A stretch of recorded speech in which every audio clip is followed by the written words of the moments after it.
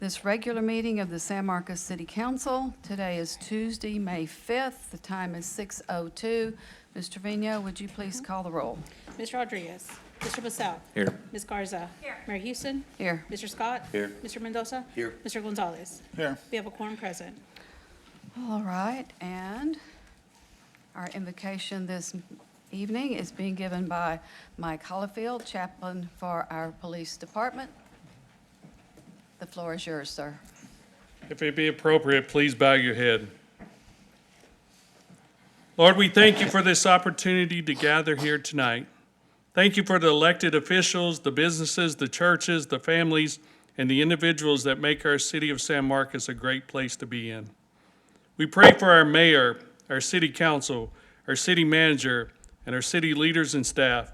Thank you for their hard work and sacrifice. May you generously give them wisdom, strength, and courage to skillfully govern the people in our city.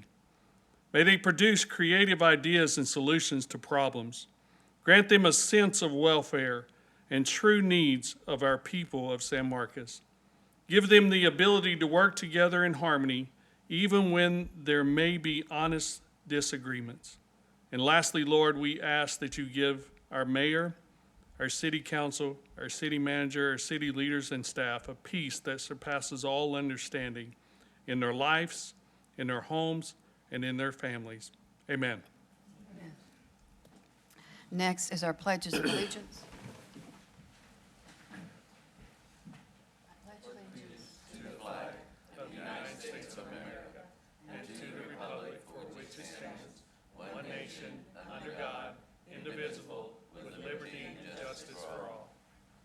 Honor the Texas flag. Pledge allegiance to thee, Texas, one state, under God, one and indivisible.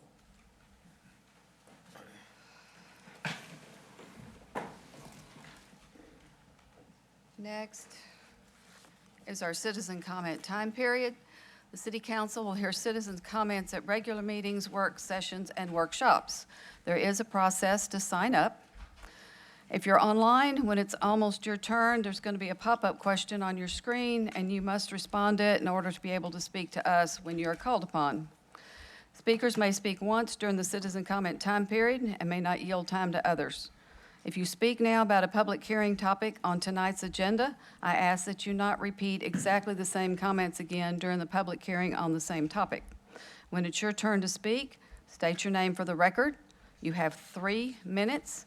When you begin speaking, the timer will display green. When you have 20 seconds left, the timer will show only yellow and there's a little ping sound. And when your time to speak is up, the timer will be red and a bell will ring. If you hear a popping sound, step back from the microphone.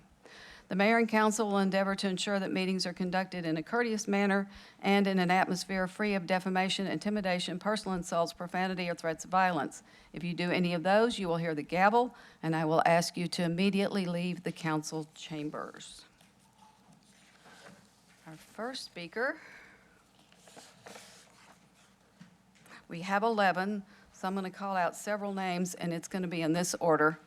Rosa Aponte, Virginia Parker, Jean Baggett, Crystal Mendoza, and Randall Terrell. Is Rosa here? Okay, you're first. My name is Rosa Aponte. I am a 32-year veteran teacher, and I'm a resident of San Marcos since 2000. Okay? I'm here for only one purpose. I'm here today to ask the city to clean and clear the Yulan Bridge, which connects River Road and Yulan Road before the next major flood. This bridge has not been cleaned since the flood of 2015. Underneath it and around the bridge, there's debris, trash, plants, and trees that should not be there. The little river I used to appreciate and love to watch is now completely gone, along with many of the natural plants and animals. My concern is simple. If another major flood comes, this bridge could become a dangerous obstruction or gone. The debris and trees could make the flooding worse. That will not be a natural disaster. It will be a preventable catastrophe costing the city millions of dollars. I have called and spoken with many of the people in the city and the county. I was told that the Blanco River belongs to the residents who own the property, but the bridge belongs to the city. If the bridge belongs to the city, then the city has the responsibility to clean it. Please listen to this last warning before it's too late. Clean the bridge. Remove the debris, trash, plants, trees that are damaging the habitat and the bridge, which will be dangerous for the residents in this area. I'm just one person, but I care, and I'm here to speak for the bridge, for the habitat, and for the people who live nearby. Thank you. Our next speaker who joins us online is Virginia Parker. Good evening, Mayor and council members. I'm Virginia Parker with the San Marcos River Foundation, and I wanted to speak to y'all tonight about the Land Development Code changes. The first comment I'd like to make is related to the change to the Qualified Watershed Protection Plan. The changes decrease the process by which the developers have to go through, but it doesn't allow for review at the P&Z meeting, which is an opportunity for residents to come and speak about the Qualified Watershed Protection Plan. So I'm hoping that y'all will reverse that change. The second point is the fee in lieu of parkland dedication needs to be specified that those funds will be utilized to purchase parkland, since the intent of the fee in lieu, since the intent of the parkland dedication is to add park space for the residents. And then the last thing, I believe Councilmember Rodriguez mentioned this as well, that she would like for it to be stricken related to the section entitled Mitigation to Exceed Impervious Cover Limits, which the change had stated that impervious cover may be exceeded in a water quality buffer zone and all Edwards Aquifer recharge zone slopes. So we just want to make sure that that in fact is stricken. And those are my comments. Thank y'all. Okay. Our next speaker is Jean Baggett.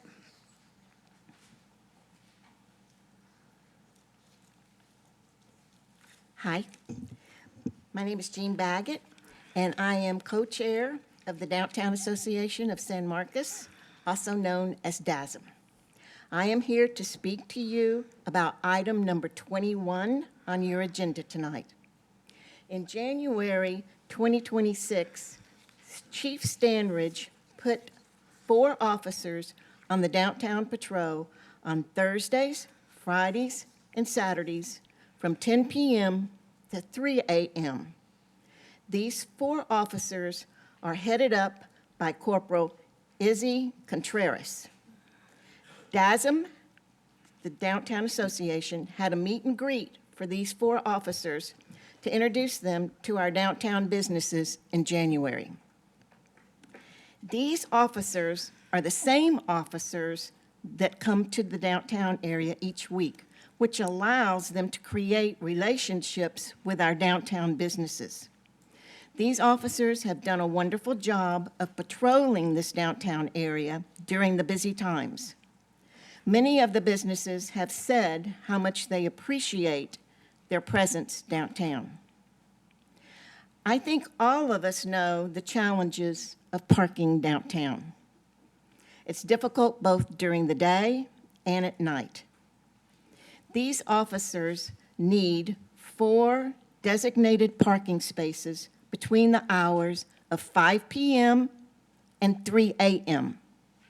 These hours are outside the normal business hours for our 2-hour parking that presently exists downtown, which is between 8 and 5. So they want it from 5 p.m. to 3 a.m. The police vehicles themselves are a deterrent to any misbehavior that might occur downtown. It sends a message that the area downtown is being protected. The officers also have resources in their vehicles that can be used when necessary and is nearby for any transport that's needed during an evening.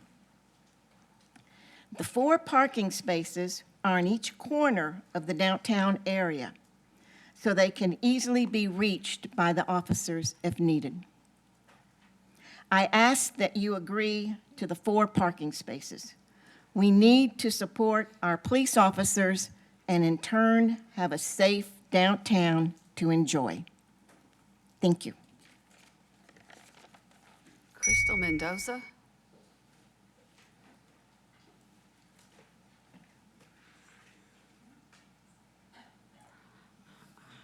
After Crystal Mendoza and Randall Terrell will be, in this order, Sam Young, Rodrigo Amaya, Zachary Tyndall, Gina Fleming, Rachel Woolbrick, and Laura Benavides. Crystal Mendoza? Then we'll go next to Randall.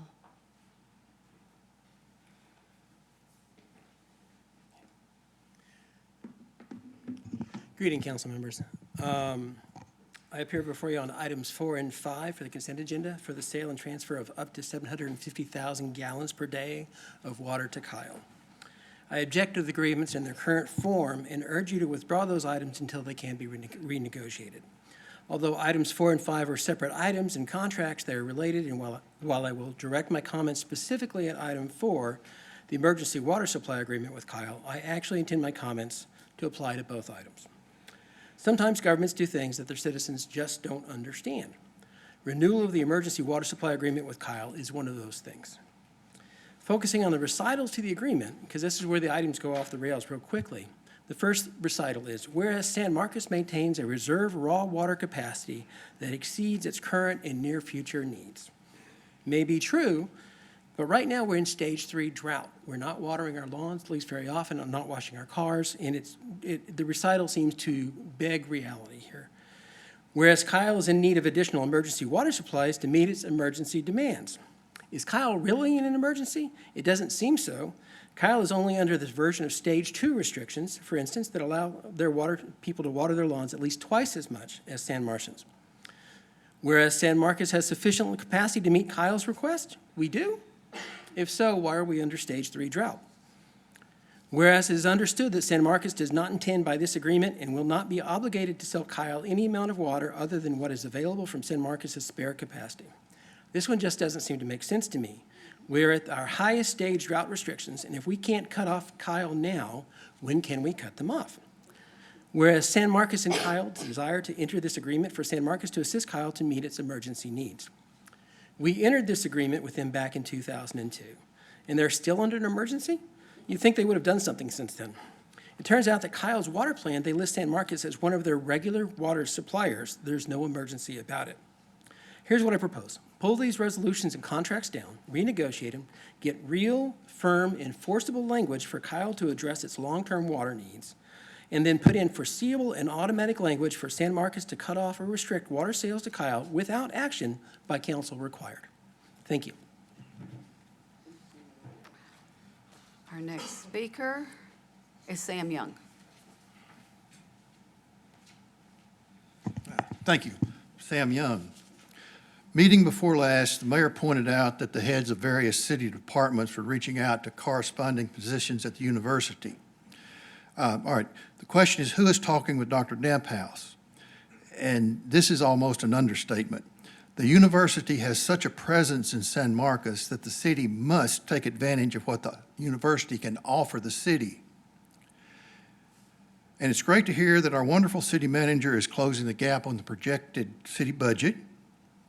Regarding the land development code, the code is a long and boring read to most of us, and it appears that the city staff has proposed changes to reflect experience gained from using the code and changes in state law. As a council, please don't add amendments that are so narrowly written that a business reviewing the code says no way they would come to San Marcos. Hesitate using the term data center as it is a polarizing topic, but let's leave room for future technology advances that are not so disruptive. Now, this is not part of the LDC, but when businesses come to the city asking for tax abatements, be judicious in doing so. Bringing the most jobs should be the best offset. You can keep the spirit of San Marcos alive, but San Marcos has to keep moving forward. This is not the 19th or 20th century. It's the 21st century, and San Marcos cannot afford to be stuck in the past. All our citizens need a positive future. Thank you. Rodrigo Amaya.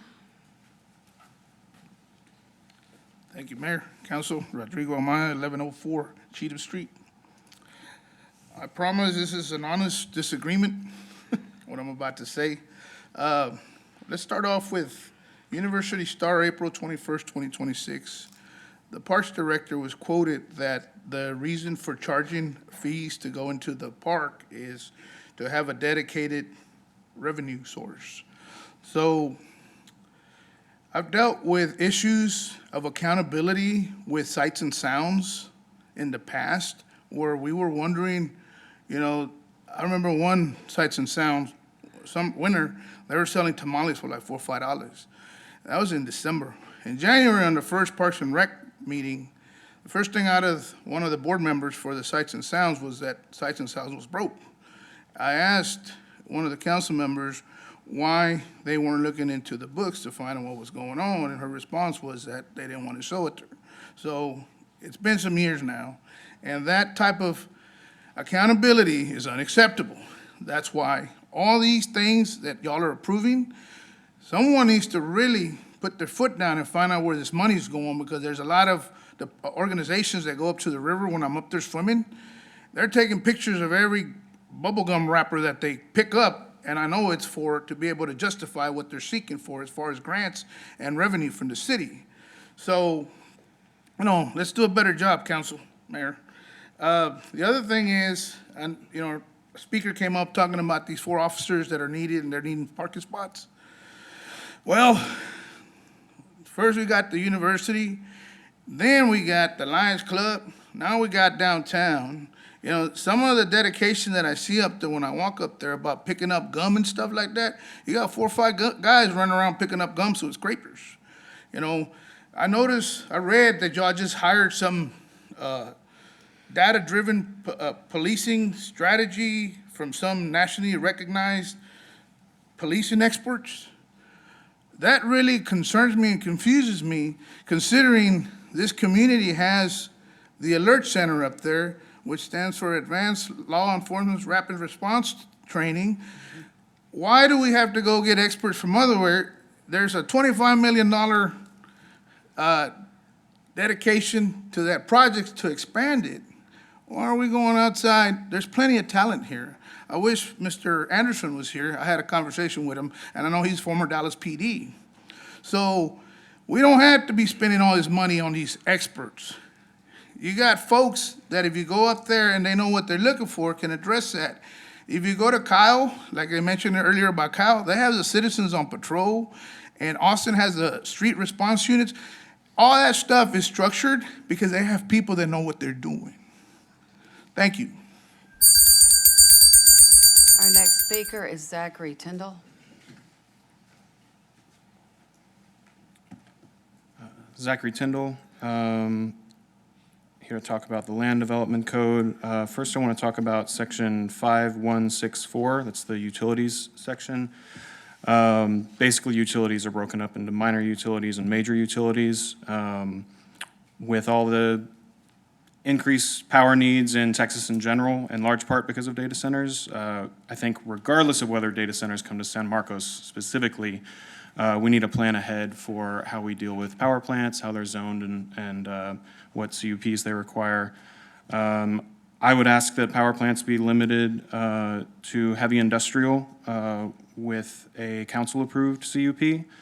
Right now, being considered major utilities, they are allowed in business park, heavy commercial, light industrial, and heavy industrial with just a P&Z CUP. I don't think that's restrictive enough. I also think that large systems of backup generators should be distinguished from smaller backup generator systems like those used at hospitals or supermarkets or private residences. These large systems that large load users, whether they be data centers or something else, would require with SB 6 are maybe big enough to, or would be big enough to power an entire city. So I think that those should require also restrictions to heavy industrial with council-approved CUP. To do that, I recommend that we rework that sort of dichotomy we have in the LDC right now between minor utilities and major utilities. I think right now, if I understand it correctly, generators would be considered minor utilities, power plants would be considered major utilities. I just don't think that that dichotomous system is nuanced enough and captures the sort of things we need to be thinking about here. And I have more. Regarding one of the amendments that was voted on last time, I think Amanda proposed it. I had a question for Sam or anyone else who can answer. The amendment says, the location and operation of any power generation shall be subject to conditions as part of the conditional use permit process. My question is whether that applies to backup power generation or just power plants, because currently backup power generation I don't think does require any CUP. So I just want to clarify that. Also with restaurant and bar stuff, I still think the 100-foot cleaning requirement is too much for both restaurants and alcohol service places. So I think 5155B and 5155E should be amended to change it back to 50 feet. I had questions about Lorenzo's amendments that he proposed that he posted a couple weeks ago. One with the housing, there was something about reducing restrictions on parking. I have lived in apartments that don't have enough parking. It really sucks and it costs a lot of money. Thanks. Our next speaker is Gina Fleming. Hi, Gina Fleming. I'm also here to talk about the development code. To piggyback on what Randall Terrell was saying, and I had put this in an email, I also think that the approval of a data center should be conditioned, the approval of water supply to Kyle should be conditioned on what Kyle is doing with their water. So if Kyle is approving a data center or some other high industrial use, then I feel like we would just kind of be encouraging that type of water use. And I wouldn't want to see our sale of water to Kyle being used for that. I also feel that in our code, I didn't find anything that said that it was predicated on assessing our own water supply, that our approval of a data center would have to be based on how much water we had to give. And then also, I would like to see something about how the data center plans to decommission the data center if it falls through, so that we're not saddled with cleaning up any type of mess they leave behind if they abandon their data center project. And finally, something that confused me, I don't think it confused you, but when we were talking about the CUP for a conditional use permit for the required for the data center zoning, as well as for it was mentioned again, if they are using on-site power generation, that would also require a conditional use permit. I was confused whether that's all in the same permit or whether those are two different conditional use permits. That's all I have. Thank you. Next is Rachel Wolbrick. Walbrook, yeah. Okay. Hello there, City Council members. Thank you for hearing me today. My name is Rachel Walbrook. I live pretty close to the river. I agree mostly with what's been said before about the emergency water supply to Kyle, as well as, I forgot the other thing, but the emergency water supply to Kyle, we are still in a massively historic drought, and we don't really have a good sign of when that's going to end due to the unpredictability of weather and the increasing stress on water supplies across the nation and the world. I feel like we need to, unfortunately, we need to maybe cut off our sister city as soon as possible to help put San Marcos in the best position going forward. Speaking on the land development code, what we have seen in other cities that have data centers near or in their boundaries is we have seen jobs from that dry up or be very low quality. We have seen people moving out. We have seen, that being a breaking point for some prospective businesses that were looking at those places. We've seen a lot of health concerns. And so I feel like we really need to make sure that San Marcos is getting our pound of fat up front when it comes to those data centers. We can't be gambling on that as much, hoping that that's going to bring jobs, bring more business. I feel like it's really important that we make sure that whatever hoops they have to go through, whatever the permits they have to get, we need to make sure that it is bringing enough benefit to San Marcos up front before ground is getting broken, even if that means that maybe we don't get a data center in city limits. That would be okay with me. I know, as has been said before, that this could be something that's useful in the future.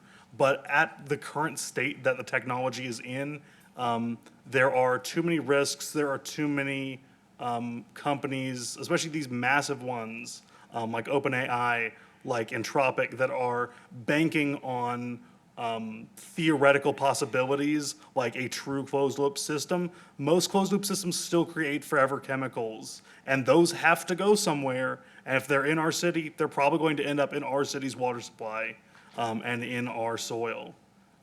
Thank you. Our next speaker is Laura Benavides.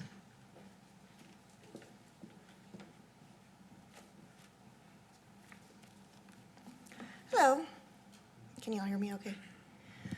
Hello, my name's Laura Benavides. I am the proud owner of Private Park. I am here today because I completed the university. So I would like to take this time to thank all of you for hosting such an amazing program. I am a little sad to hear that I think it's the last one, maybe for a while. So I do want to make a quick suggestion. Everybody did a really great job on the slides that were put out for each class period. And if there's a way that we could put that online just for the general public, I think that would be amazing. With the intent, hopefully, maybe in the future, with kind of, I don't even know how to say it, but throw in some social media magic on it to kind of get the word out there as far as what the city does and how it works. I think it was very eye-opening. Other than that, I do have a lot of other things to say, mostly in regards to the park. There is a very large portion of my properties that are being bought out by the city of San Marcos. It is the Great Springs project. It's going to be connecting Austin to San Antonio. So I'm super excited about the project, but moving forward has been very challenging. So small bit of time I would like to ask that you do get with that company that is considered our liaisons, and hopefully take a good hard look at what we're asking and respond, because I'm unable to move forward with that until I receive those answers. Now, as far as separately on the notice of violation, I do want to say I'm still looking for an appropriate channel to appeal. So with that said, I'm not going to take any more of your time. Oh, wait, I did want to throw one more little bit in there. I really do want to echo what people are saying. I know it's kind of really hard as a municipality, but I think what I'm hearing mostly from our community is we would like to put people and planet before profit.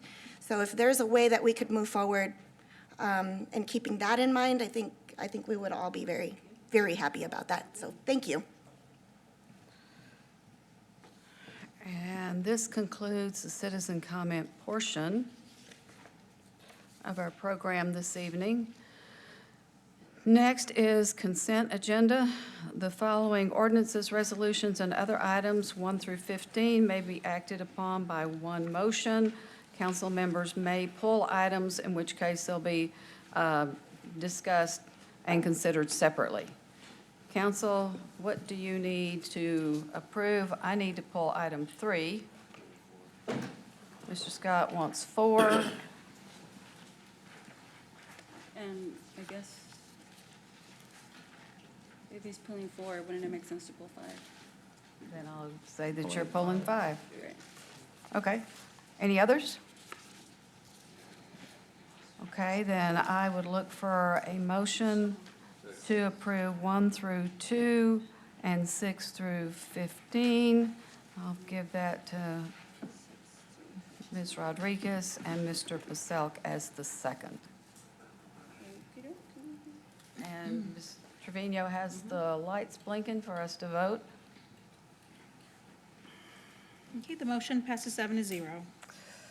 Okay, and we will look at those items after our public hearings. So we are to item 16.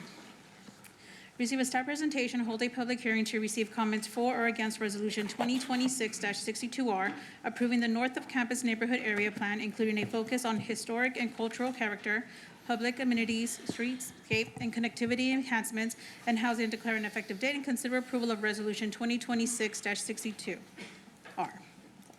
Presentation. Good evening, Mayor, Council, Craig Garrison, Planning and Development Services. It's good to be here tonight to present the North of Campus Neighborhood Area Plan. Council has already received this presentation once, so I'd like to go ahead and skip forward to slide number 7, or City Council Resolution slide. Okay.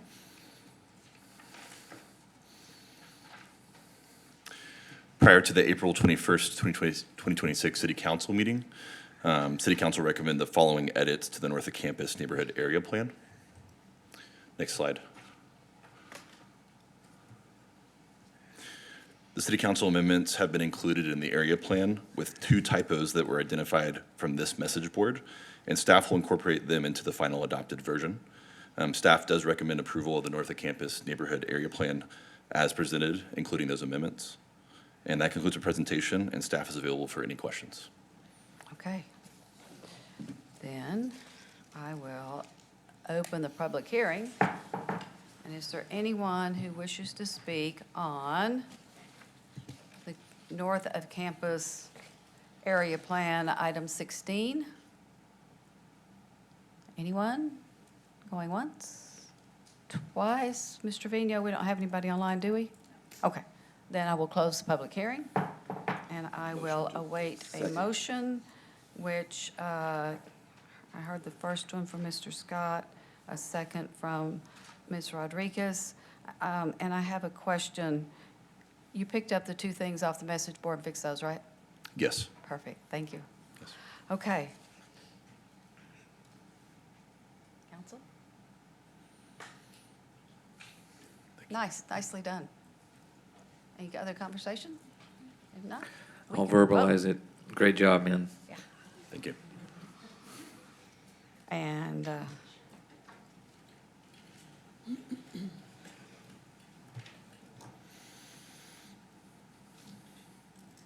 Motion passes 7-0. thank you. Thank you. Item 17, Mr. Trevino.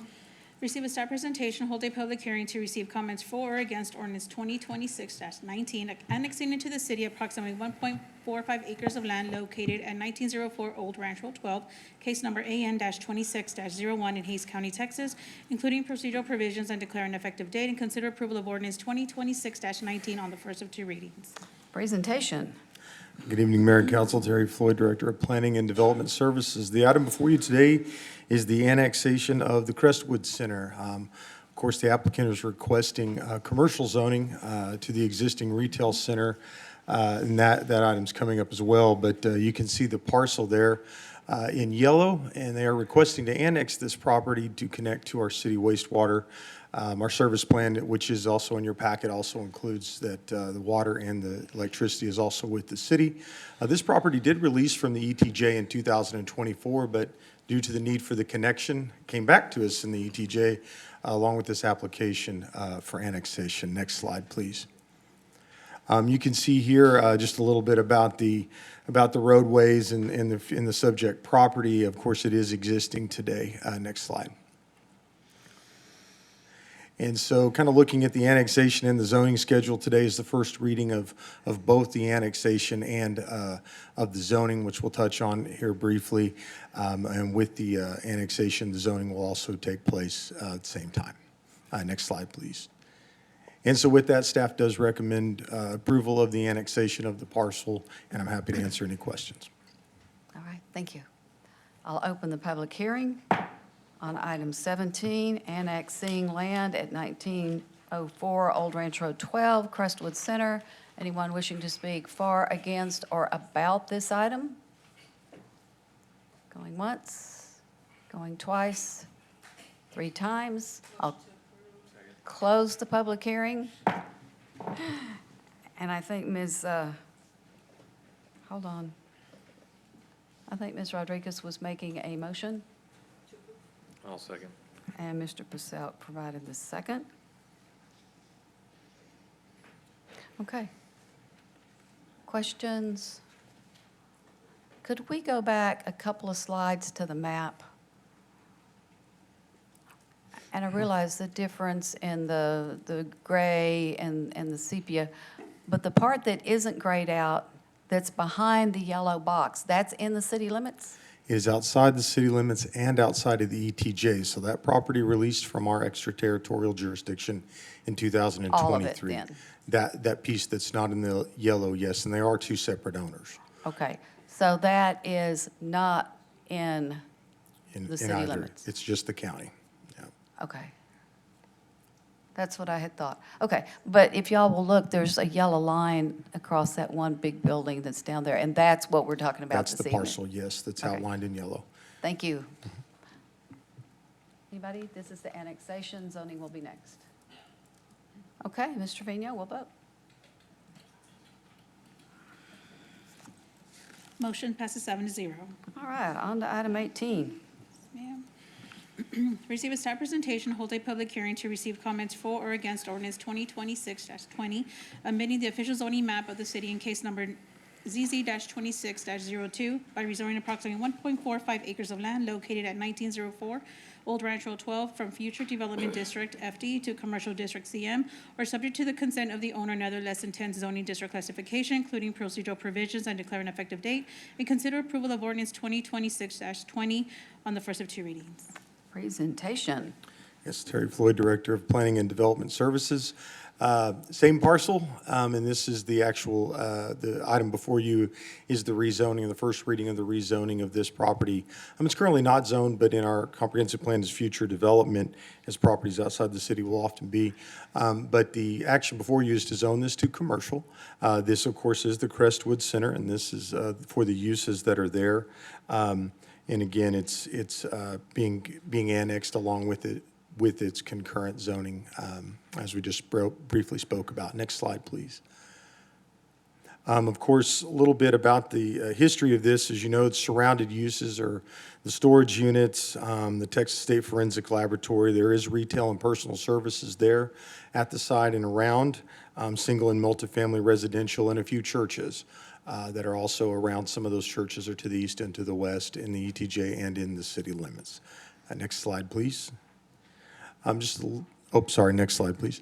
The existing zoning, of course, is not zoning today, so it is categorized as future development, which is temporary zoning that's upon annexation. And so this proposed zoning in front of you changes this to commercial, and it allows for the various commercial uses that are on site. So this is the zoning category that fits those uses. Next slide, please.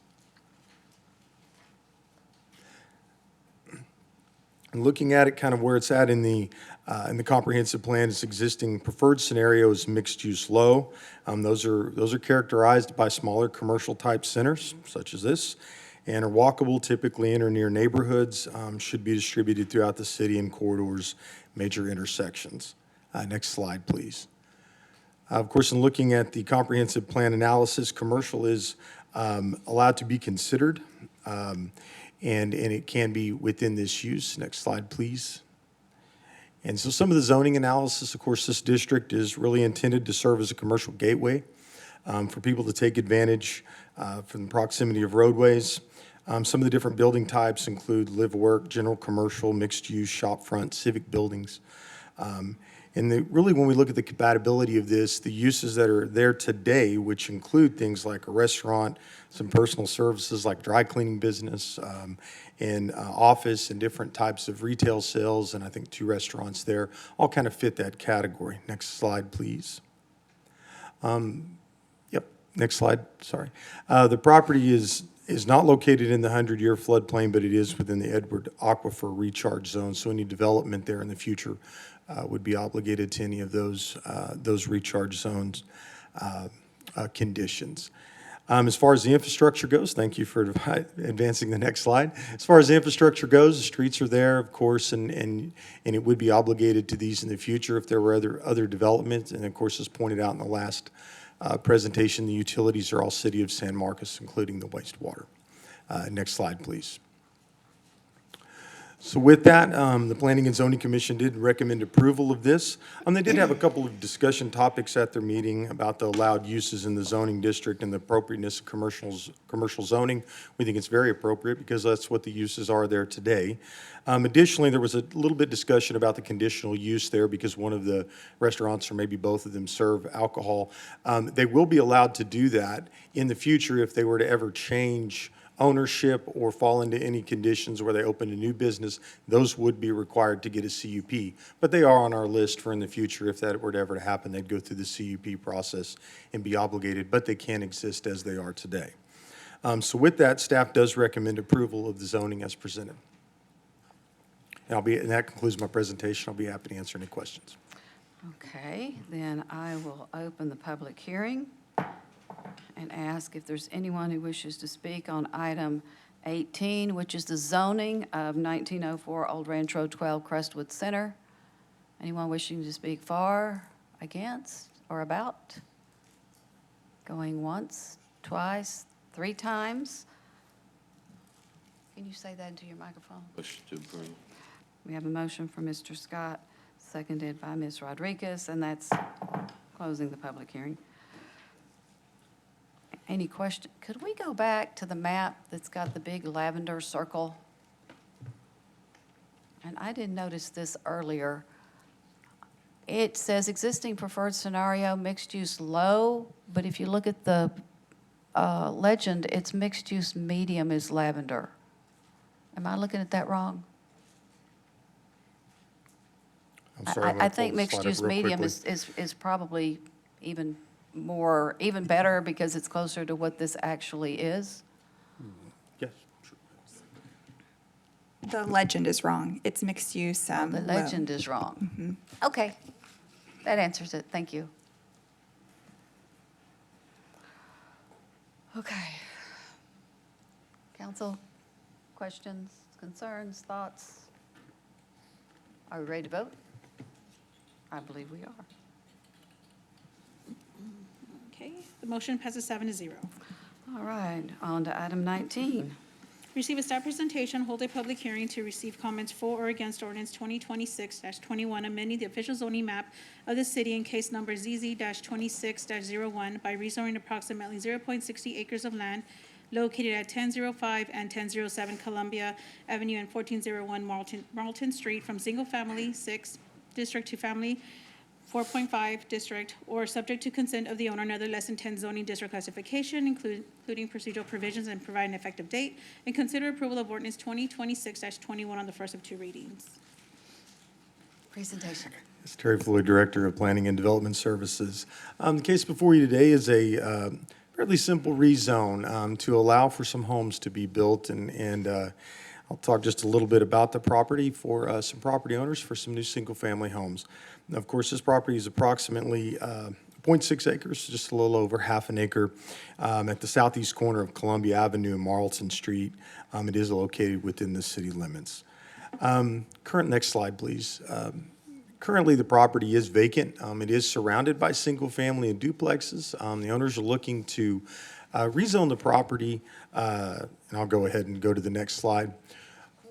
Looking to rezone the property from SF6, which allows for single-family, to SF 4.5, which also allows for single-family for just a little bit less than their setbacks for their front and their rear. So they can, because of some grading changes and some topography there, they approach staff about wanting to do that, to be able to have the homes on the side, and that's what they're doing here. So staff suggested single-family 4.5 for zoning, a rezone for this property. Next slide, please. So just a little bit about it. As far as the comprehensive plan analysis goes, the existing preferred scenario is neighborhood low, which again is to recognize existing neighborhoods which are primarily single-family and detached housing. Next slide, please. I'm looking at the chart. SF 4.5 can be considered in this, in our comp plan analysis, so it fits. So this zoning does fit. Next slide, please. SF 4.5 is really a district intended to accommodate single-family detached housing. It's a minimum lot size is 4,500 square feet, so it's usually, usually house civic and different accessory dwellings can be allowed there. Permitted uses are single-family, and that's what the proposed use is for this rezone. Next slide, please. An environmental analysis, it is located within the Edwards Aquifer Recharge Zone, but it's not within the 100-year floodplain, and it's not within the San Marcos River Corridor or the River Protection Zone. Next slide, please. Infrastructure, it is served by infrastructure. In the future, if it were to go through any type of, as it goes through any redevelopment, maybe looking at some of the standards for our street development, sidewalk corrections, the utilities are, of course, all City of San Marcos utilities. Next slide, please. So with that, at the April 14th meeting, the Planning and Zoning Commission voted unanimously to recommend approval of this zoning change. There were a couple of discussion topics that came up about the prior structures. They were homes that they were removed, so the property is vacant.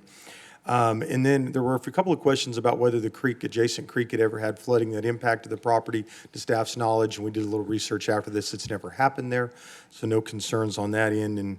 And they also had some questions about some stormwater protections, and those again are taken up during our plat review process and the recharge zone as well.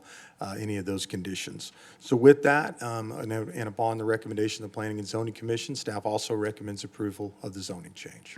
And that concludes my presentation. I'm happy to answer any questions. All right, thank you. I will open the public hearing and ask if there's anyone who wishes to speak on changing the zoning for 105, 107 Columbia Avenue and 1401 Marlton Street. Anyone? If you'll come over to the microphone, if you will give us your name and your address, and you'll have 3 minutes. Okay. Thank you so much. My name is Lindsay Osqui with Kleinfelder & Associates, representing the property owner, and my address is 7401 State Highway 71. I won't reiterate the presentation. It was very thorough and accurate. I did just want to highlight a few points. The applicant, in their intent to redevelop this as single-family detached, has a concurrent plat application with the city that incorporates the 3 subject properties or the 3 addresses mentioned, as well as the adjacent vacated right-of-way that they also own. And so the plan is to re-subdivide that entire acreage under this SF 4.5 zoning. And we also intend to utilize, or as appropriate, utilize the existing drainage easement along the front of those properties to orient toward the existing infrastructure to the east. I'm available to answer any questions, and thank you for your consideration. Okay. Is there anyone else who wishes to speak on this item? Going once, twice, 3 times. We'll close the public hearing and ask for a motion. Motion by Ms. Rodriguez, seconded by Mr. Paselk. I have one question, and that is, there's 3 lots there now. What's the plan? Will there be more lots there once this is all said and done? believe it goes to 4 lots. They'll add. 3 to 4? When they encompass that other property, Okay. yes. All right, council, y'all have any questions? We'll vote. Okay, the motion passes 6-0 with Ms. Garza absent. Okay, and that concludes our public hearings. So we will now go back to the items that we pulled from consent, starting with item 3. Consider approval of Resolution 2026-6-12R, approving a facility lease agreement with Community Action, Inc. of Central Texas, a 501c3 nonprofit, by which the city leases the San Marcos Senior Citizen Center located 810 Arizona Street to Community Action, Inc. of Central Texas, authorized city manager or designee to execute said agreement and declare an effective date. I'll make a motion to approve. I'll give Mr. Mendoza the second. And council, I have an amendment. This senior center was the place where the city and the contractor had meetings for the residents whenever that major construction project was going on in the neighborhood. It was a great location because it was right there in the neighborhood. We're having other things in neighborhoods, the neighborhood conversations, et cetera. And so I have an amendment that we can add at the end of section 3. This is in our other leases, and I think maybe it just wasn't in the previous one and didn't carry over. That we just add, this is my amendment, add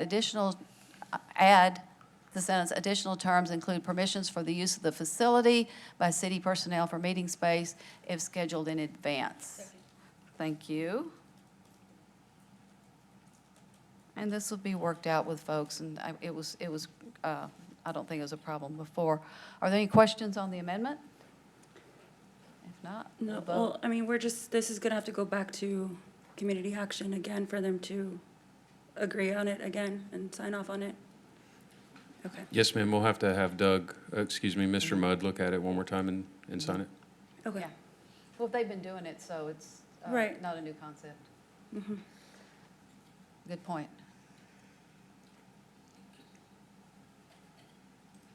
Motion passes 7-0. Okay, is there anything else anybody's got? If not, we will vote on the motion as amended. Motion passes 7-0. Okay, that concludes item 3. And we'll go on to item 4.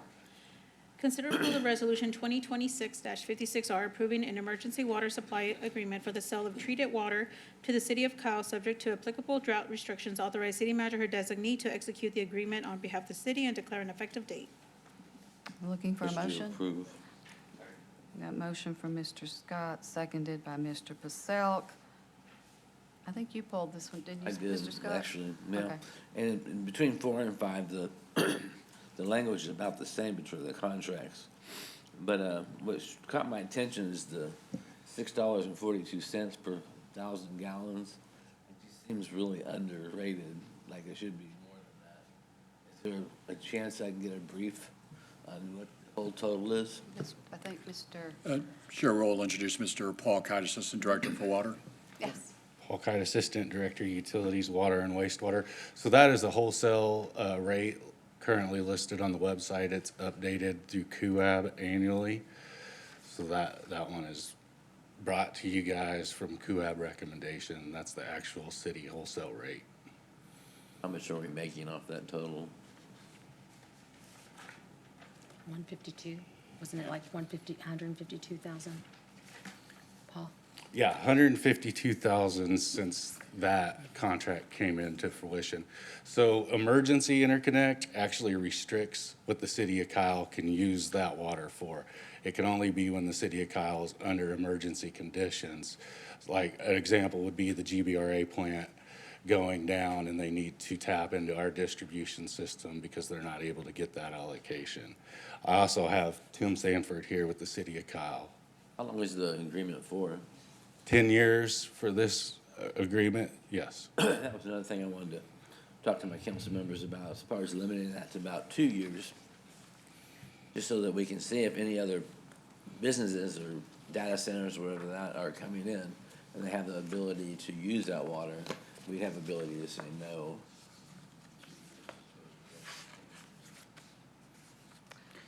What is the, I'm going to call it the out clause in this document that's in front of us?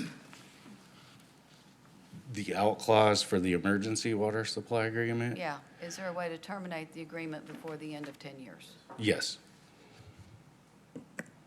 And what would the conditions be? I believe on this one, it's written, us giving them written notice or the same, allowing us to get out of it. We just say we're just not going to do it anymore, and I'm looking at this right now. It's 30-day notice? yeah, I think I remember seeing it. 3.02. That's It's G. really under default of though. any That's- party, and I'll defer to legal. I'm sorry, go ahead, Joe, if you had, Yeah, it's under section 3.02 of the agreement, which speaks to the failure or refusal of a party to comply with any term, provision, or covenant of this agreement.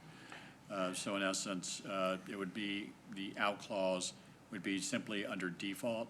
I think the protection that you're looking for is in section 4.02, where it speaks specifically to if the city of San Marcos has shortages of water supply, or if there is any need for us to go out and seek additional water, that this agreement does not require us to go out and seek additional water just to be able to supply under this agreement.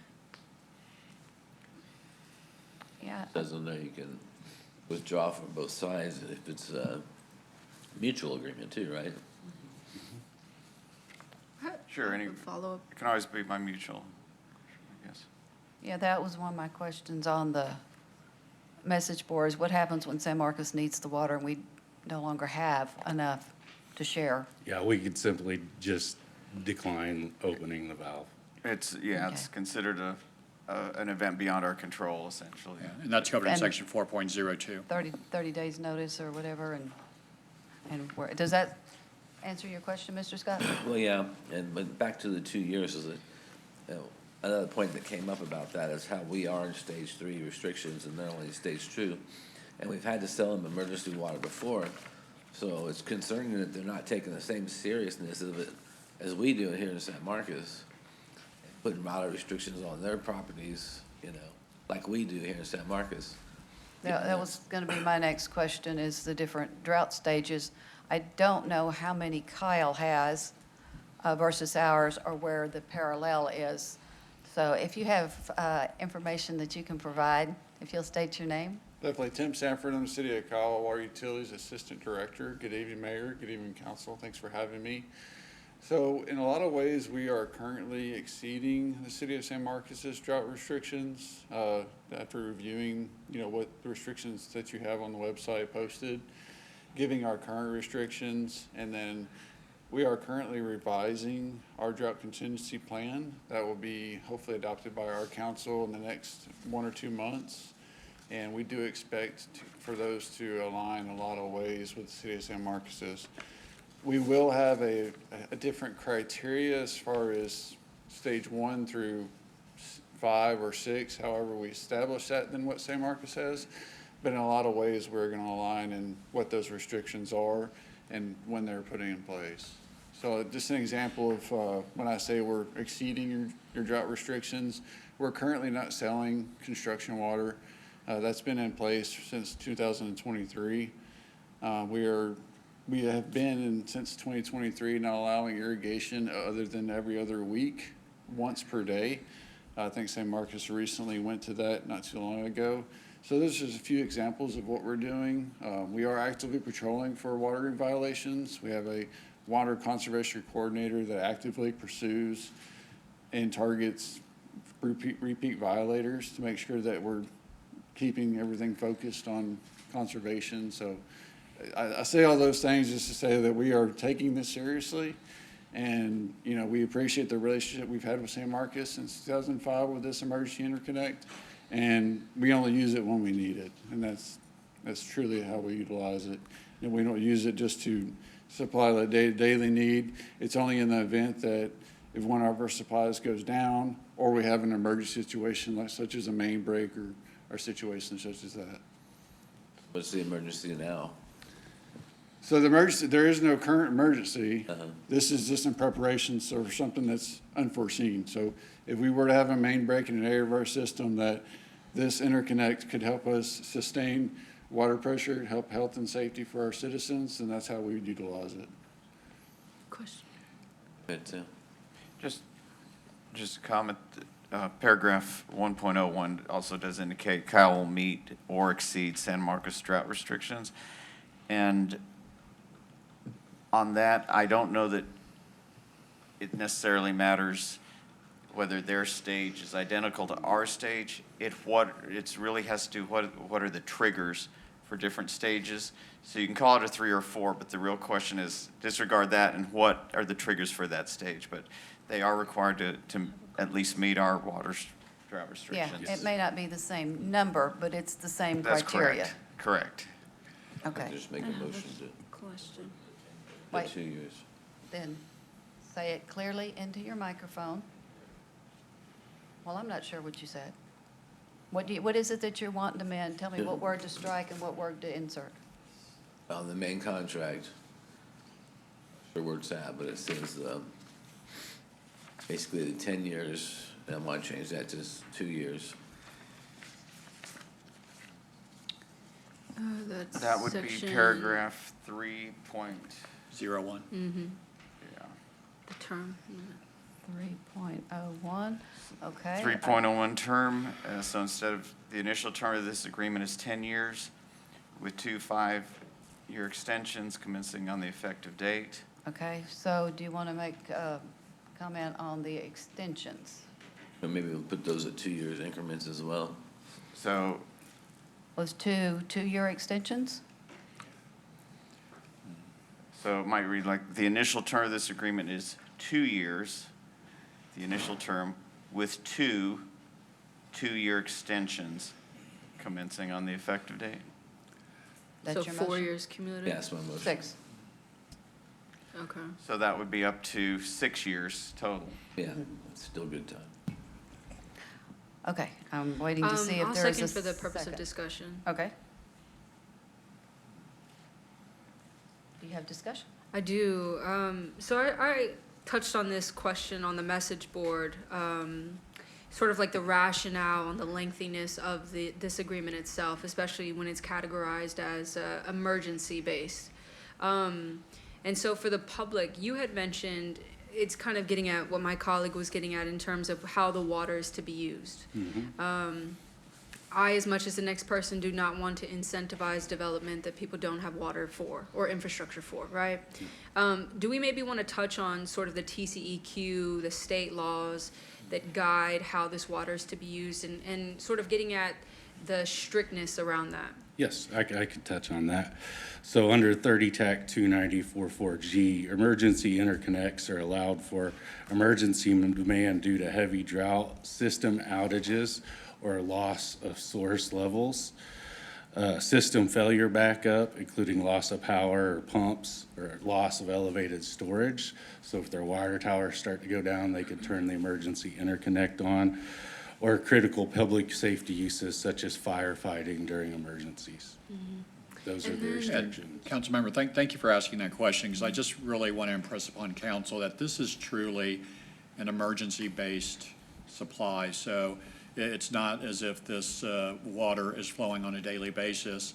And in fact, very rarely in the last 20 years have we actually supplied water to Kyle under this agreement. And Paul or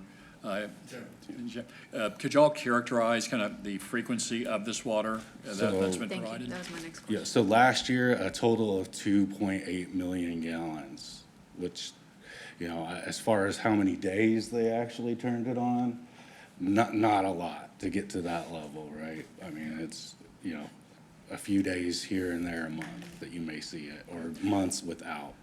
So really, this is essentially an insurance policy, and it helps with their infrastructure planning and ours to have this emergency interconnect. And TCEQ is very strict in terms of the basis for which we may supply the water and they can use this water. And again, the initial term was 10 years plus 2 5-year terms, which would have had a 20-year agreement on an emergency basis. So again, I just want to lay that out for your consideration. Thank you, because my biggest question was whether that was codified or not. And so I would ask if staff could toggle down just a little bit, Article 4 miscellaneous provisions, the first section that exists under there. My question would be, it's that section 4.01, regulatory compliance. My question is, everything we're talking about in terms of permissible use, when it says the obligations, so are subject to all applicable federal, state, that those TCEQ provisions, that's what we're talking about in this clause It specifically? is, Okay. yes. Okay. And then I guess my question would be, so the proposal that's currently under discussion at this moment, the 6-year with, what was it? Two plus Two and two two. twos. Do you have any thoughts? I would encourage council to maybe revisit that, given the conversation that that was just had. Again, this is strictly used as emergency purposes only for those situations described as CCQ allows for. The city council has no intent to abuse that whatsoever. I think we have a history that shows that we haven't done so. And so that would be my remarks to that. What was you just said a minute ago, how much was used last year? So last year, 2.8 million gallons of water, which is less than, I believe, 1% of what Kyle uses on an annual basis. So City of Kyle uses around 1.7 billion gallons of water every year. A lot of water. It is a lot of water. I have a comment, Mayor. Yeah, that goes back to what I was talking about, some type of regulation, at least. Everything's changing with economies and businesses and, infrastructure. I think there's just too much going on not to be having a little bit more focus on our water supply. Right. On that note, Mr. Aguirre, you pointed out that section 1.01, I believe, says Kyle will meet or exceed San Marcos's drought restrictions. We had that conversation in, where was it? I think 2024. We've had the same conversation. And it's still confusing and unclear to me, especially because they have changed and they're in the process of changing their drought restrictions, how that plays out in real life. So me personally, I'm not interested in agreeing to any of this until I have a better, more firm understanding of how we're going to compare, our restrictions with Kyle's restrictions. And I just wanted to name that. And since their council is doing this, in the next couple of months? The drought contingency plan? Right, Yes, I expect that to hit council within the next couple of months. Yes, ma'am. okay. Do you want to wait until we see what that is? Personally, yes. Postpone the item. Well, I need to ask Mr. Kite first. Or perhaps our gentleman from Kyle. I didn't look to see when this expires. Is this going to leave them, I hate to say high and dry, possibly in the interim? Yes, it would. The How specifically? Like what? That's not an emergency. 2 months?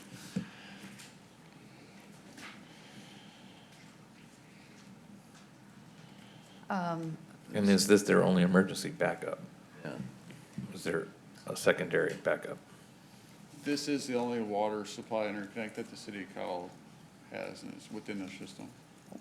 When will you be getting your ARWA water? We are receiving Alliance water at one of our take points, and we are participating in some agreements with some other stakeholders within Alliance. And we are pursuing lease agreements, short-term and long-term, with additional stakeholders as well. So we're less dependent on Okay. creating emergencies. And those connections, at least one connection is already up and running? That is Or correct. perhaps I should say flowing. It is flowing. It's flowing as of around May of last year. And we have 2 other facilities that are either in design or in construction. That's what I thought. Okay, what is the date in here, Mr. Gary?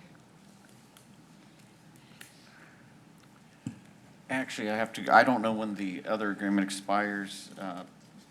I just know what the term of this agreement is, but I don't. Yeah, I think for the basis of this agreement, whenever it's signed is the effective date, and then it's 10 years from that date. No, but I get, what I'm. From the expiration.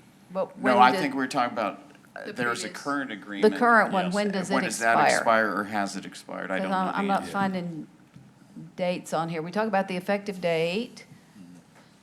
I really would like to wait and see how things go in Kyle, but I don't want to leave you without emergency water for that 2 or 3 months that all that's going to take. So where's the So- date? Yeah, that's what I was looking for, because usually these things come to us early enough that we can have these kinds of conversations, and it buys us a little time. I guess the question would be when the last one was signed. And, I'm looking at the track changes from that, and it looks says like it was 2016. November 3rd of 2016, huh, and it was back then, it was also it was a 5-year term with, yeah, I remember yeah, it doing it, looks but I like, don't remember it looks when. like this is expired, actually, from what I can tell. It's already So expired? that would, that the original agreement has expired. Since when? November. November of last year, so we're 6 months past. We seen November And 26th, yet, 2016. Kyle, Texas hasn't burnt to the ground, so that's good. And it was a 5-year, so it should have expired in 2021. I'm assuming it got renewed again. It was a 5-year in 2016, which would have made it expire in 2021. So I'm assuming there was another change in. Right, and I'm only relying on this track changes document. I don't have the original agreement. I think it was in the last packet, was it, Mr. Kite? Mhm. I believe so. Okay. Council, can we, I'm going to make a motion to table this until later this evening and let staff look these things up and bring that back to us. And it can come back after a next break or whatever it takes for y'all to look these things up so we can see how we can work this out. Can I do this while we've got a motion to amend on the floor? Yes, if there's no objection from the dais. Okay, That's no so problem. I'm going to make a motion to table. Mr. Scott is seconding that. Mayor, before we move on, I just have a quick question, and maybe it could be included when staff brings us more information. But Mr. Battalion made a comment about we don't regularly provide water to Kyle under this agreement. Are there other agreements under which we do regularly provide water to Kyle? I think the next agreement you'll see is the sale of water rights as opposed to the provision of treated water. Yeah. So we can have that conversation next. Yeah, staff also sent an email earlier today. Okay, so we'll vote on the motion to table until later in the evening when y'all have time to look at what you need to look at. Okay. And we need our vote on the screen, our vote tally on the 2 TV sets. There we go. Motion passes 7-0. Okay, that's going to give y'all some time. Yep. Okay, so in that case, the next item to discuss is item 5. Consider approval of resolution 2026-57R, approving an agreement providing for the city to sell a portion of the city's groundwater rights on a temporary basis to the city of Kyle, subject to applicable drought restrictions. Authorize city manager or designee to execute the agreement on behalf of the city and declare an effective date. Okay, I'll make a motion to approve. Is there a second? Second for combo. I'll give Mr. Scott the second. And so, I don't remember who pulled this, Mr. Scott, Ms. Garza. We'll talk about item 5, which is different. Would you just quickly explain the difference in what item 5 is, please, sir? So item 5 is strictly just Edwards Aquifer paper transfer of water rights to the city of Kyle. Okay. So that's not actually shipping any water Yes. to them? Nope. And it's not cutting down on the amount of water that we need? No, but so annually, what we'll do is we'll look at the agreements and we'll make our allotment based on minus whatever contracts we currently have established. So it does not cut off anything currently than what we're allotting ourselves to use. Okay. They just have access to it if needed, correct? No, once we actually do the transfer, the actual water rights become part of the city of Kyle's water rights. And they use it as they please, right? Yes. Right. I think my concerns is similar, like, I would want to know, I think it would be helpful to know what y'all are doing in terms of comparable water conservation. This one includes the same drought restriction. Yep. Right, yeah, but I'm still like just unclear as to what So you does still that wanna wait mean? on this one too? Yes, ma'am. Okay. Before Let me we, get to Ms. Rodriguez, see if, get other questions out Yes, there, ma'am. and if you want to make a motion to table, that'd be great. Ms. Rodriguez. okay, so this one, I think there was a citizen comment earlier about the need to make these things a little bit more digestible for the average person. And in this case, I very much feel like the average person. The previous one, I felt like I understood a little bit more. Okay, so this one, the period, correct me if I'm wrong, it's the 2027, January 1 to December 31st, 2028. It is, Okay. yes. And there was a statement in the background information that read verbatim, this additional water will prevent Kyle from exceeding permitted capacity. Yes. But within the actual agreement itself, on that same background, the agreement says, the agreement itself says that it will prevent them from exceeding permitted capacity. In our background and purpose, it said the city of Kyle will draw the same amount of water from the aquifer with or without this assignment of water through this agreement. In other words, this agreement does not impact the aquifer, as the city of Kyle will withdraw the same total volume of water regardless. I'm still confused at this part. So the EAA has essentially given them, established a permitted limit. Yes. They're expected to exceed without this, correct? So that's a tricky question to answer, but I will say in 2025, we would have exceeded our City of Kyle permit with the EAA if we would not have this agreement in place. And this is sort of like the trickiness of the question, I guess, is where I'm struggling with that classification, because in the background of the agreement that is before us today, it explicitly says the additional water will prevent Kyle from exceeding permitted capacity. So it almost hints at the inevitability of such. That's my question, is why is that inevitable? So I recall answering the same question when we handled this 2 years ago. And the City of Kyle is, just a little bit of history to help answer that, is investing roughly $700 million in our CIP fund for water and wastewater infrastructure specifically to handle a lot of the conveyance issues that the City of Kyle's water distribution system is facing. So we have wells within our system that we're going to draw this permitted water from that are strategically placed in locations that other facilities aren't capable of producing water to convey to those locations. So until those major infrastructure projects come online, which are hitting us around the year 2028, which relieves the conveyance issues that we're facing, we have to have this permanent supply in place to cover us. Okay. And it might be my general ignorance on how the EAA permitting process works. I guess what I'm trying to understand, is this as a result of decisions being made in terms of development? Or is it as a result of or just the natural growth that Kyle is growing too fast in relation to the permitted amounts? And the EAA permitted amounts have just not caught up to that? So the EAA isn't issuing additional capacities. What's issued is what's issued. EAA does allow for the paper transfer of those water rights. So there's several other entities that the City of Kyle could pursue to gain those. Fortunately, San Marcos has been a great neighbor for us. I wouldn't say that City of Kyle is growing. The pace of growth has heightened those conveyance issues. I wouldn't say, but I would say that the City of Kyle is taking the right actions in its investments in infrastructure to fulfill the needs to have the infrastructure in place for what we're expecting for current and projected growth within the system. Hopefully that answers your question. It does. And so the CIP improvements that you're talking about, as well as the ARWA connection, Yes. future ARWA connection, when are we looking, like, when are we, is this, I get this is an annual thing right now, a year-long basis. Do we anticipate that this is just gonna keep being a request year over year over year, or at what point do we say, hey, this right here, in terms of the groundwater, no more? As far as the EAA lease goes. Like, when is everything coming on?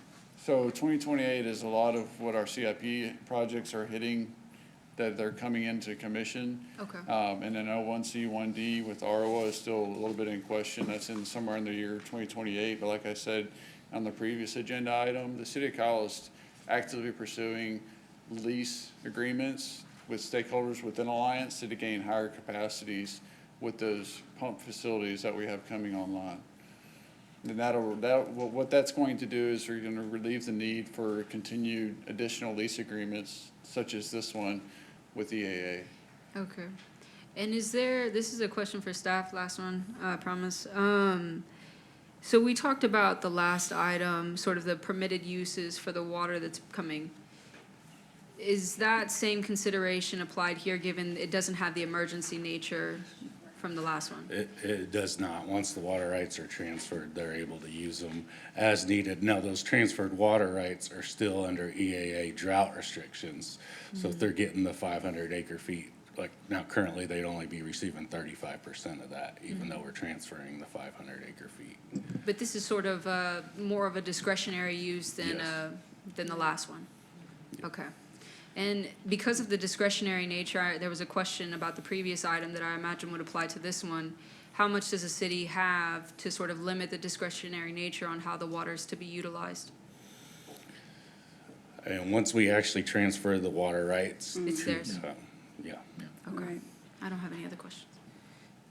I guess I'll motion to postpone or table until we Actually, get in more this information. case, I don't think there's anything we're gonna learn today, so I think we can go straight to the postponement, if you'd like to make that motion. I'll motion to postpone. I just don't know what date works with the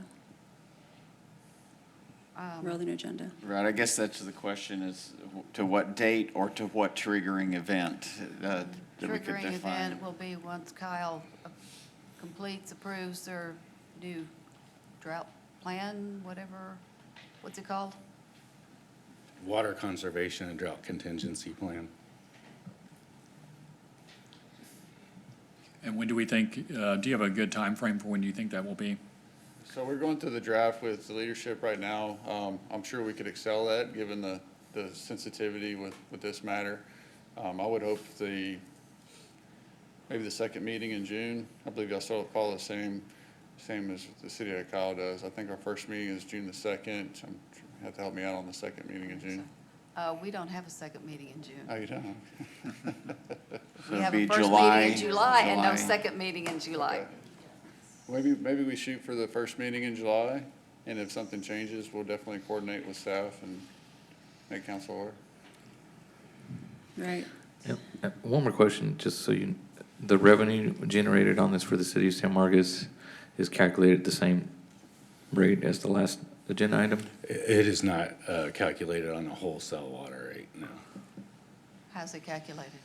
So that is determined between the two entities, and we came on a number that actually came from a study that we did a few years back with Arcadis, which is actually an overall cost of water for us to supply. And that number is based on the overall water supply cost that we have. We actually broke down each supply to what it cost us per 1,000 gallons to produce, and this is an average of those numbers. What was it? And that's that 732,000 to 1.5 million annually? Yes. And with this one, the 732 is a minimum payment regardless if they use the water rights or not. Ms. Trevino, I'm seconding her motion that we can discuss. Okay, so are you okay with postponement? And we'll still say when the water conservation and drought contingency plan is complete in Kyle, and we'll leave it at that. we're hoping it will be that first meeting in July, but if we say that and it's not ready, it has to be on that agenda, and then we have to postpone it again. So are you okay with that? Yes, ma'am, Okay. yes. So we're voting on this? I think we're ready to vote on postponement of number 5. Motion passes 6-1 with Councilmember Gonzalez dissenting. Okay, so that concludes for today, item 5. And I believe now we would be on item, are we to item 20, Ms. Trevino? Yes, ma'am. I think we are. Okay. Council, we are 3 minutes away from our usual 90-minute break. Y'all ready to take a break now before we get into the rest of the agenda? Sure. Okay. 7:28. Please be back at 7:35.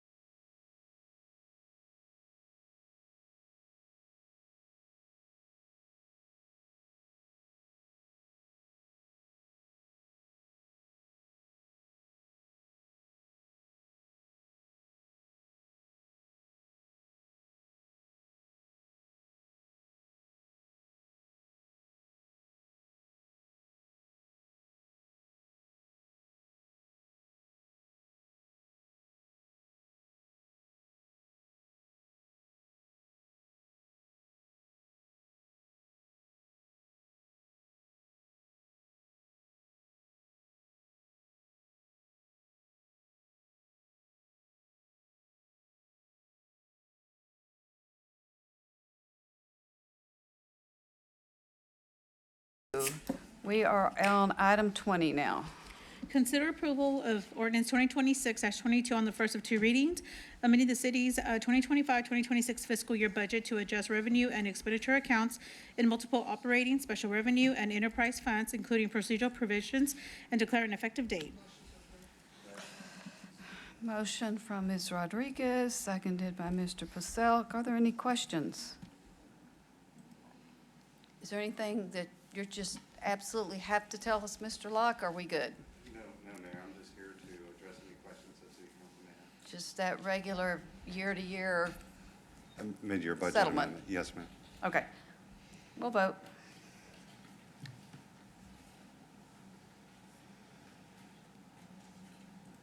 Motion passes 7-0. Item 21. Consider approval of ordinance 2026-23 on the first of 2 readings, designating 4 parking spaces for the San Marcos Police parking only and designating such spaces as no parking tow-away zones as authorized in section 82.161 of the San Marcos City Code to improve police accessibility and response times and to enhance downtown security operations during peak activity hours from 5 p.m. to 3 a.m. Daily, including procedural provisions, and declare an effective date. Motion to approve. Second. Motion from Mr. Scott, seconded by Mr. Mendoza. Are there any questions about this? If I can just make a comment, Mayor, you and I both sit on the parking board. And they have been very happy with this. So thank you guys so much. It seems to be, as far as that board, very productive. Yeah, we got the full information there. So I think Ms. Baggett pretty well covered things earlier. If there's anything, Chief, Mr. Abdullah, anything to enlighten us on other than what's in the packet? Okay, are y'all ready to vote? I have a question. Okay, Mr. Gonzalez. Well, I guess question slash concern comments.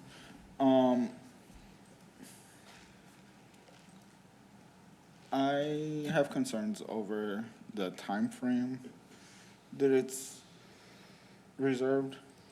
In that, like, we're just making parking downtown more complicated, because most spots are 2-hour limit, Monday through Friday, 8 to 5. Some spots are like quick spots that are, I think, a 15-minute limit, and now this is a completely different time frame, 7 days a week. So if we're gonna do reserved police parking spaces, it's just 4 spots. I would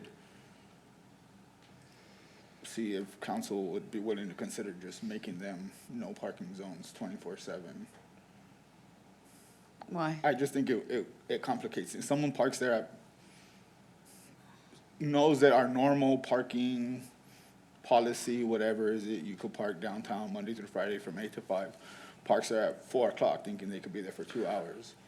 Now there's like 2 different signs that technically regulate that spot. One, Monday through Friday, 8 to 5, one, 7 days a week from 5 to 3.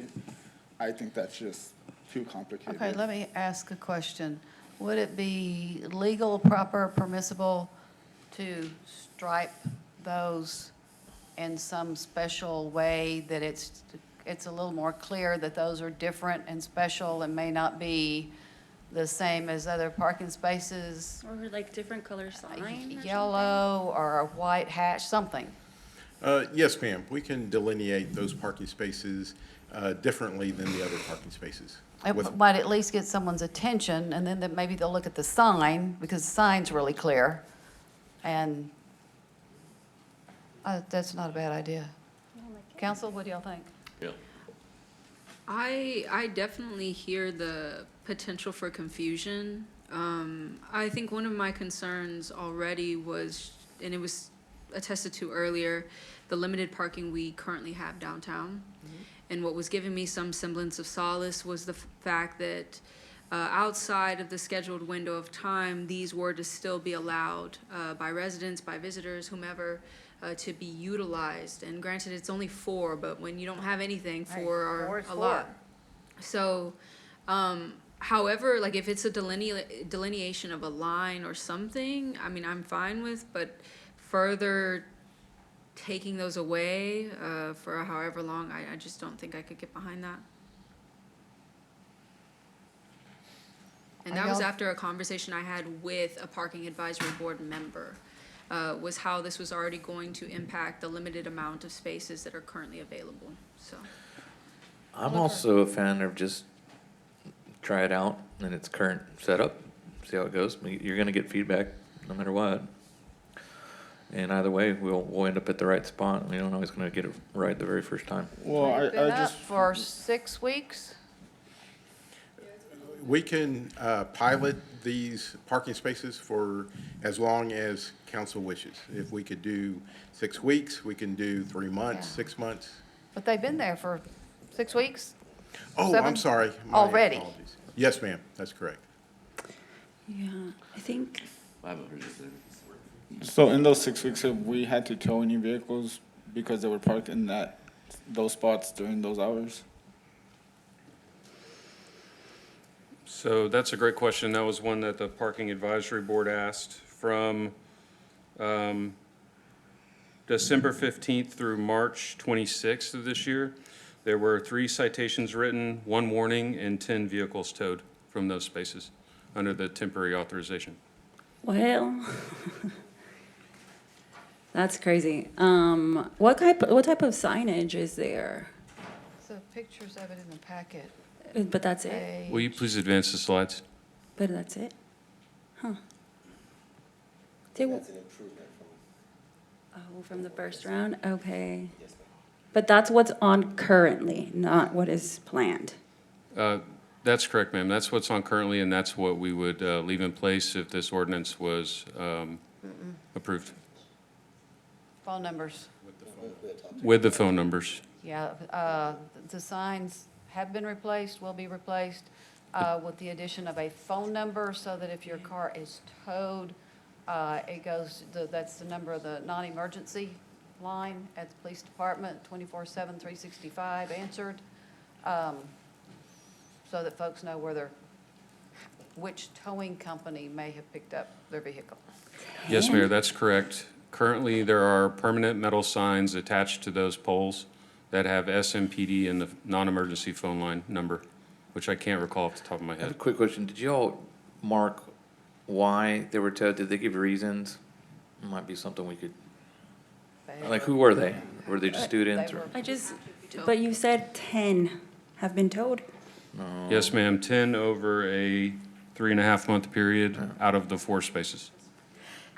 And one question I had was, I see Ms. Valletta here. I'm not sure if we want to hear from her about if she's had any conversations with any of the business owners downtown, just to understand from the business perspective as well. Yeah. Good evening, Council. Josie Valletta, Downtown Manager.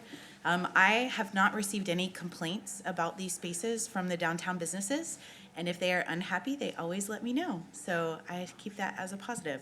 I have heard some positive feedback anecdotally from a few of the businesses about the increased presence downtown of our police force, especially in the evenings.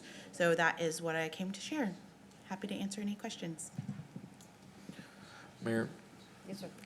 it's just my opinion, but 3 months, 10 towings, 3-month, people just need to read the signs. If you let something stay in place for long enough, I mean, I think people are they're gonna learn, unless you change the color of the sign to something just red, white, and blue that says Right. police parking, right? Was Otherwise, there- those yeah. signs kind of blend in a little bit. Was there any social media type of PSA, like, hey, you guys, no? No, ma'am, I don't believe so, but the city marshal, Ms. Williams, is here. She can give you a roundabout number of how many cars are towed in the downtown area per month.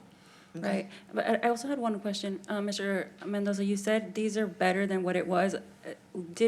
From the beginning of the 3 months, has the existing signage been the only signage? Or has it, like, evolved? Turn on your microphone. Excuse me, I can answer that question. We dealt with this matter immediately. We were contacted by an individual that was towed, and he had stated that the information for who to contact was not present on the sign. We quickly got with staff, and staff had said what they did was in accordance with state standards. However, we knew that because this was new, we needed to go above and beyond. So staff took it upon themselves to put on each sign a number to contact, and that was done immediately for towing information. Now, that was who to contact. It didn't necessarily address the tickets that were issued, why they were towed, et cetera, but it did provide them the valued information of who to contact specifically. So aside from that change of adding the number, these 2 signs is what has been posted since the beginning of these 3 months? The signs you see on screen have been posted since December 15th, and then the SMPD with non-emergency line number signs were added after we got a complaint on being towed. Gotcha. Okay, thank you for that clarity. Yes, ma'am. Okay, I think Ms. Williams had some information for us if y'all are interested in what this number of towed cars is in relationship to regular. Yes, ma'am. Thank you. Tiffany Williams, City Marshal. These are just purely estimates, but I know that 10 cars does sound like a lot over a 3-month period. But on a monthly basis, the number of cars that parking enforcement tows, whether it be that they are utilizing handicap spaces and that is not an applicable space to them, or whether it be they've amassed the parking citations that have went completely unaddressed per repeated communications. 10 over a 3-month period is, I would love to get you more direct numbers, but if that number wows you, I do fear what would wow you. Right. I think I want to be clear. It wows me because typically, I mean, it's sad, but like a lot of people don't have a lot of regard for the handicap parking. I see that all the time, but it feels like when it says this is like a police parking, I feel like even like students in the university, when they see emergency services parking things or whatever, like that's like a whole different level. Like it's different than parking somewhere that it's like less consequential. So I'm just like wondering what the disconnect is, like what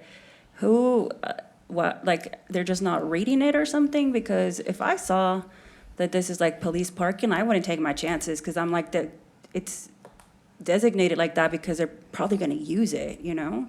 Yes, ma'am. I can speak to that. Some of my experience of now having purview over parking enforcement, that as far as folks reading signs, yes, that continues to plague us to this day, and we repeatedly, through documentation, both photograph it and video of getting those and supplying that to our many drivers in the city of San Marcos, of letting them know that the signage was there and that purely they did not look at it. The same happens as Mayor and Councilman Mendoza, as you all have heard, on the Parking Advisory Board when it comes to city park paid parking lot. There's ample signage, but if people are not paying attention, then no. They go and then they are supplied with that evidence of this is the sign that was there. Your failure to see it, all of the signage complies with all of the codes that are required to. As a matter of fact, going above and beyond of attaching a phone number to it, because that towaway sign is for all. That is international, if I'm not misspeaking. Is that correct, Sabas?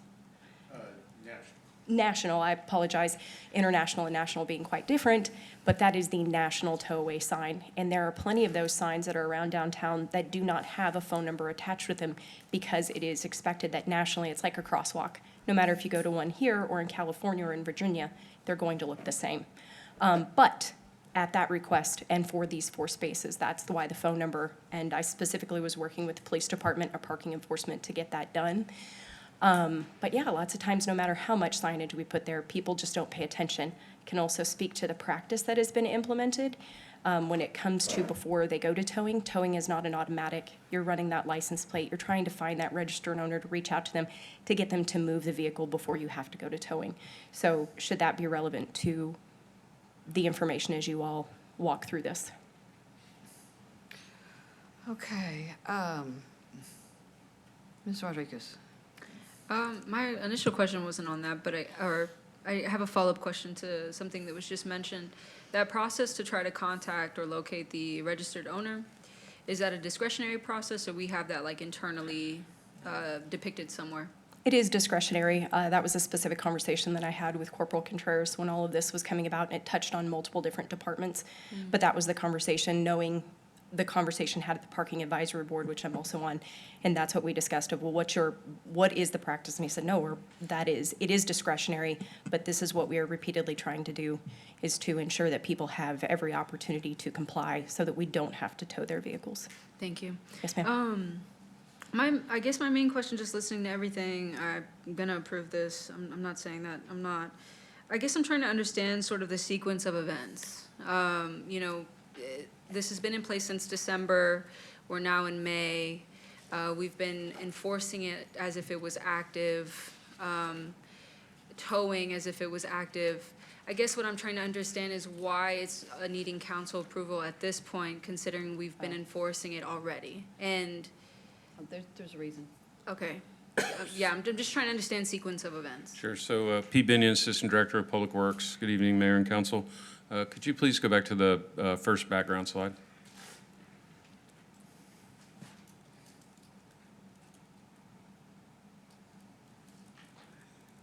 So this idea was from the police department and was borne out by 2 critical incidents downtown, one on July 19th and one on October 31st.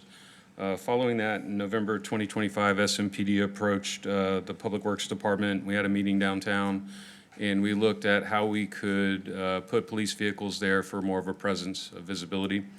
On the 18th, we met again. We reviewed and selected those 4 locations based on the police department's needs and also where it made sense in the streetscape. Next slide. So December 15th, temporary reserve signs were installed. And we had planned to take this to the Parking Advisory Board for their January meeting, but there was ice that day, so we had to postpone till February. So on February 23rd, this item was presented to the Parking Advisory Board, and then they approved a recommendation resolution to council in support of these downtown spaces. And then following that, in their resolution, they recommended putting up those additional signs that had the SMPD phone number on it. So we made those signs in-house and had those installed on March 30th. And that is the background to this item, ma'am.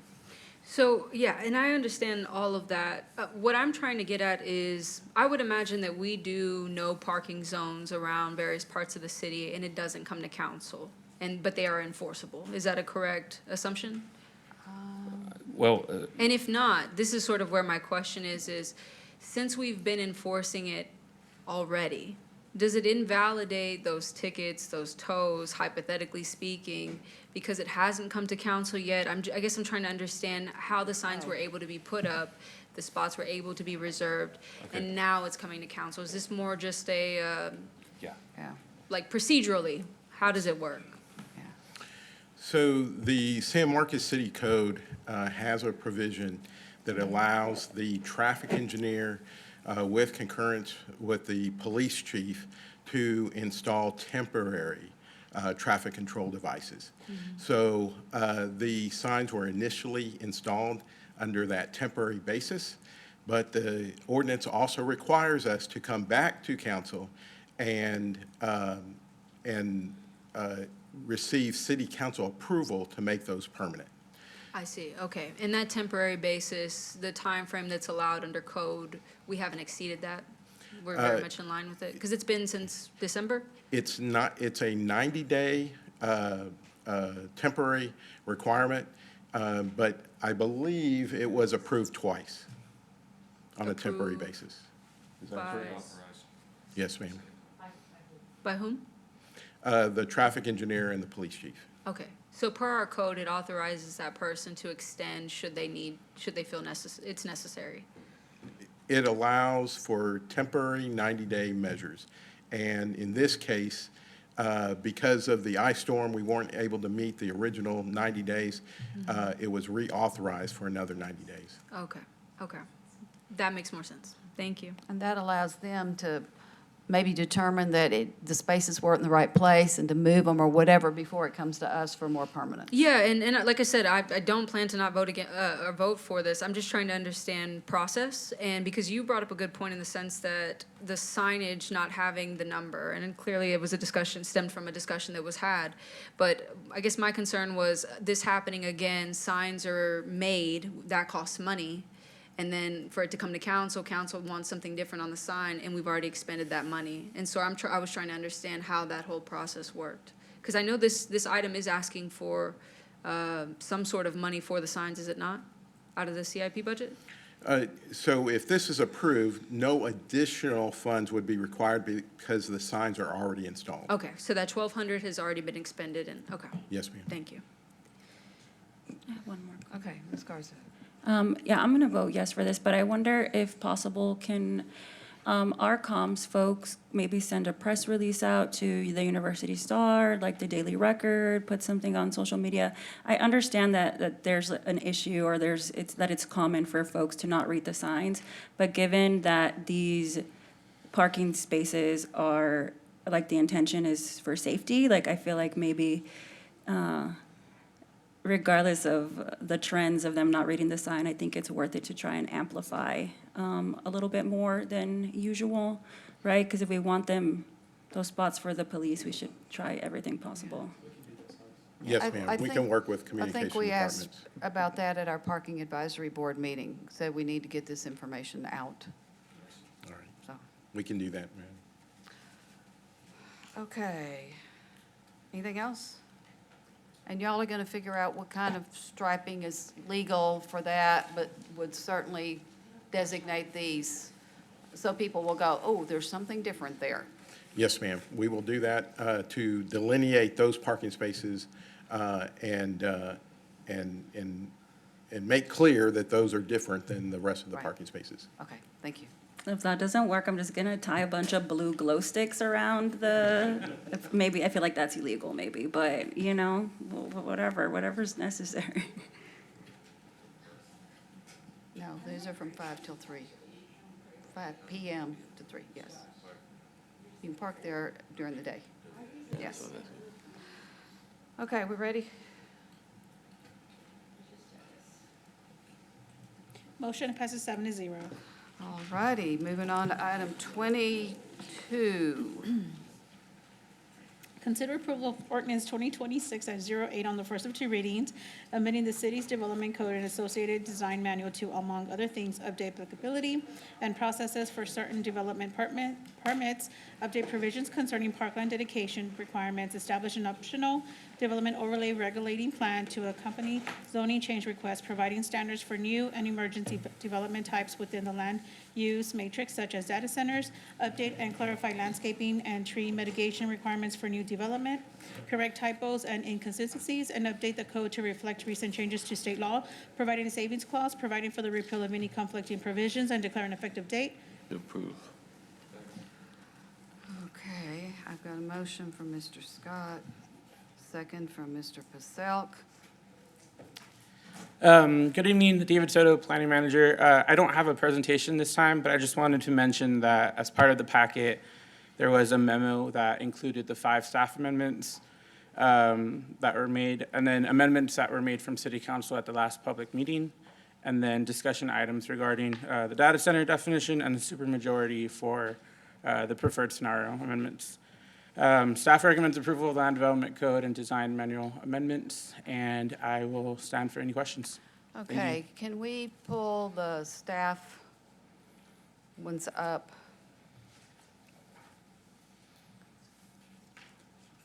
On the Jumbotron?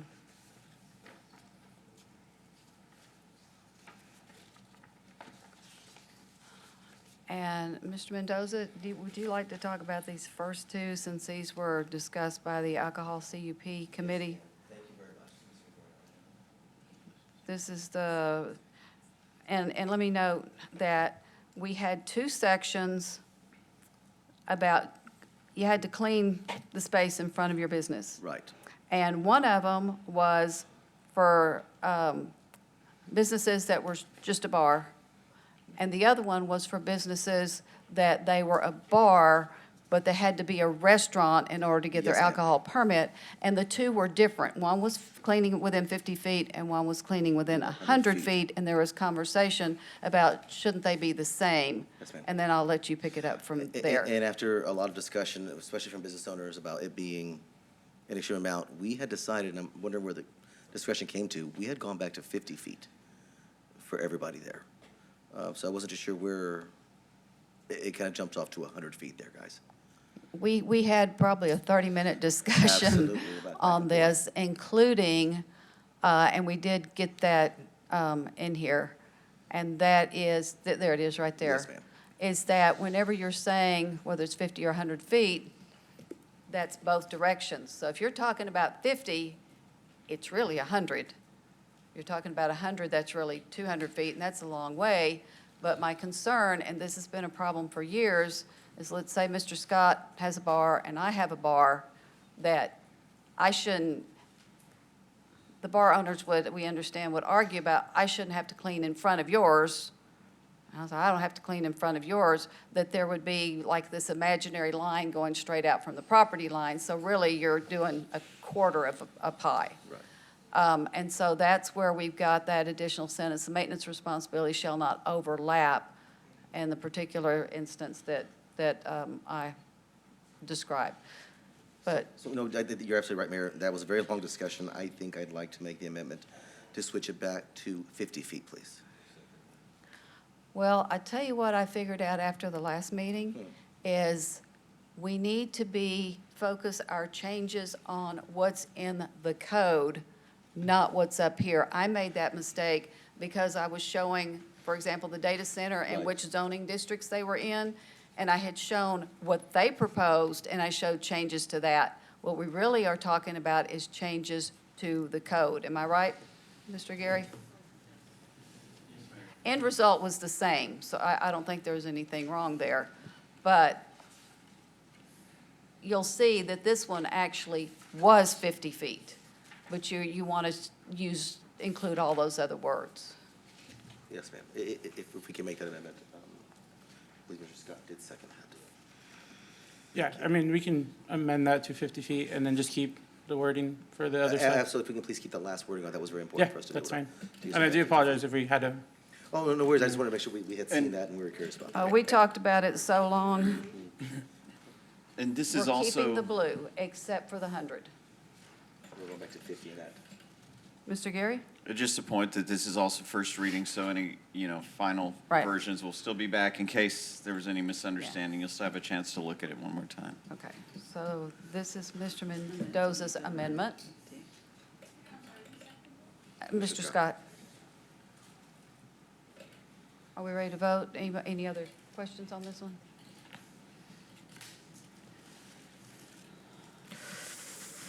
Motion passes 7-0. All right, and then the next one, That food trailer. everything that we just said, again. Second. Did you want to make the motion, Mr. Mendoza? Yes, ma'am, I'd like to, I'd I'm going to like give to Ms. deal with it. Rodriguez a second. Let's just Get get excited the about it. 50, okay.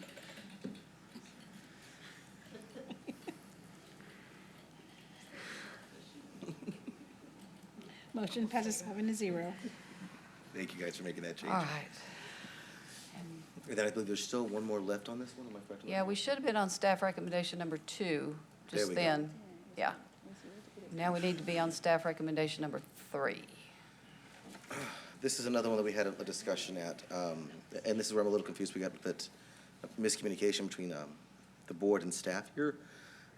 Mayor, please correct me if I'm wrong, but we were defining restaurant with the downtown. The food trucks cannot be used as the excuse to be the full restaurant. If it's a bar, we don't want them saying, well, the food truck's here, so that's going to make it be a restaurant. That's the slash next bar. one Oh, that my you're mistake. talking about. I think we're already on 3, aren't we? We're on 3 now. No, Yes. I know, but 1 and 2 were very similar.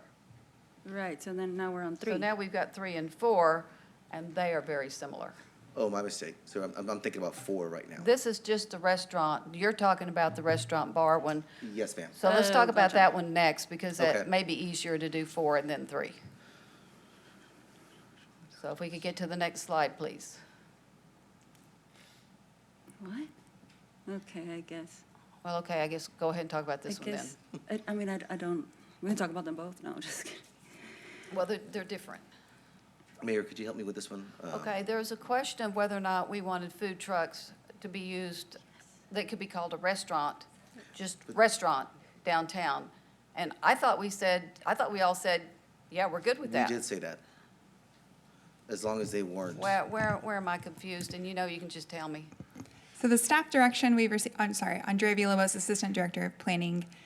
The direction that we received in the question posed to the committee, the CUP Joint Planning and Zoning Commission City Council Committee, was, do you all want to have a food truck be used to meet the definition of a restaurant within the CBA? So in other words, we have a definition that says you need to have a grill, you need to have, a grease trap. And the question is, if a property just has a food truck, and that is essentially their kitchen, would you like for that to qualify as meeting the definition of a full kitchen for the purposes of the CBA? The direction we received was no. We said no as far as a food truck being the restaurant for a bar that had a restaurant permit. We absolutely said no to that. Yes. But a food truck, We had said Yes. this one as being, that's okay for it to be its own restaurant as long as, but we did talk about, but she is saying something different, talking about the hood and all those other things. Mayor, I'm saying exactly what you just said, your last statement, is Uh-huh. if they're selling alcohol. This has nothing to do with. That's number 4. This is number 3. Number 4 is actually if you wanted to meet the definition of a bar permit. Right. but this one is saying to sell alcohol No. through the. This one got nothing to do with alcohol, This is correct? just flat out with the restaurant. Yes, it does. Then what's the difference in 3 and 4? Can we get number 4 up we on the scroll screen, to- please? Yeah, I think it also makes sense when you look at There it we in go. the context of where it if is that's in the the land one- development code. Yes. Yes, this is the one So find where it. we said the food truck would not qualify as the restaurant part Board. of a bar that Yes, ma'am. had to be a restaurant in order to have their alcohol permit. That's this one. And that's with its own This is kitchen. number and we talked 4. about the hood and everything like that. And we said no, Right. I have a question. Yes. which is what you have up here, to prohibit. So we, and maybe there's a misunderstanding. We heard both of those. So if we want to talk about what the intent is, then we can tell you which one it is. Sounds like 4 is a definite. 4 was a definite no. Definite by the CUP committee? Yeah. Right, Okay, I was gonna say, because we haven't. right. I have a question, though. I know we're talking about downtown CBA. Is Zelix in the downtown CBA? No. Is there any restaurant that currently fits this definition in the downtown CBA that's? No, there are no food trucks currently So in this the is downtown preemptive? CBA. Was one for a while. Yeah, we Okay. had one for a while. Yes. And I hate to do this, but what is the rationale? Okay, let's back up. Many years ago, there were a lot of bars downtown. There were 15. This is even before I was on the council. This is when 18-year-olds could drink, lots of bars. And so the council at that time said, we don't want to have any more bars downtown. Couldn't take anything away from anyone, but they set that number. Then, that number was always full. So people wanted to who had legit restaurants, wanted to be able to serve wine or beer with, you know, somebody's burger or pizza or whatever. So the restaurant bar permit was created. And that's one where you're supposed to be a restaurant first, selling alcohol, which could be hard liquor or wine and beer license, whichever the proprietor chooses. And so because of that, we don't want to have a bar that's serving peanuts or whatever. That doesn't fit the restaurant part. And there's other rules about that in another place. But what we said is we did not want the food truck to be to satisfy the restaurant, because food truck can be gone tomorrow. And that was something we actually ran into with a case earlier this year. A Yeah. bar downtown had a food truck, and then for some reason that cook for that food truck called in sick for the whole weekend. Yeah, So they no, were and I without get all that. I guess I would imagine that if I were to poll each of you right now and ask you, are you okay with the way Zelix operates their business? Would you say no? But not they good. do not I have to understand have they're a not in the restaurant. downtown CBA, but what I'm trying to say is this style is clearly working for someone somewhere in this city. But this wouldn't prohibit that, And Zelix. I guess that's why I'm trying to look at the efficacy around, I understand the rationale somewhat. I'm just trying to understand if we're okay with it being there, even though it's outside the downtown CBA, the difference. We have different It's- regulations for sound when it comes to downtown as well. than Well, does for yeah, outside but that. no, please don't introduce more stuff that's not relevant. Okay. You've got to get back to the idea that these folks are getting an alcohol permit based on the fact that they are primarily a restaurant. And I get that, I get that. And then we didn't see that a food truck would be able to provide the permanence and the certainty that there would always be a restaurant there. Because Sure. of one person who called in one time, I No. mean, For me, the food truck can be gone tomorrow. But couldn't we trigger like their ability to do all these things that should it leave, that they're no longer allowed to sell whatever? I mean, I guess I don't We understand, could. again, like, Well, this consider- type of, I get the rationale from a long time ago, but food trucks right now are so prevalent because people want to open up small businesses. Most small businesses are starting off as food trucks. Right. And it's something more novel, yes, and so I think this approach feels a little bit antiquated to address the novelty that is food trucks and the people who can do it successfully. So this just feels a little bit too, Well, that's why item 3, we're Prohibitive. saying the committee was good with that one. We Food did trucks not by want to themselves. prohibit food trucks. Absolutely. right, but we're still prohibiting them to do what it says With there. the restaurant bar. Right. Yes. I mean, That- well, that's our do we just like recommendation. not have high-end like food trucks here? Because man, some food trucks like in Austin or in other areas, like I mean, it's basically a tried food trucks full-fledged about 10 years restaurant. ago. Right. Mr. Gonzalez. So, several comments. So I agree, I guess in spirit, with Ms. Rodriguez's point in that whether it's working as a restaurant outside the downtown business area, why not in the downtown business area? And so I tend to agree that allowing a food truck to serve as the kitchen of a alcohol serving restaurant in the downtown business area. It shouldn't make a difference whether their kitchen is on wheels or their kitchen is in a brick and mortar building. To your concern about, well, the food truck could up and leave any day, yes, but then if the food truck up and leaves, then they are no longer in compliance with their CUP that they cannot serve alcohol unless they serve food. So if the food truck disappears tomorrow, then the bar has to shut down until another food truck appears, or they build. And if you think that's what's actually going to happen, No, which is why I think we need to get rid of that carve-out, but that's an argument that I've already started several times on this dais, and apparently it doesn't want to go anywhere. But to another question that Ms. Rodriguez asked, do we have a problem with the way Zelix is operating right now? If that exact model, we picked it up, put it in the downtown district, I actually would have a problem with the way it's operating, because at least the last time I went to Zelix, you order food at the food truck. So it's almost a micro business on the side of, You don't order food at the food truck, you order food at the bar. last time they sent me to the food truck. But Well, to get the food. no, they told me to go order over there. Lies. Nah.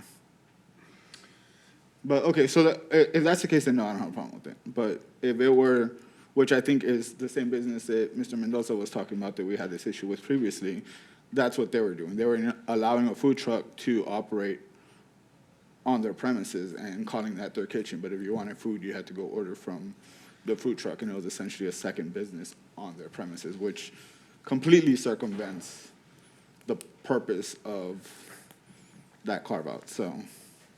Mr. Mendoza. So staff, let's say this is denied, and it's still allowed to have food trucks be the restaurant of a bar. How would this be handled that the state's going to be taking over the regulations for food trucks in a few months? How are we going to have any kind of control if we're allowing food trucks to come and go and have their own regulations compared to what we're trying to establish as far as our bars having some kind of restaurant attached to them?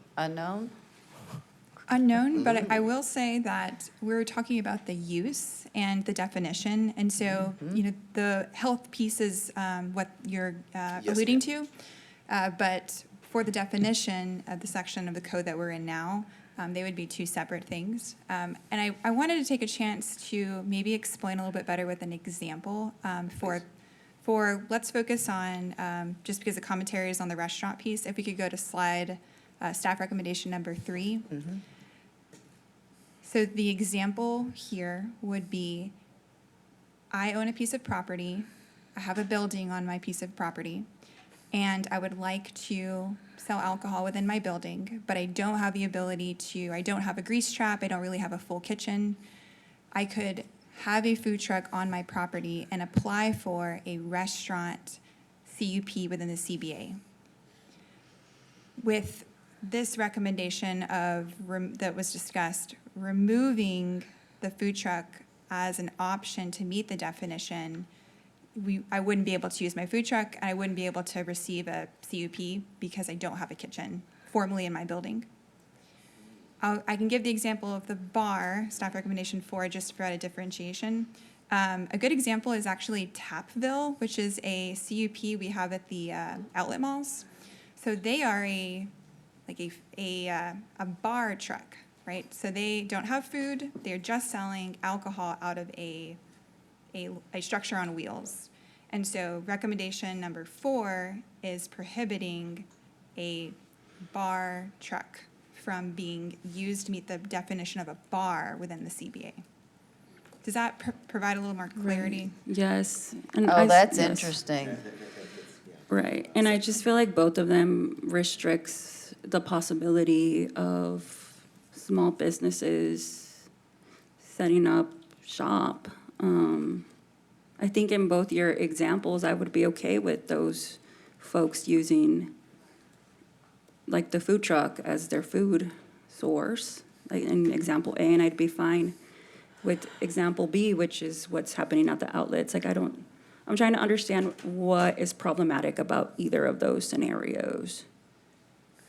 Well, let's back up. To be a restaurant for a bar permit, it can be sandwiches, pizza, and I forget what the third example is. It does, Pasta dish yes. Yeah, or similar food. yeah. What about sushi? You don't need no Ben Hood, you don't. Nope. Nope, because we keep getting 3 and 4. We keep intertwining them. So, any other comments on either one of these, Mr. Gary? Can I just, for my own clarification on intent, because I wasn't in all those committee meetings, but we still have caps on restaurants and caps on bar/restaurants. This doesn't alter that in any way, right? It would, if one of these is approved, say we allow it to go forward with the food truck, that counts toward the cap on the number of permits, correct? This one doesn't matter because this one has nothing to do with a bar. Number 4 has something to do with a bar. And it's the restaurant bar, and we've allowed 25, and I think there's 15, 16 Yes, in use. These amendments would not modify the maximum amount of Right. restaurant permits or bar permits. Right now, we have no available bar permits, Right, but we do have available restaurant slot permits. right. Okay. So, right now,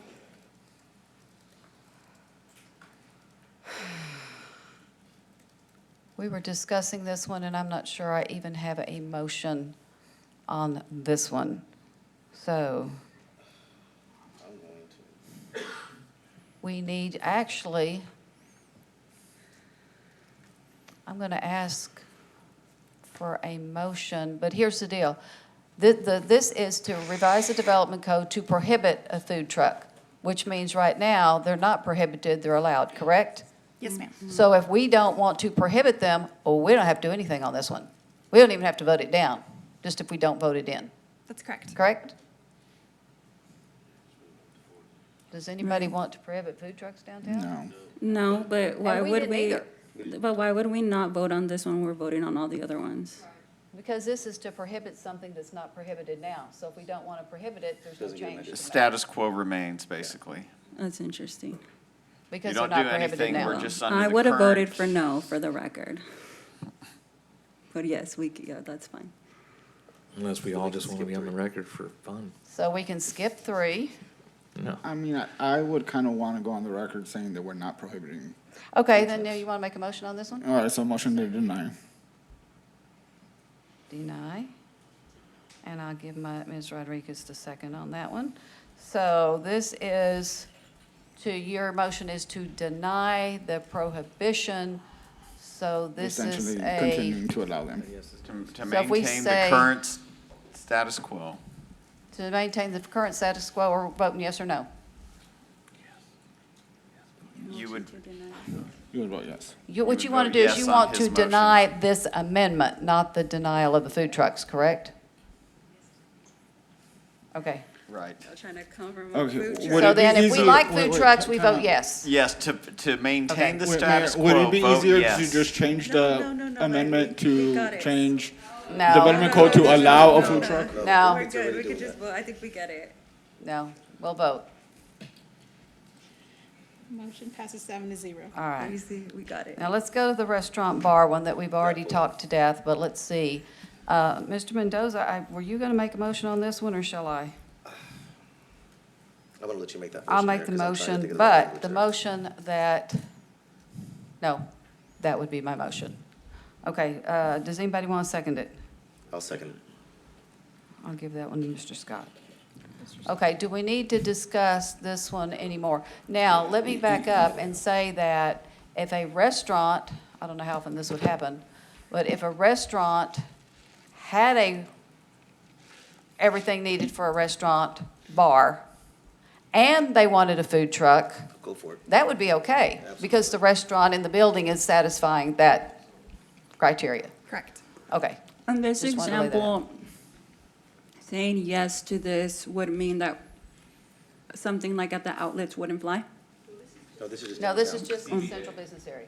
Oh, okay. Yeah. But it wouldn't fly In the senior. downtown? Yes. If a little food, I'm sorry. if a little Tapville type product came downtown, it would not be permitted in the CBA, sorry. Say no in the to bar CBA. trucks. But we could Downtown. always review our code. I know, Yes, like a ma'am. little daiquiri food, Okay. I mean, little daiquiri truck sounds like a So- metal, but okay.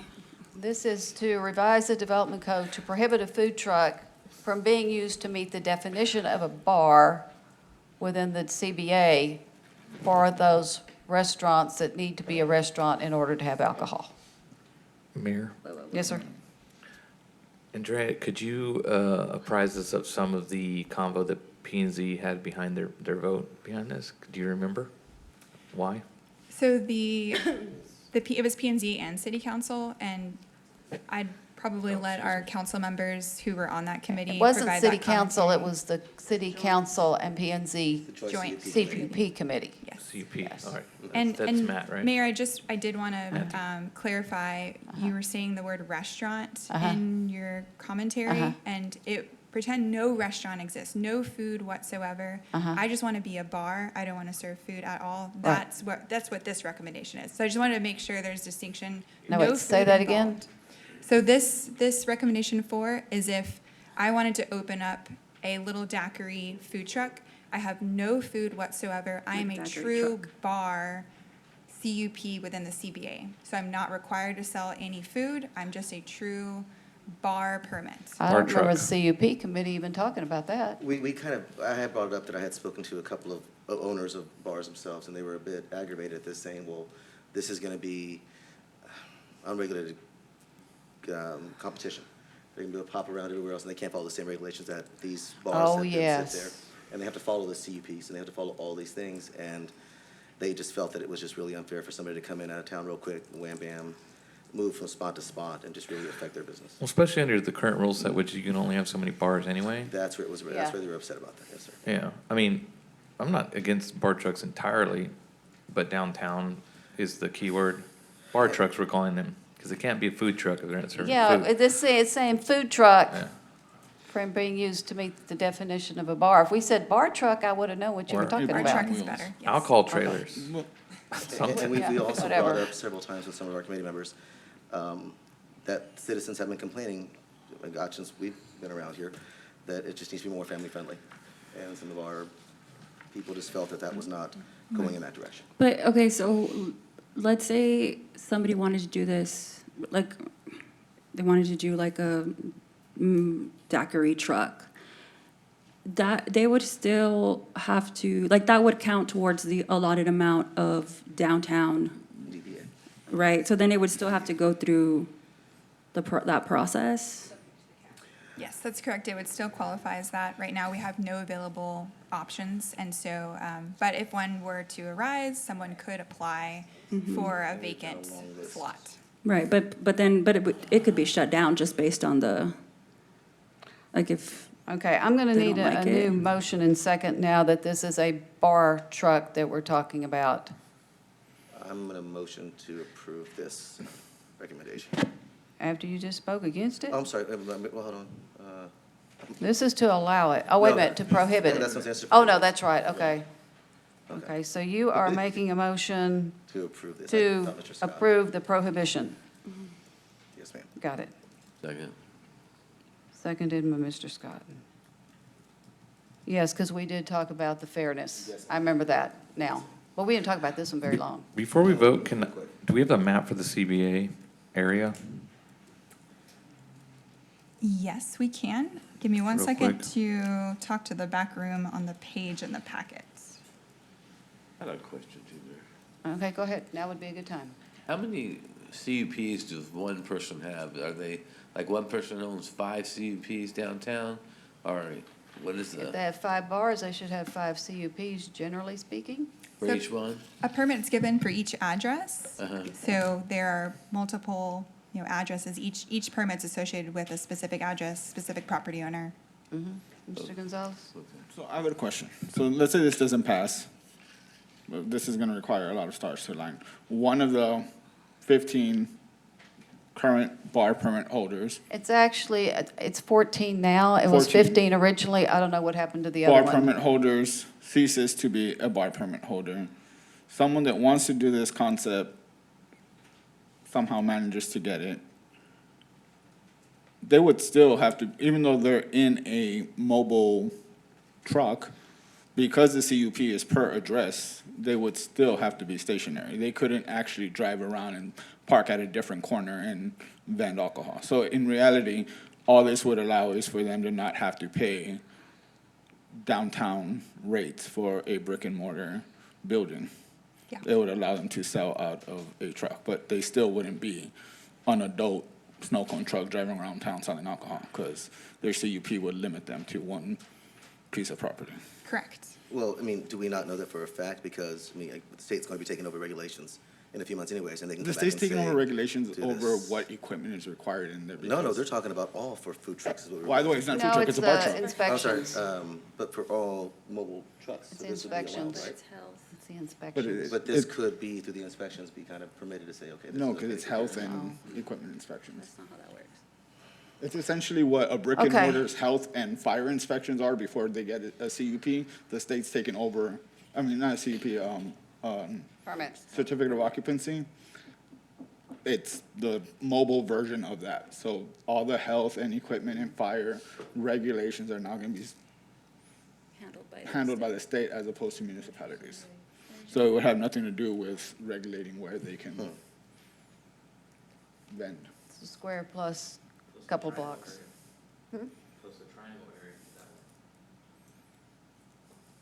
Yeah, I'm not sure why that's that way. Okay, so thank you, Ms. Villalobos, for explaining what this one is. Appreciate it. I'm going to go back and add the other one, though. Okay, so this is, we have a motion to prohibit bar trucks and the CBA. So let's vote on that.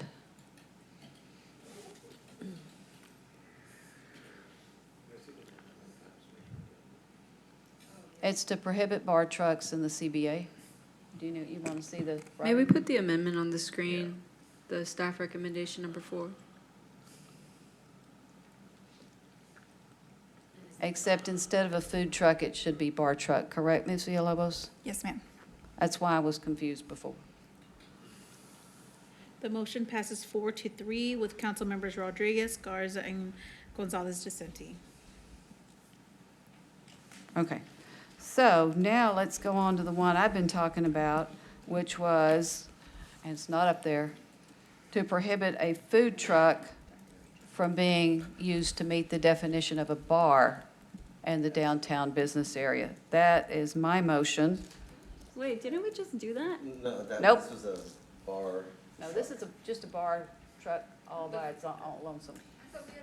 I thought we just did I the thought bar we had a truck. whole discussion about We number did, 3. but then we got corrected on all this other stuff, and we got back in order. We have No, not actually we voted on took a- this one We yet. took a vote. Then what No, what did we just vote on? What then? did we vote on prior to the one we just voted That on? one right there. Oh, let's go up.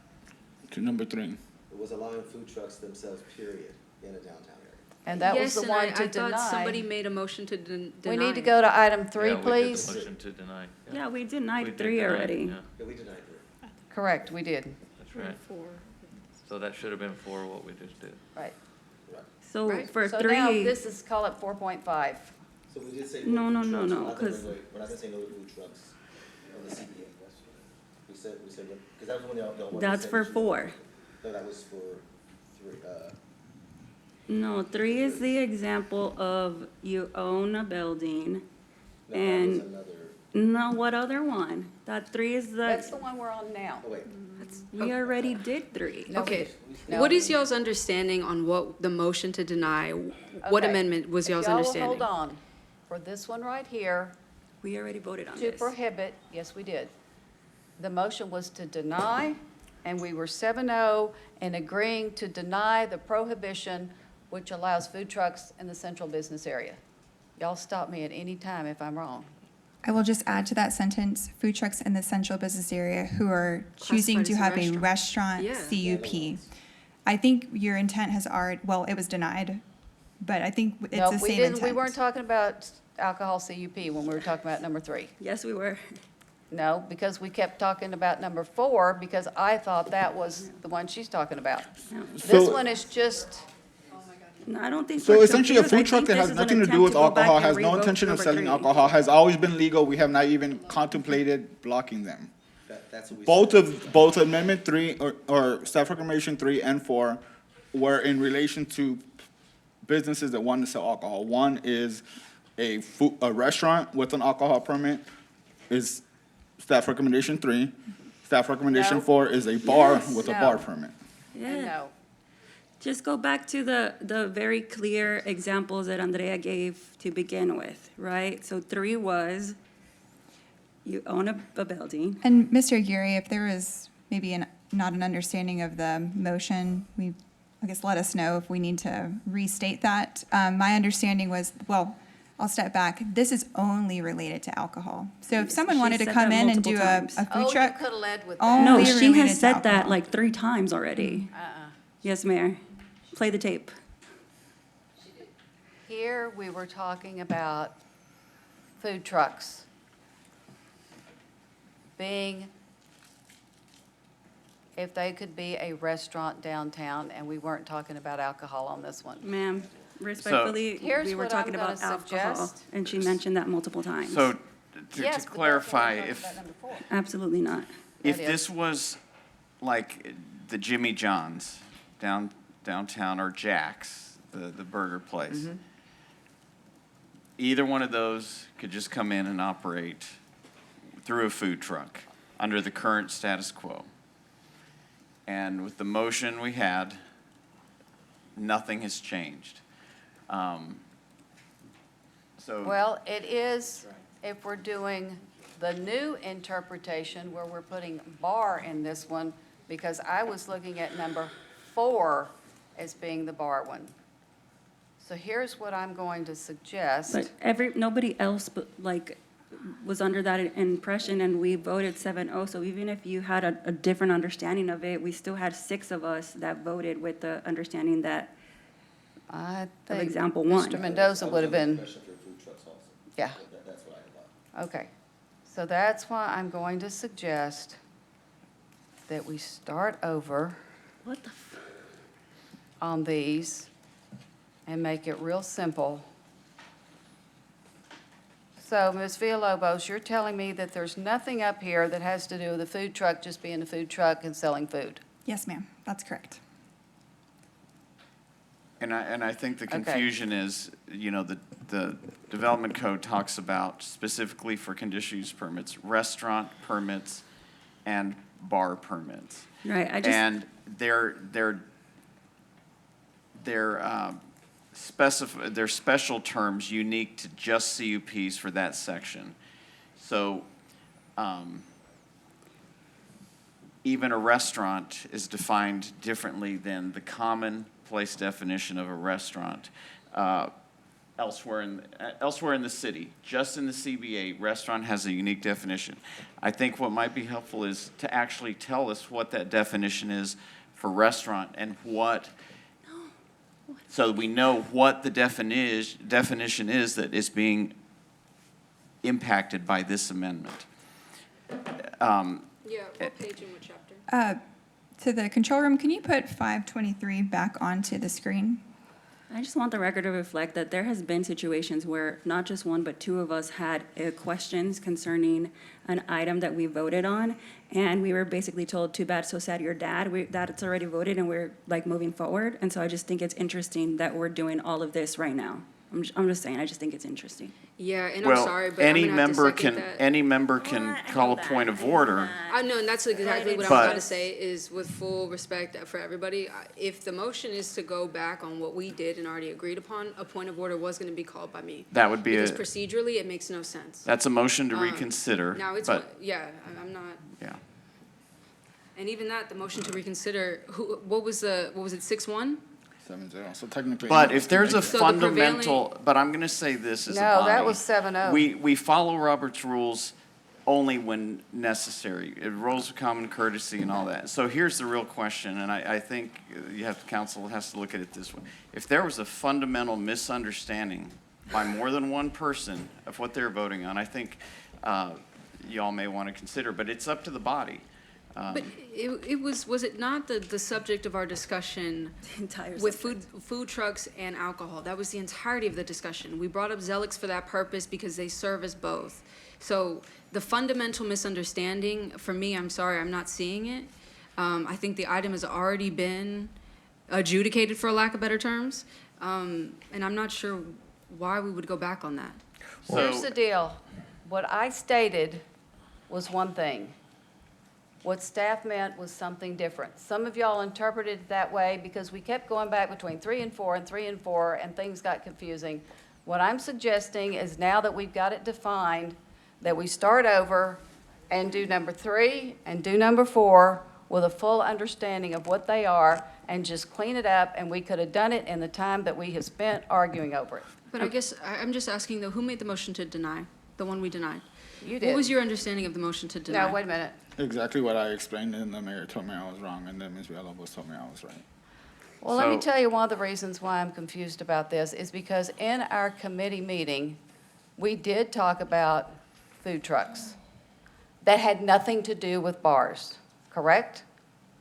That is not my understanding. Yes, because y'all had pages in the presentation about why food trucks are good, and that it's a good way to move your way up. And we said on that one, we're good with food trucks, period. That's what the conversation was. Then we got into the conversation about a food truck being the restaurant for a bar, and the committee said no. Correct. And that's the pattern that I was looking at for these two items, because for one thing, it said food truck and not bar truck. So that's where I got confused. Gotcha. So that's why I'm Apologize trying for to get the- it straightened out. And Yeah, we want to get it right, so we just want the clear direction on what language you'd like. If you want to take it step by step, that might be the best suggestion.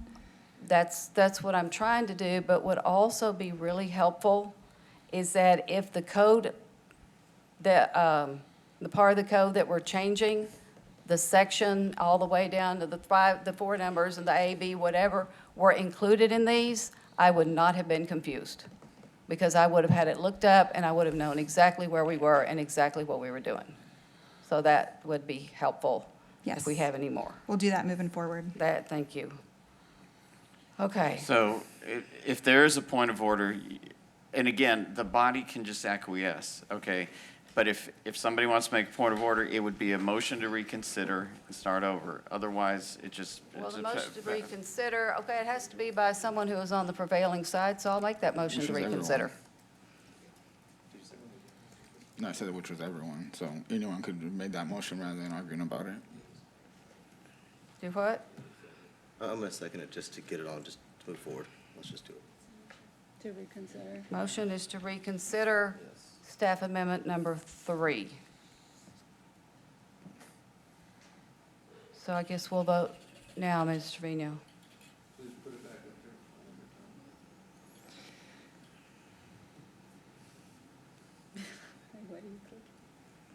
Can we put staff amendment number 3 back on the screen? Well, I think that we're also confused about 4, because you said something about 4.5. I have no idea where you pulled that out of.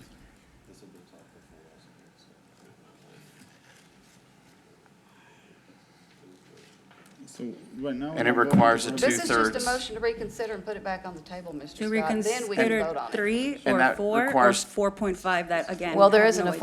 4.5 now.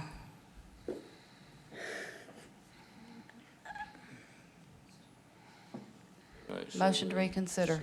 This is yes. So it takes 5 for the motion to pass a motion to reconsider. Hold on. I was looking at the, okay. So Amanda is a no. Josh is a no. Alyssa's a no. Okay, then we're going to have something in the land development code I did not vote for. Okay. Then I guess we're Well, I mean, on. you have another opportunity at second reading to undo it again, I guess. I'll bring it up, but I don't want to have this whole hour-long conversation about it again. Okay, because I was voting on what I said. Okay, let's go to number 5. Wait a minute. Did we vote on item staff number 4? Yes, ma'am. And what was that? 4 to 3? To deny the bar trailers. And bar trailers being distinct and unique. They're not restaurants. Yes, They're because that right there clearly bars, says to alcohol. prohibit a food truck from being used to meet the definition of the bar, which I would interpret as bar restaurant. So, okay, that 4-3 passed or failed, Mr. Vino? All right, so now we're on staff recommendation number 5, please. So staff recommendation number 5 is a separate attachment in your packet. And all of this is doing, we worked with our legal department to revise section 2242, which is the review authority about additional votes. And so it's not changing any substance of the code, it just reorganizes it so it's easier to read. So no substantive changes. And we do have that document in your packet that shows that rearrangement. Motion to approve. Motion from Ms. Rodriguez, seconded by Mr. Pacell. Are there any questions? No, ma'am. Let's vote.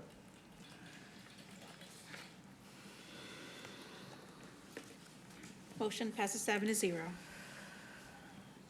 Okay, and are we on to the P and Z recommendation? Is that our next one? P&Z recommendations are already incorporated, so you don't need to take any action there. You can, of course, modify. If we agree with it, we don't need to take any action. Correct. However, their amendment number 2 was street name changes, and we already did that one, and we did it a little differently. Yes. So Any that's amendments? already done. Yes, ma'am. And Mayor, wasn't number 3 as well included in that? Didn't we make some changes? Yes. I think it was your amendment. Okay. Yes, we did. Yeah, some of your amendments have already overridden some of their. Right, and that wasn't in our packet here to explain that, to Okay. show that that had happened. Okay, and amendment number 5, yes, we already did that one. Okay, and here's my notes that we had already done some of those. Okay. I want to From- say, sorry, Mayor, real quick. I wanted to say thank you because the memo that you're talking about with all the changes that we had last time, did you get a chance to, is that the one you were referring to? Okay. Yeah, I appreciated that. I couldn't remember all of it last time, so thank you. A lot of this was very confusing, because I'm going, why is this back in here again? Because we already approved that, and there hadn't been a notation of we approved it, or we approved something with different wording, and I thought, why are they asking us to do this again? Because everything was in the list.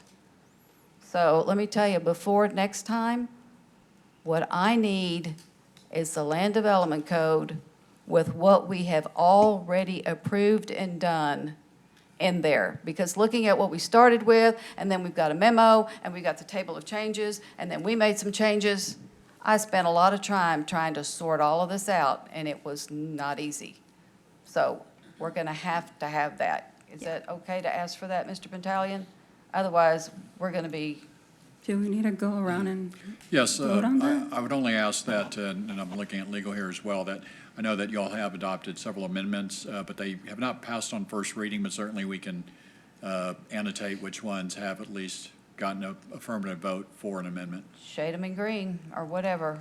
But we need to see where we are at the next meeting. You're right, we haven't passed it because we haven't passed the whole thing, but at least we have passed those that alter the document that we should be looking at because the amendment's passed. Right, so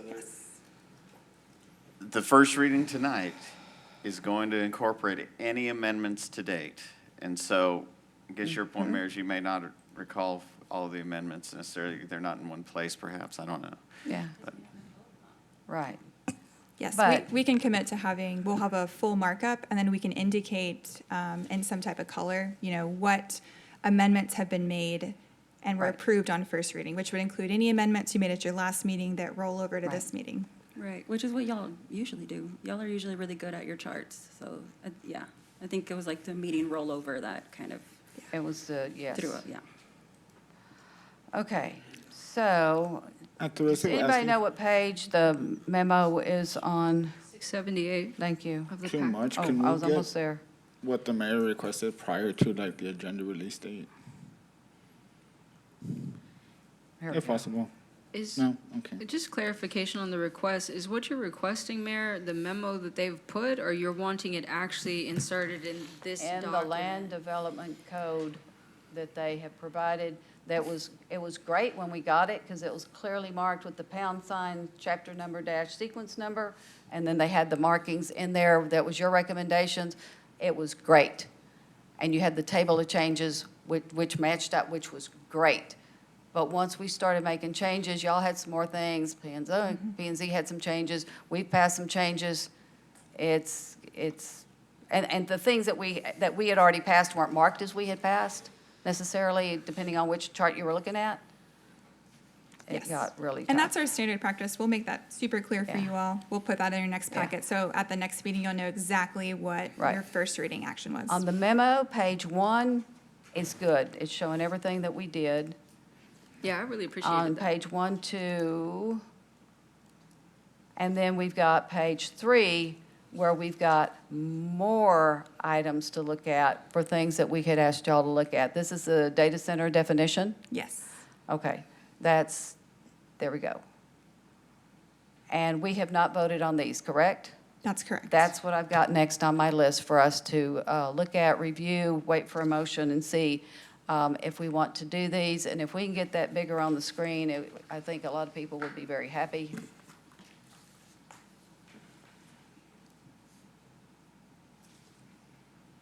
There we go. And we need to be at the top of page 3. There we are. So this is the request, fulfillment of the request that we had turned in. So I'm looking to see, looking for a motion for that first item in red, starting after the word defined, that starts with this definition is intended for.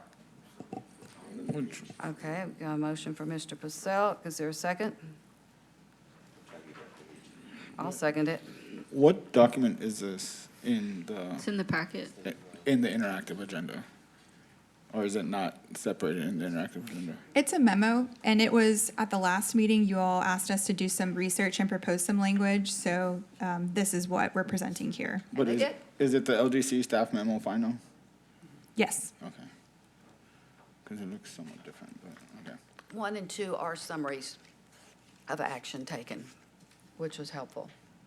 So I've got a motion and a second for that first sentence in red. Any questions? If not, we'll vote on it. Yeah, just real quick, the 10% total, where did y'all, do y'all have like a place y'all cited on where we got this definition? This is only, this motion right now is the first sentence. I'm going to go to the next one. No, I Second. understand. My question though is about the whole definition in general. I just wanted to know, did y'all get it, where did y'all get it from? So it was discussed at the last meeting, having a type of percentage, and I was able to kind of talk through some of this with someone who's researching data centers. And so when I said, hey, we're looking at maybe thinking of a percentage, yeah, they said, oh, that's actually probably a good way to look at it. And then we also fleshed out a little bit more in the last 2 sentences with other recommendations we'd seen elsewhere. So it was really just trying to see if that would be a good percentage to put, and we didn't, see any pushback. Okay. Any questions on the first sentence in red?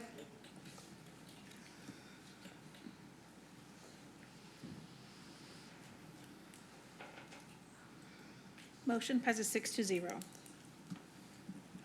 Okay, and now for the last sentence, a data center shall provide. Looking for a motion.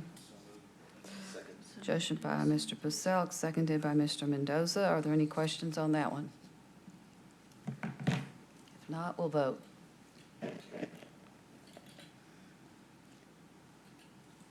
Motion passes 6-0. Okay. On the waiting periods, didn't we do that one? You did do a waiting period amendment related to zoning changes, but the Oh. council directed us to look into preferred scenario amendments as So well. that's why they look familiar. Yes. But we needed to duplicate them into this section. Yes, ma'am. Got Was it. the Thank you so zoning- much. The 2512, was that the one we did last time? The one you did last time, the 2512? I'm trying to remember where it was in the code. I don't remember. I think it was, But that was for zoning. This is for the PSAs. Yes, 2512. 2512. Okay.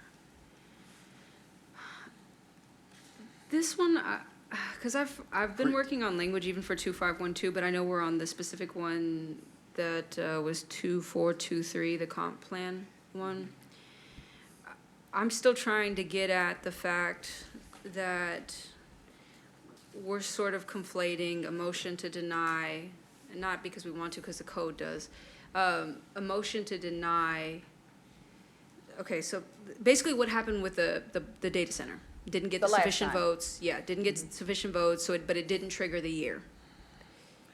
Yeah, let me follow up. You know what I'm with that. talking about? Yes, and I did actually offer up some language, and I have to find it in an email, but I think what you're talking about is San Marcos, we've done things a little bit differently for the last 20 years in some cities, and that is there are sometimes a motion to approve, I think this is what you're talking about. When there is a motion to approve that fails, for the purposes of the waiting period, do you want to treat that as a denial for purposes of the waiting period? So, in other words, without that, the item remains in a limbo state. Right, Because like it hasn't what- been what is approved or the- denied. And so, if that's what you're going for, you'd have something like, on the first sentence of that paragraph, a request to change the comprehensive plan amendment shall not be considered by the Planning and Zoning Commission or the City Council with 1 year of any of the following: passage of a motion to deny, same request to change, or Failure to obtain the required number of affirmative votes for approval? within 1 year of you could say B, because it's within 1 year of any of the following. B, a motion to approve, a final motion to approve that fails. And the reason I say final, because until the meeting is ended, at any time during the meeting, you can reconsider a motion, right? So if you got a final motion to approve and you leave the meeting that night and the motion to approve failed, you could deem it as a denial if you want to apply the 1 year waiting period to that. You don't have to. I'm just, that's. And we haven't been doing it that way. I understand that, but I personally don't like that. The state does it much different. If it fails to get the affirmative votes, the item's dead. It's failed. And so. Well, in this case, it's dead. The question is, when can it come back? Yeah, but what I'm trying to get to is exactly that, what triggers that 1 year. And that this be considered in the categories of what would trigger that 1 year. So my motion, I guess I would be making a secondary motion that would be addressing just that with the language that was just provided. So you could add and again, it's up to council, but if you wanted to do that, the language would be a subpart. I would make it a B, because it just logically, it follows A, I think. Make it a B and say, within 1 year of the following, a motion to approve the same requested change. Well, then we're right back to what it That was fails. before. No, Almost. It's, so. We're the closer to question what is- we were before. It's a question, do you want to have a waiting period when there is no approval that is ever carried? It's never been approved, so it's in limbo. Does that, you didn't deny it. Yeah, I just feel like there The is council, a there was the. procedural loophole right now, as it currently exists. I'm trying to address the procedural loophole. I don't feel that the amendments that we discussed last time really got into that aspect of things. It did correct some of the, I think it was when it was called to order, the language, I think that's the one Yeah, that y'all we addressed fixed that last one. time. That one, Yeah. but I just said, Yeah. it doesn't matter when. But it's the procedural loophole, at least how I'm referring to it, that I see that I'm trying to figure out what is the cleanest way to explicitly fix that. I had come up with some language, like I said, it was in the amendments that I submitted related to 2512. And that was the language on like the failure of a motion, but I like yours because it's the final motion. Because it final- can be brought back up again. Right. It Yeah, has to and be I like final, that. and it's final when the meeting adjourns if there was no reconsideration. But again, let me go back a little bit. How San Marcos is a little different, or has been historically, and I don't know about prior city attorneys, I'm talking about the past 20 years, or not quite 20 years, and that is the way our code is written, it talks about denials. And so we've always asked the Planning and Zoning Commission, for example, then you had a motion to approve and it failed. We used to say, okay, you need an alternate motion to deny it then, because we don't get If you want to closure. invoke the one-year waiting period. Yes, You don't have to do the That's- denial unless you wanted to invoke the one-year waiting correct. period. Because our code uses that terminology, deny, approve. Yeah. Under just traditional Robert's rules, to your point, is a motion that fails, a motion to approve that fails, is essentially a denial. Yes. But our code isn't quite written that way, so if council wants to apply the waiting period, this would be the time to do it in this section. But that's a policy decision for Yeah, council. I'm actually and whether I get a second, that's a different thing, but that is the secondary motion that I have to amend with that language, to address that. And that, it is the So if point I get a that second. I We think, need to see it on the screen, because I'm not sure what you're saying, but I will repeat what I said last time, is there are multiple times that we have had a conversation and said, do we want to see this within a year? And if we said we didn't, then we made the out-and-out motion to deny. But there were times when we said, yeah, we would like to see something, but they've heard us. They may go back and change whatever it is, and we're willing to hear it within a year.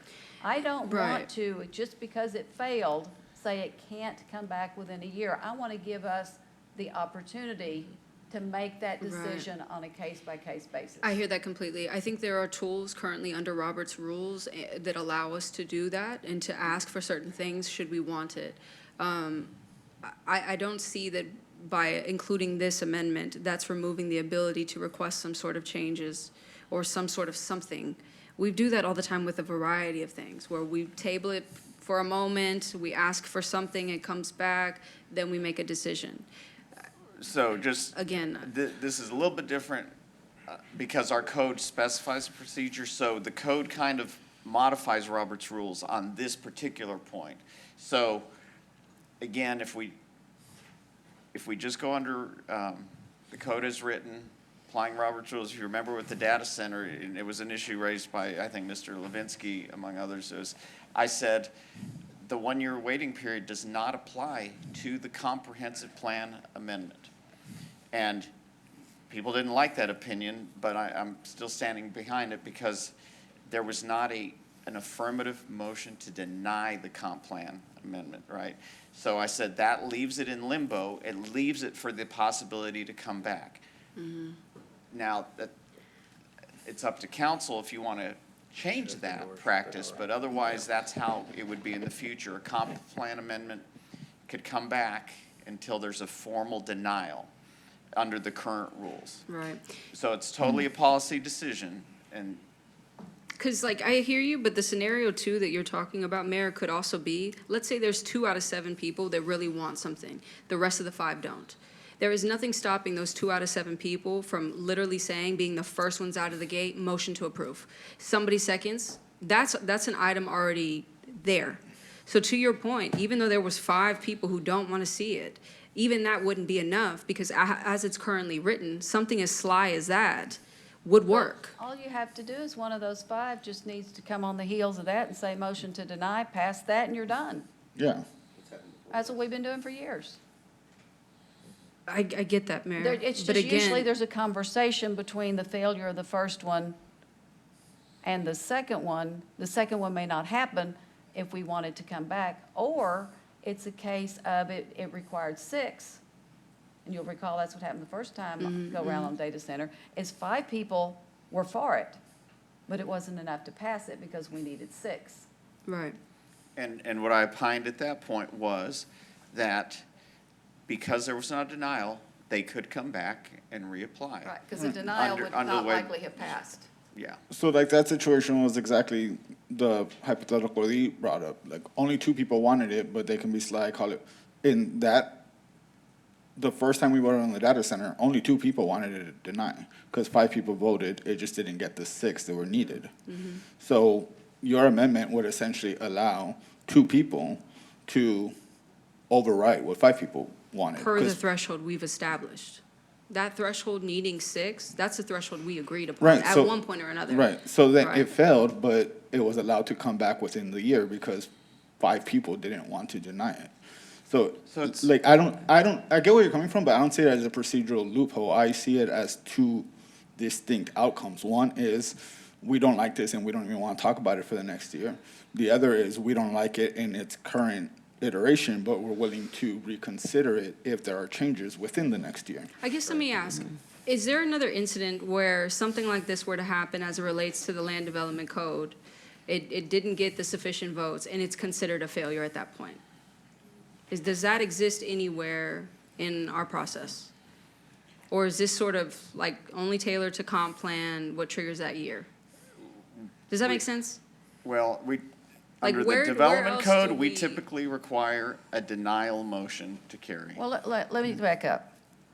I was trying to fix this, and the way I was trying to fix it in the first place was to leave the for against alone and just put in there that if there is a second vote that is specifically to say, don't come back for a year, and just make that second vote not a denial, but call it, we don't want it to come back for a year. That's where I started whenever I was working on all this. Sure. But then I came up with the other, and I came up with something, and Mr. Gary refined what I had written. But, you know, we could go back to the way it was and just have a second step, which may or may not, somebody may not even make that motion, and if they don't, then Yeah. there's no one-year waiting period. Yeah, and the purpose of the question, and again, I'm not trying to belabor this point, I know we have a lot going on. My question is this an exception to the rule? So is there another incident? Which is the exception? This process for the comp plan itself, is this an exception to the rule? So any other item, let's say it doesn't get the sufficient amount of votes, Oh, if it don't doesn't we pass, treat it as a doesn't pass. failure? We treat it as a failure. So that's why I'm saying, where did this Except in exception? the land development code. we Right, have like, I usually guess I'm asked for trying to denial. understand It got why started this is an years ago, exception and to I the don't know rule. why, but it's what we've been doing. I know, but again, my point is the comp plan is such a big document, and it's so interesting to have an exception to the rule apply to such a significant document like that, whereas other items that we touch, should it not receive the sufficient votes, the item is dead, it's failed. That's my question. Where the exception originated from when it came to the comp plan? So, I don't know, but does it matter at this point? Let's figure out what we want to do. So my So I thing think- for you, Ms. Rodriguez, is I feel like, so like going back to that first vote, like, yes, it failed. But the exception to the rule isn't to undo that failure. I think it's the fact that so I guess to her question, is there anywhere else in the comp plan where failing automatically triggers waiting periods before you could bring something back? So it's like, yes, everything else, if it doesn't get the required number of votes, it fails. But I don't think, the way I'm seeing this, it not getting the required number of votes makes it fail there, but it shouldn't automatically make something else pass. Like, it's in essence, if we pass her amendment, So, that vote would trigger 2 different things. so let me toss something out, and I apologize, but we got to have an understanding here. So historically, both the prior city attorney and myself, and I, back in the days, I was just doing planning and zoning. But I would always, if there was a motion to approve something that failed, I would consistently, and it wasn't just comp plan, it wasn't just zoning. Okay, I would ask for, again, because the way our code is written, we need a motion to deny, to enable the applicant to have closure so they can move on, right, and go to council. And also with council, we used to ask for an alternate motion to deny. And that's not a problem, because obviously there's going to be 4 people, if there's going to be 4 people to prove that, because they were against it to begin with. The reason we had a problem last time was only because of the supermajority. So, I don't know what the solution is, but one is to have this carve out, have some nuance about the supermajority scenario to deal with that waiting period. Going to your point about 2 people can dictate the outcome when a supermajority is required. So, short of a supermajority scenario, it's not really a practical problem, because you're always going to have 4 people to vote for the denial. So it's just a supermajority. If you could come up with a carve out there, it's assuming that's something council wants to do. But the other alternative is that council feels it's not a We have just problem. another type of motion that says, we don't want to see it for a year. Just flat out, clean, after whatever the other motions are.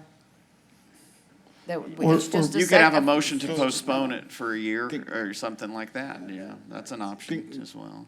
So just thinking out loud, but can we, like, would it even be legal or even procedurally possible to essentially do what you're saying, but make it automatic? So when something fails to get the required number to pass, then we automatically have to make a motion to deny and then see where that goes. So going back to the scenario we've all been talking about, when it didn't get the 6 votes, we would have automatically had to have made the motion to deny, and assuming that everyone voted essentially the same way, then the motion to deny would have failed, and then we would have been clear that council didn't pass it today, but is willing to hear it again in the next year.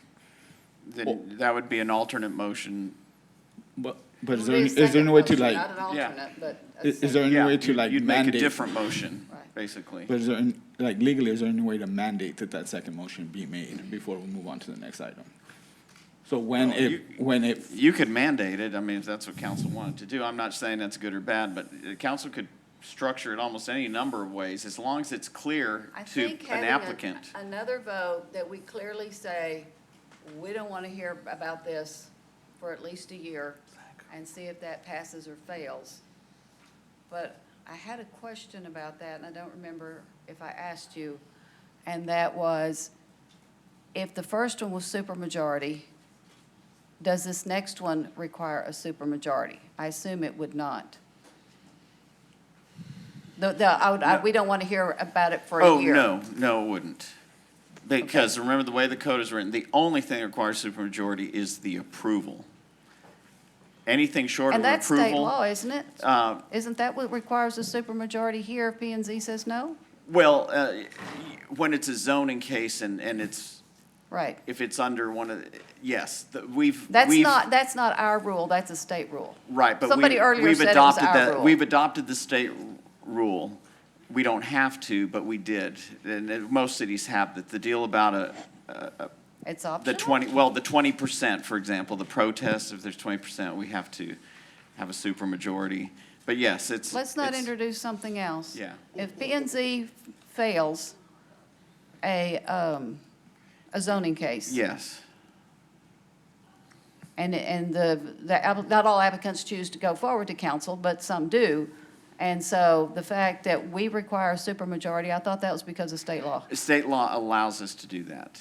Yes, and Oh, it we've doesn't chosen to do require it. us. Right. The part that they do require is when it's the 20% protest, and I think Okay. I haven't flipped those two, but I think that's correct.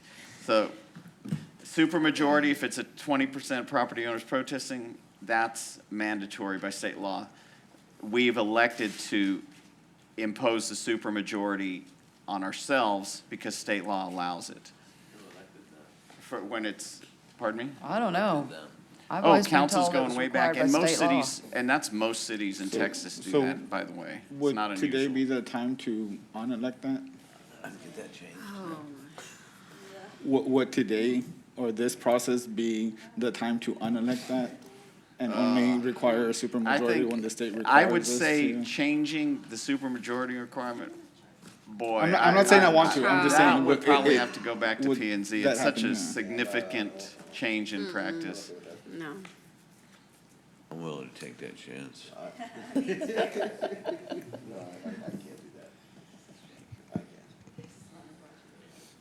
So. Okay, but so Mayor, right now, your there point is well not a taken. motion on the table, but we are to this one, waiting periods, which we already passed a change for zoning, and staff did exactly as we asked them to do, was to bring back one similar, so that it be treated similarly on the, we don't call them preferred scenario anymore, do we? We call it comp plan Yes, ma'am.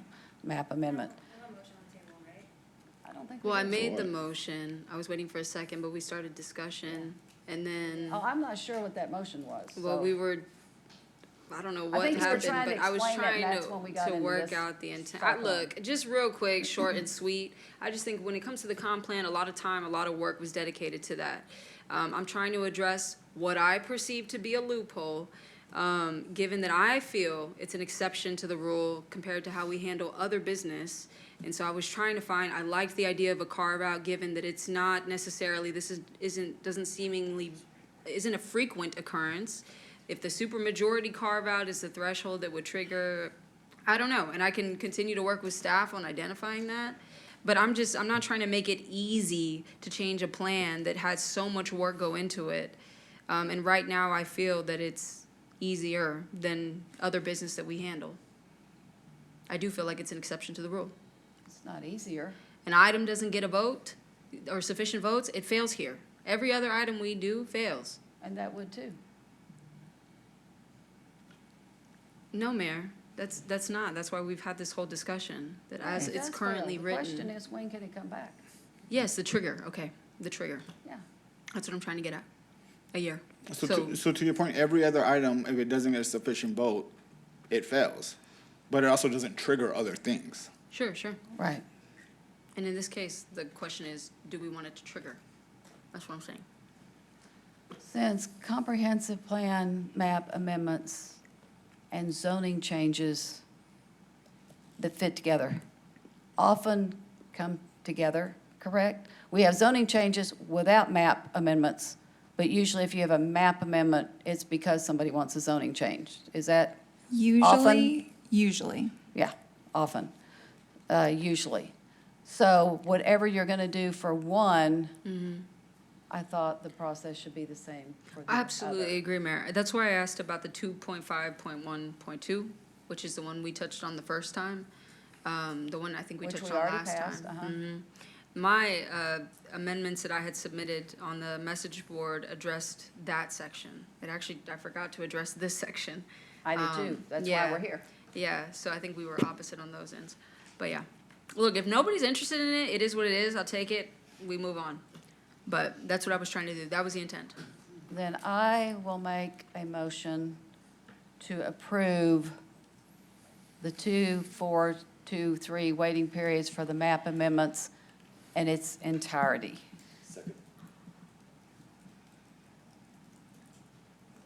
And that's to make it consistent with the zoning change. Any other discussion on this? If not, we'll vote.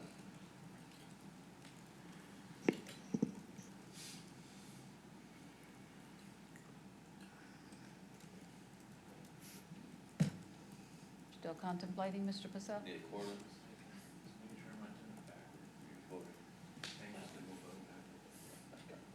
I don't think this one is one of those. The motion passes 7-0. Okay, so now.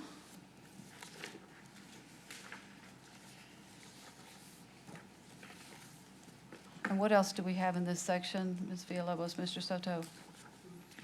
That is the end of the council-directed research on some Okay. amendments. And the rest of these are the ones we did on the big slides? Yes, ma'am. Okay, so we're done with that. So now, we've done the ones that we need to, and it's whatever our little heart's desire that we want to bring forward. Absolutely, yes, ma'am. Okay. Does anybody have one? Because I've got several. We all have several, so however you want to start. We can go chapter specific or, I don't even remember, and I can't get to my, oh, yeah, I can. What I would like to do, if someone will pull up the document that I sent that had, oh my God, what happened? I'm now in a survey.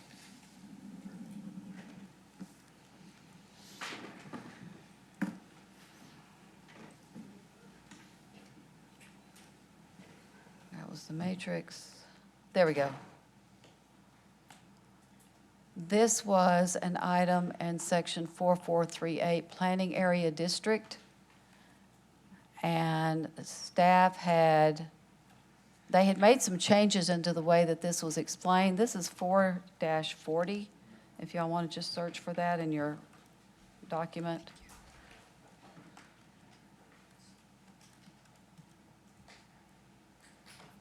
And as soon as mine finds it, it starts on page 932. And so they made some changes. They changed buildable land to allocation. And I got confused with that, so I had another one which staff, I believe this is what y'all presented, saying if you want to do that, we suggest doing it this way. Is that a fair way to put it? Yes, ma'am. Okay, so that's what I am putting forward, is to go with what staff is proposing to delete, but to change to, I think y'all, it was just going to go away, and I'm putting A back in with percent allocation. And it has to do with that chart on page 932. Yes. And some context on this. Thank It you. was just, we noticed we deleted, or we changed the name of buildable land to percent allocation and realized there wasn't a good definition for what percent allocation meant. So we Hence just my wanted confusion. we just wanted to write a definition so it's clear. Yeah. So that is my amendment. 4-40. Ms. Rodriguez, did you second that? Thank you so much. Okay, any questions on this? Let's vote on this one.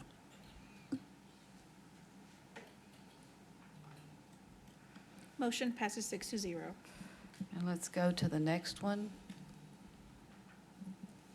which is in the same section.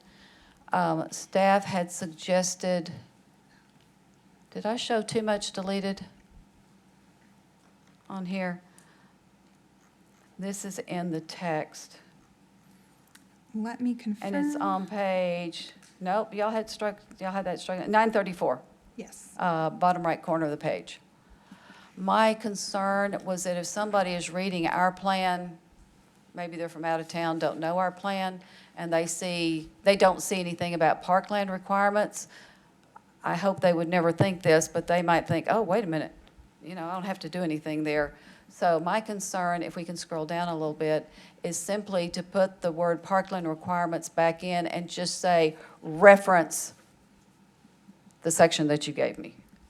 And if we can scroll down just a little more.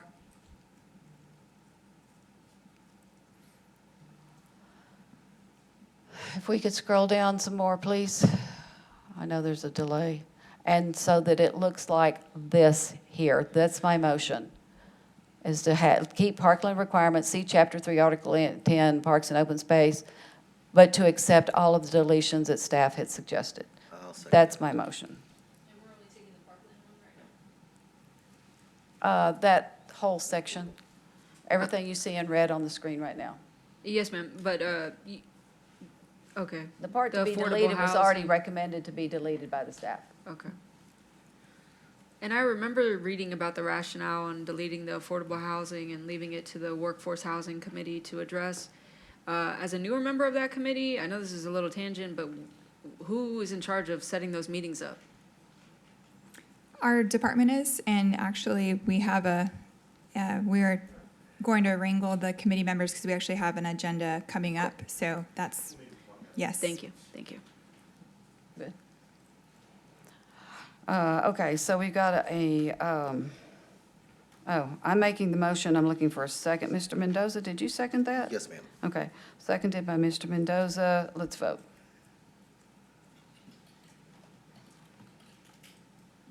Motion passes 6-0. Okay? Josh. And then let's go to the next page that has got, staff had added microbrewery, which I should have shown in red. And their suggestions were for it to be conditional and permitted, as you see here. If we could scoot to the right a little, there we go. And I'm suggesting that it also be allowed in Business Park, and staff didn't have opposition to that. So Okay. this is my motion. I'll second that. Thank you. So Mayor, I might have a secondary motion. Can I speak on it first? Yeah, just say what you're looking at, and I could add it to my main motion. I'm actually looking at the amendments I was proposing because the business park districts, I understand that that was a new establishment under the proposed amendments. Am I correct? No, we established this. Isn't there an establishment, a business park district somewhere in this code? No. No, We did do it- add it to the preferred scenario translation table, which I think is where your comment was. Business Park is an existing zoning district option in the code right now. And what we were doing is we noticed we forgot to add BP as a row within that one table. But the zoning district already exists. We don't have any zoned currently in San Marcos, but it's an option for a property owner. Yeah, we ran across that a while back, so, yeah. Yeah, when it was added, they just missed in one place. Given all the places things have to go here, that's not a bad deal.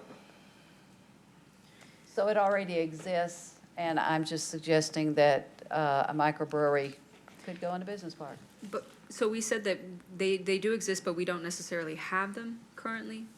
That's correct. No one is zoned, no property owner has requested to zone to Business Park. Right. Okay, and like I said, if this is not germane to the conversation, please let me know. But the reason is because there was comments made in our packet the last time around, and I think they're in this one, about the concern on how business park districts could cause like a sprawl. And unless that there are more mixed use with some residential supportive retail, that they're not necessarily complete places. And so I saw that. I was wanting to talk more about it. I know right here we're talking about putting these inside them. So that's why I brought up that business park conversation. But that's a whole conversation on business park. For in sure, and of and itself, now it's so more that would be clear. separate. It's more clear. I just wanted to make sure that we weren't doing things overlapping. Right. So that can be another amendment. For sure. Whenever. Is there any more conversation on this one? If not, let's vote.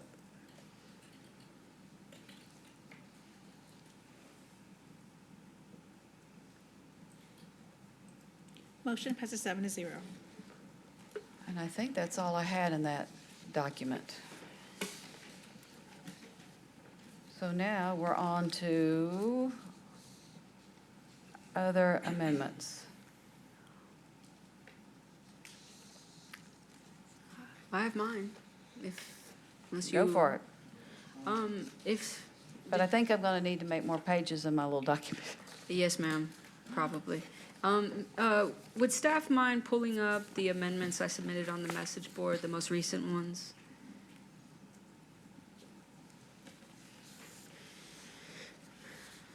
Okay. So I guess we could start from the top. I have another one after listening to comments and public comment related to land use, the land use matrix, but we'll start with the number one. So the motion would be, or the amendment is trying to allow for more community gardens, urban farms, and plant nurseries in residential districts. Staff, thank you for taking this idea and coming up with some language that fit the intent. I don't know if that's, if Hayden and them have access to that language. There was an email that was sent probably about within the hour. So Hayden and Carrie, I don't know if you have access to that. And while they're pulling it up for my colleagues, like I said, the intent's pretty clear. We want to make these things more permissible throughout the various zoning districts. Community gardens, for one, being permitted in all zoning districts is one of the recommendations related to those. As it relates to urban farms, the staff recommended language would permit them in high industrial and conditional in business park. And then lastly, in terms of the plant nurseries, they would be conditional, I believe it was in D4, and then where's the email? And limited in CD4. And so y'all will see when it gets, y'all will see when it gets pulled up, the table as well. And thank y'all so much for doing this.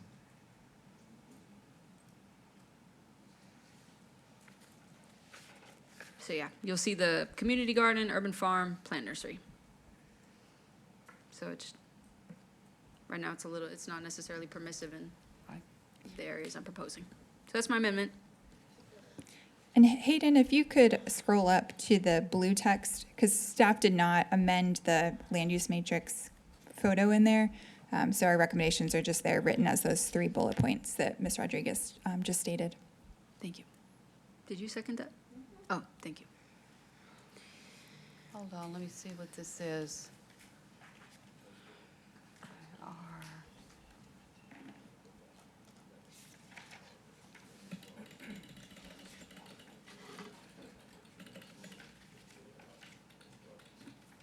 I can't see where in the land use matrix it's changed. Do you not, you don't have red stuff in there? No, we did not annotate it. We just put it into bullet points before the meeting. Okay, then let me go back and community garden, even in heavy industrial? Mm-hmm.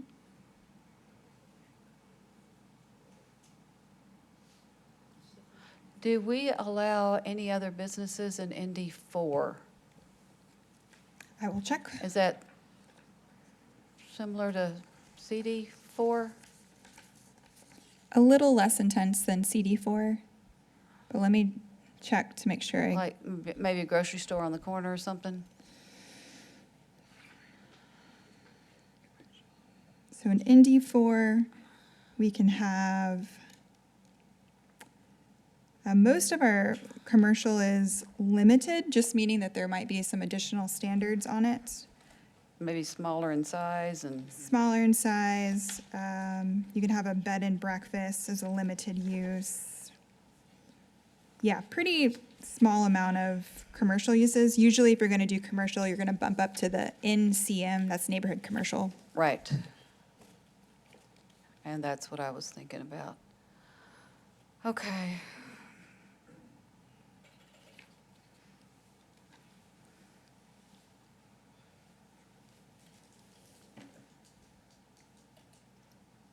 Ms. Trevino, do we have any control over getting the voting boxes back on the TVs?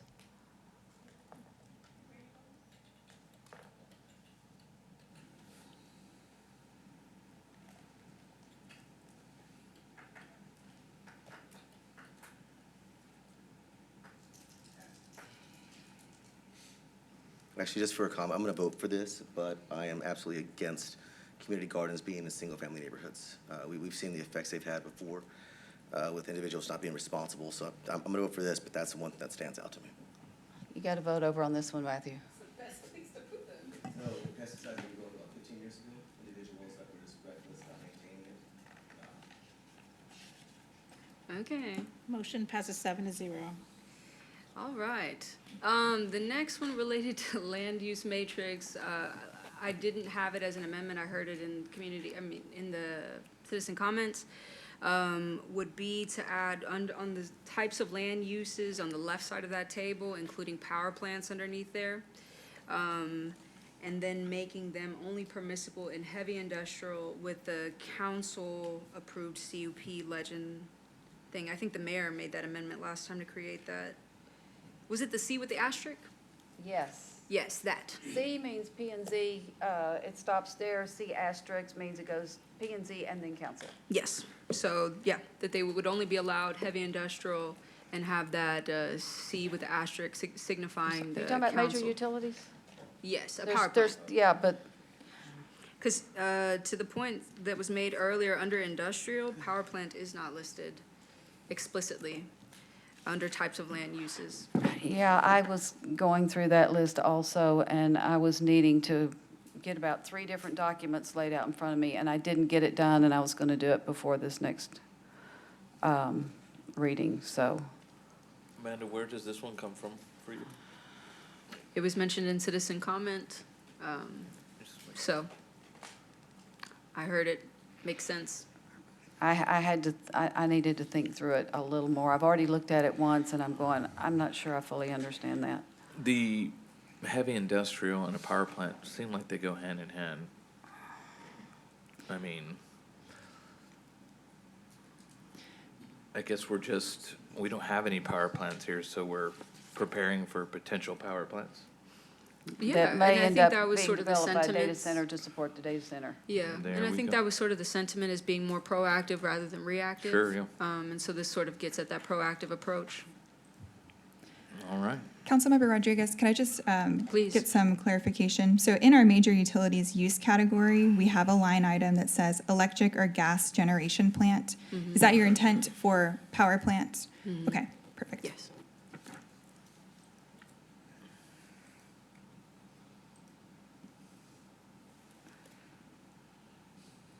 And so we're down at the bottom of the land use table, correct? Yes, ma'am. On, if you have the development code in front of you, it's the 5.8 page. I don't know what it is on the packet, I'm sorry. Oh,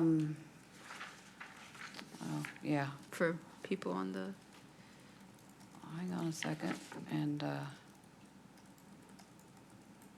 see, get back to the packet. Over here.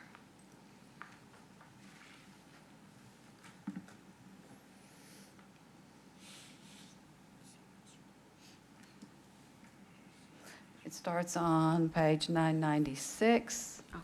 And this is near the end of it. Under, I believe it's data it centers. was actually the- is under public and institutional. You've got minor utilities and you've got major utilities. Ah, I see.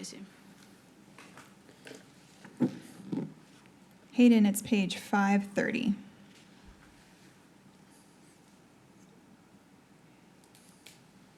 But of ours, it's actually page 1,000 in the packet that we're looking at. So we've got different documents here. So minor utilities are actually permitted everywhere.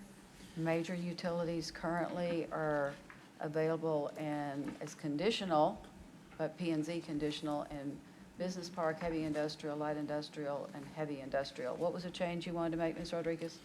It would be heavy industrial only and council-approved CUP. The asterisk? Yes. Or whatever the legend, I forget what your language signified last time.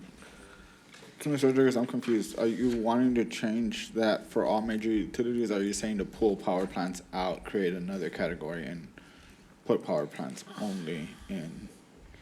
Ms. Villalobos, what is the page number for, this one, in the actual code, this page? Oh, here we are, major utilities, okay. So we're talking about Yeah. public-private infrastructure, I heard you, I'm sorry, I'm just looking at this to answer it. So we're talking about electric or gas generation plant, yes. I believe the intent, and you can blink at me if I'm wrong, was that those be in heavy industrial only with that council-approved CUP. Can I? Sure. Yeah. State your name. I want to get it right. So this is the author. This- That's Yeah. why I want him to come up Yeah. here, because I got the same memo, so, and I was sort of confused. Yes, Zachary Tyndall, 614 Martin Luther King Drive.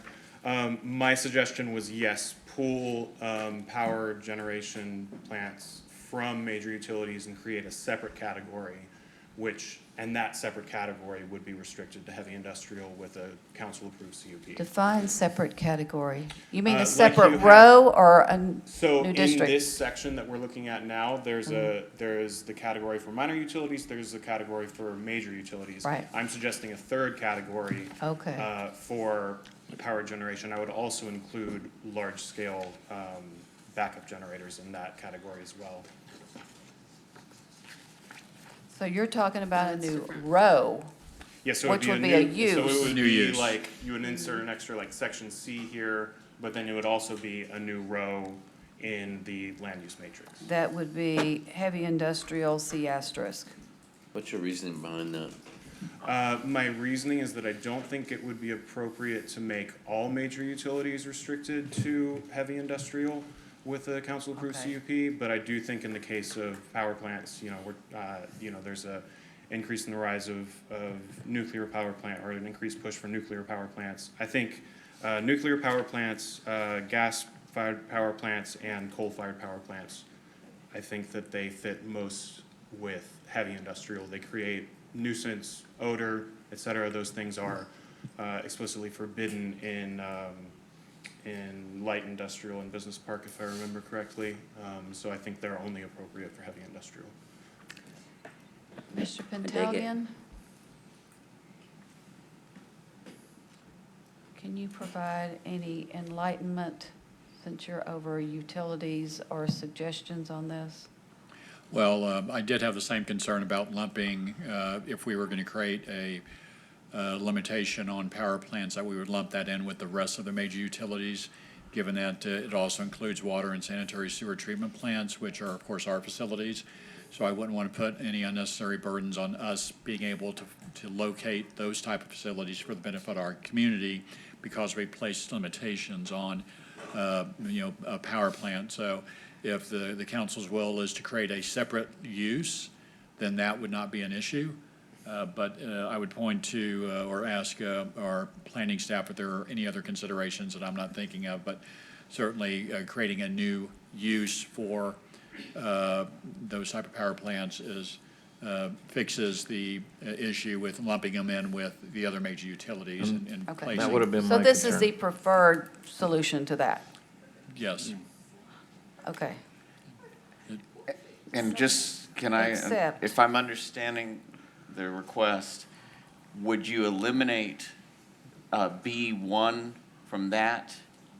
Take that out completely, so then that's its own line. We would strike through B1 under this section and put it all under power plant.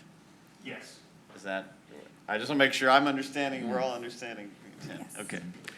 Well, and even given that, we have partners, with whether it's El Cerre or others that may want to establish some sort of electric generation plant.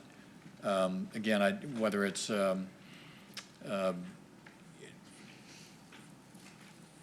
if it's the association with a data center, that's one thing, but if it's an association with providing a public benefit, that's just another consideration. So this is something that's, brand new. I would want to, maybe talk to our partners to see kind of, between first reading and second reading, if that creates any additional issues. Okay. But certainly, I just wanted to Sure. rise in that. Yeah, I wouldn't want to concrete anything in now.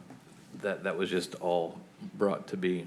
But it's probably data center driven, right? Like, this is why we're asking these questions, so, Not- which is I fine, mean, not- which is I fine. don't think so. I Or no? don't think that's the sole. I mean, the increase in power demand in our state in general, Yeah. which of Right. course is largely driven by data centers, gives rise to the need to reexamine Sure.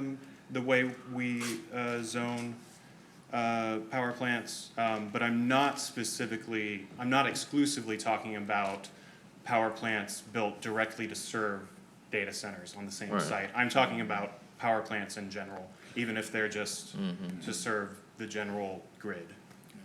Interesting. And I would just add in the same vein, I can just check in with our partners between first and second reading just to see if there's any issues. Okay. Yeah. So, whenever you've got something in the land use table, there's always a section, something, something, that gives you the details. Do we need a new one of those to provide exactly what we're talking about on this? Yes, I think that would be helpful. That should be a pretty easy thing on our part. We can do that between now and your next meeting. We'll just make a new little section that is titled the electric power generation piece, and then we can specify that out. Okay. That should be an easy definition to Yeah. find in Yes, other ma'am. places. Okay, thank you. Yeah, if we played this out, it'd be coming to us anyway, and heavy industrial makes logical sense. So it's really just the CUP on the end of it that's really in play, but if a power plant was coming to San Marcos, Well, but like currently a power plant could go into a business park, which I don't think any of us want. right, Exactly. yeah, that's fine. Well, it sounds like It's just the CUP. I if think. there's council consensus before They'll work next on it. meeting, we'll have those questions answered with partners. Obviously, we don't want to have unintended consequences like that. That's not the intent. So if everybody's okay with it as proposed, we can go Flesh to it the out. next one. Just put this on hold. I want to take a vote to authorize staff Who seconded the it? ability I second it. Thank you. to go and do that. I don't think without a vote, it really authorizes that. Okay. So we'd essentially be voting on direction to staff to hammer it Yeah. out. Clean it up. Well, it's going to have to come back a little bit because the section, the description section has to come What I'm back to saying us is we're because not gonna that'll try be to write new. all that right now. We're gonna vote Right. on Right. having them write it, and then we'll vote on it. That's what I as just a- said. That No, will have I'm to asking come for back to clarification. us. Yeah. And then if there's changes needed in the second reading, we can do that. I'll commit Well, to there that. will be because Yeah, that yeah, section's that's what I'm gotta be saying. I'll written. commit to following up with staff. Okay. Yep. I will vote for it to pass it on forward. And The motion passes 6-1 with Councilmember Scott dissenting. did you mean that? Okay. So if we could go back, staff, sorry to keep giving you all these instructions to pull things up, but if we could go back to my amendments. Oh, God, I'm hesitant to even bring this one up again, considering all the elongated discussion we had about the comp plan, because it's the same, it's the 2.5.1.2, so we'll hold that till the end. If I'm interested. So number 2, number 210, this gets at those signage changes, having the applicant do the signage changes. After hearing more about staff's rationale, I'm less hesitant about going forward with this. My thing was, there was language included in the staff memo as it related to explaining the rationale, and I quoted it right here. I was just wanting that language to be codified, and that's all this was. So if y'all's language needed to be different, that, I'm fine with that too, but this intent is what I'm trying to get codified. And that is that if the applicant failed to comply, that they won't be placed on the agenda for planning commission or city council, so that intent. But that was already suggested.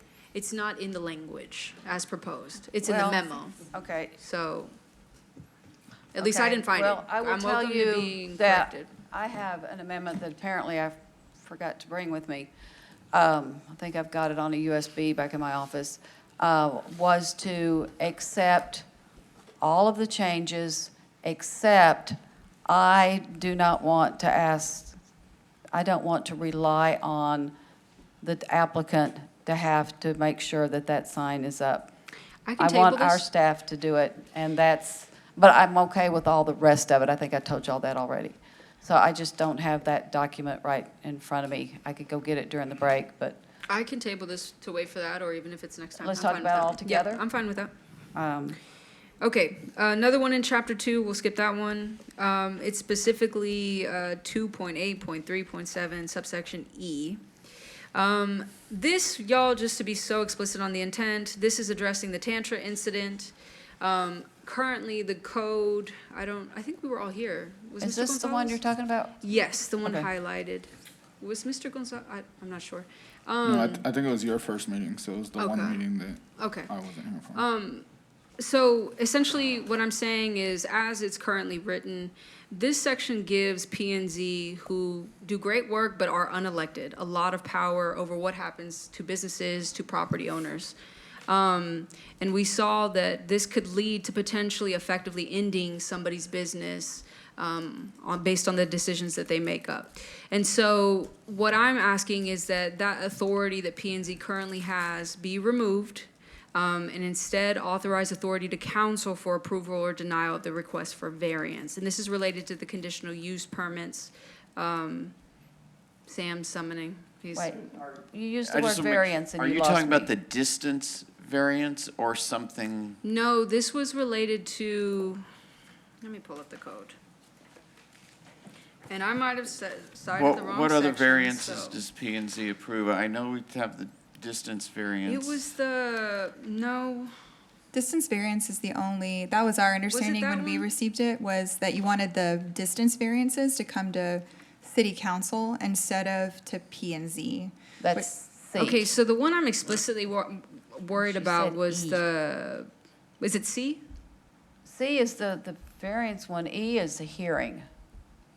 On the And variance E1 request. says, the Planning and Zoning Commission shall Shall hold hold a a hearing hearing. to consider the applicant's request for variance.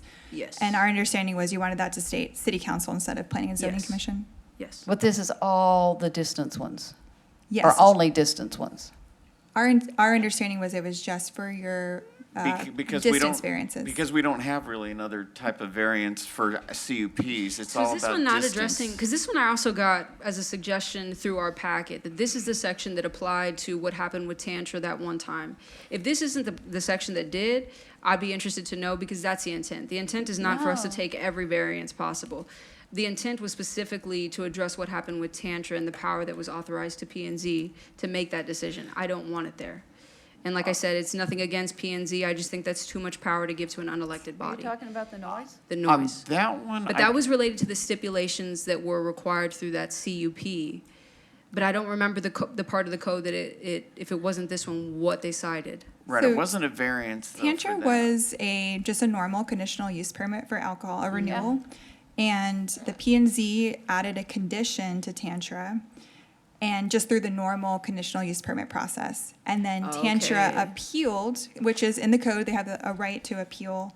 They appealed to city council. So you already were the final say on the appeal, and all appeals have to come to you. And that appeal, though, remind me, this was a long time ago, but remind me, was that appeal subject to that threshold for a supermajority? Why did they require a supermajority for that vote? Or why did we require a supermajority for that vote? Because I- it failed P&Z? That one was a little different. No, it was approved with the noise, and they didn't like Right. the noise section. So the 6-1 threshold, or the 6 threshold was to overturn what they required? Remind Well, we me. weren't- Overturning the decision of P and Z. Okay. But even if it's one item in the list of conditions, Correct. that creates a supermajority? I'm going to check the supermajority Okay, stipulation thank for you. you. Yeah, I'm trying to And recall this that is the intent, so if scenario. we don't want to remember. further address this, like with language, I misunderstood, because this was included in our packet. I think the people just cited the wrong part of the code. But that was the intent, is to address that. Now, whether it's addressing the supermajority and necessitating that for something like that, then that could be something that we talk about, and I'm fine with that. Yes, And maybe ma'am. removing that threshold. I think y'all understand the intent of what I'm getting at, though. Yeah. There is It's a. just too much really. power. It's too There much- is a it supermajority, I'm sorry, to Okay. answer your question. if it's 2836 just gives the procedures for how the appeal will work when it I comes to see. you. And so Section it's D. 2836D. States a supermajority vote in accordance with section 2242 shall be required to reverse a decision of the Planning and Zoning Commission. So that's why it required a supermajority. Maybe it was 2836 instead of 7, but there's no E. Yeah, there's no E, though. I think it was just a mess up and I didn't look at it. And in that case, yes, they granted the CUP, but you were still reversing the conditions. I guess Right. that's why. And the threshold for me just felt entirely too high. And so that's what I'm trying to address. So are you saying you would like to eliminate the supermajority requirement? And that's a local requirement, by the way, so you can do whatever you want with it as a council. You can impose a supermajority on yourselves when you want to, or not if you don't want to. It's really, I would like A local to decision. probably pin my own and understand the implications of that. I think it's very clear on what my intent is, But if that supermajority applies to maybe other things that's outside of my intent, I need time to think about that. Does that make sense?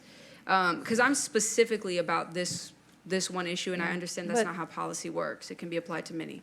But in that case, they appealed it, and council agreed with Tantra, and we did take that condition away. Which I'm happy with. I think we made a great decision, but what I'm trying to say is that threshold After, was so like, high. yeah, after hella people had to come out. and Yeah, even like- people, Throwback Thursday coming back after years of being away. Yeah, Yeah. and I just So- think our business owners deserve more than that. I'm just gonna be so frank, and I think that's why it was an easy decision for me, and why I was just, why I felt like I wanted to address it through this process. So we have universal procedures, and the universal procedure is anytime you're going to reverse a decision of the P and Z, the universal procedure is a supermajority. So it would be simply creating a carve-out. For example, and I can't remember the section she read, but supermajority required except in the following cases. Or under the CUP section, you say that on appeal of a CUP, a simple majority is required. So you can make the change without affecting all the other permits that might be And impacted. that's the It's- desire. I don't want to touch anything. Well, do you want to make it 5 and not 6? Just a question. No. You want no, to just do ma'am. the regular 4? Just a regular 4. Just wanted to clarify, because Yes, there's a ma'am. few things we have that take 5. Yeah, no, I appreciate that. Okay.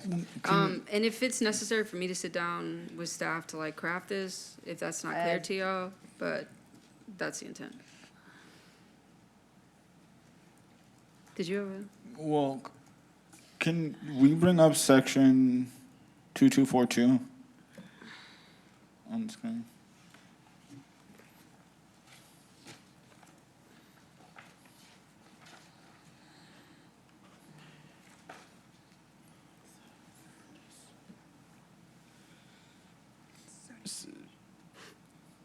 While you're waiting on that, I was just saying, I'm you looking review at the authority? appeals 2836. On that, you could simply revise D. Yeah. That says a simple majority is There you sufficient go. to reverse the decision of the P and Z. Assuming. that's I what would But like now the we're carve talking out though about- that you mentioned though. Are we talking about all decisions of P and Z? Because that's for all, The one, and it was up on the screen a second ago, and I'm sorry, I was under appeals. under D, appeals, Mm-hmm. under subsection D. For the sake of time, Mayor, can I work with legal before second reading? Yeah, let's to- put a hold on that. Is that okay with y'all? Okay. So we can get on with it? Okay. I know that's. But I think because I'm interested in exploring that too. So if you're gonna work with legal, and then I'm gonna find out about it at second reading, or when the agenda comes Yeah. out, and then Oh, y'all have can to just. We do can, the I sausage can on ask second that reading. once we might as well work do on now. it, it be shared with staff, shared with council. Well, as no, I well. understand that, but then we wouldn't have an opportunity to address it until we're on the dais. Right, I mean, there's nothing stopping y'all from talking to each other. You two. Yeah, you could send an email. Well, now You- there's 3 of us that are interested. If a 4th person Well, becomes I'm interested in doing hearing something. what the conversation comes from. Yeah, I'm interested in Them. hearing it, but I don't need to be in the Yeah, conversation. I don't need to be all up in that. Okay. And like I said, I'll commit to whatever. I'm sure there might be other ones that I'm gonna be working on finalizing language. I'll share that with y'all as promptly as Okay. possible. Okay. Or actually, is the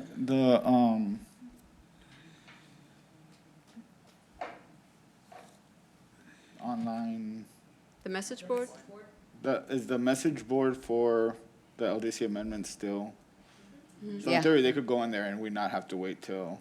Yeah, so like all of Yeah. these, me, the mayor, and I think yours were published on there, and it's been open, I think, this entire time. So if you have a question on there, we'll put it I on there hope too. our though. new Yeah, we ones can do have that. been cross-posted. I didn't look. Yeah, they posted them this morning. No, not just for today's meeting, but also to the land use amendments.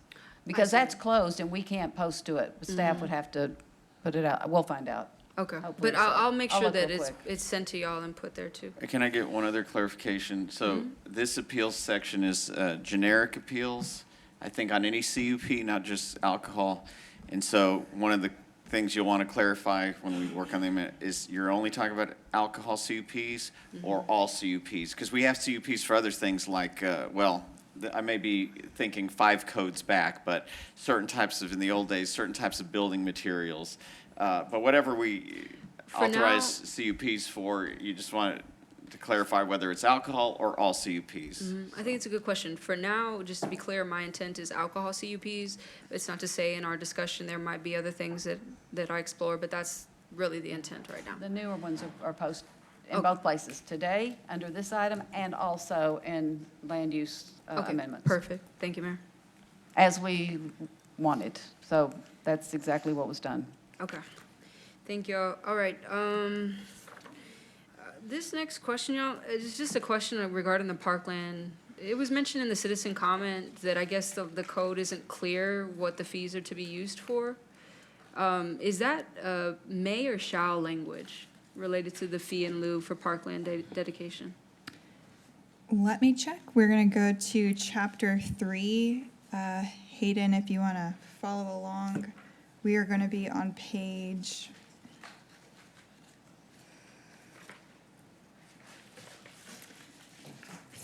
358.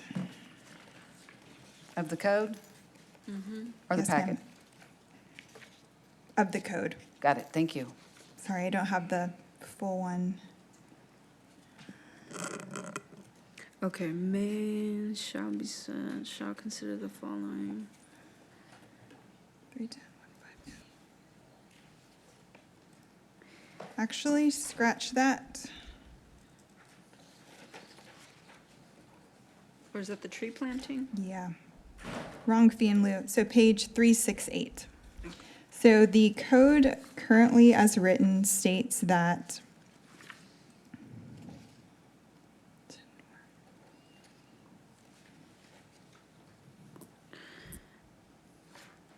Three, six, eight. 310.15B. 310.15B. So that's page 369. Apologies, we have a couple fee and lieu sections. Thank you for bearing with me. There we are, B, the very bottom left. So the city shall establish a separate parkland and open space account. The funds in the account shall be earmarked solely for the acquisition or development of parkland in accordance with section 310.21. Oh, okay, so it's not permissive, okay. Yeah, I thought that one Yeah, was, I heard it and I didn't, okay, I Okay. wanted to make sure. Okay, thank you, sorry about that. Okay, back to my amendments. 4.3 was that preferred scenario, the business park district thing that we were talking Okay. about earlier. There was a suggestion to strike it, included in our packet by, one Wait, of to the strike what? stakeholders, establishing business parks districts. you mean Quite just do away frankly- with business park entirely? Yeah, or they said that if we as a council weren't interested in that, that they have more mixed use, so some residential supportive retail, In a making business them park? more complete places. That was the suggestion. Would some of the uses that are allowed in business park be allowed in CD5 or CD4? Probably not 4. There's a lot of what I would call commercial-ish. Well, CD5 is walkables to be residential and commercial. So there are a lot of overlapping uses between business park and CD5. However, the big difference is the way that those districts are built. So CD5 is going to be a more, the buildings are going to be closer to the street. It's a very walkable design in terms of building location. And business park does not have those sort of site design related pieces. I would need to do a full analysis to see the comparisons. But majority of uses are similar, but business park is a little more restrictive on commercial uses. Yeah. We can workshop that. I'll explain the intent. Okay, we'll move on from that. 4.6, which is the second one up here, the neighborhood density. The amendment would be to include within subsection A, let me let y'all pull that up first, hold on, 4.6 is page, So by the hashtag 4-6, that means there's one in the document, correct? yes, the first time it's mentioned is on page 4.7 in the development code.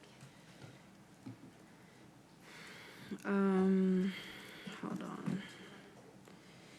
Yes, under neighborhood density, and it would be the ND3, so that first one. And it would include the language which encourage, so it's that first sentence, which encourage affordable ownership and ownership alternatives.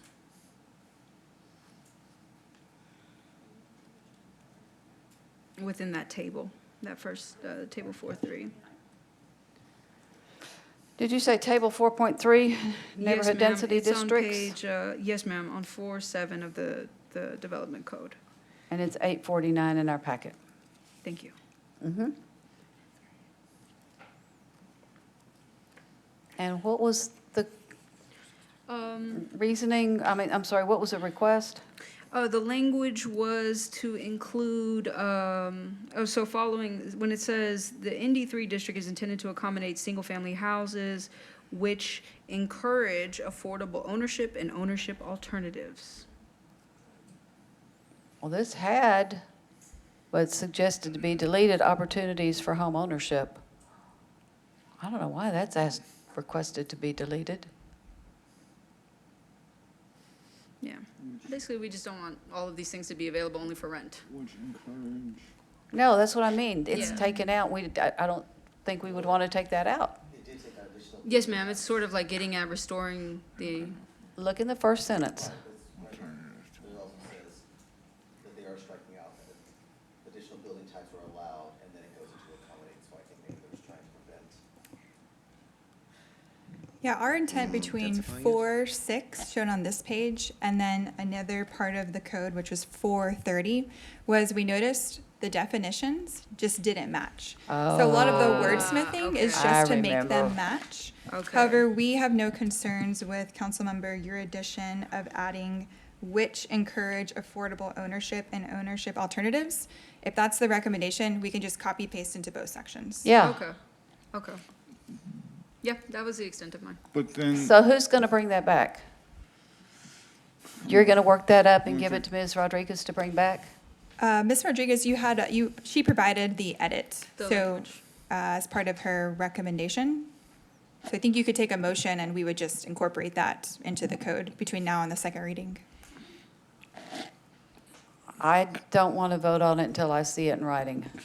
I mean, we're just gonna copy and paste. Can we copy and paste it in there? Because Yeah, They're can I both just right bring there. it up now? We already have it.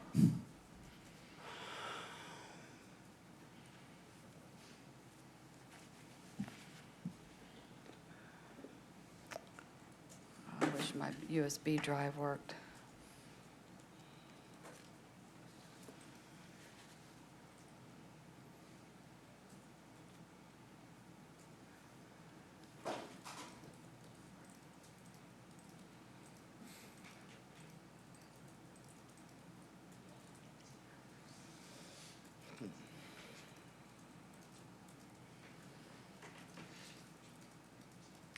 Are y'all good to vote, or?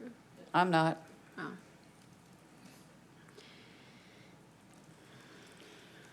Oh. What are we waiting on to vote? Questions, or- okay, so yes, my question. So amend ND3 to include which encourage affordable ownership and ownership alternatives, which isn't what you said. But okay, or is it? Whatever. Anyways, if we just add that in, the whole thing would read.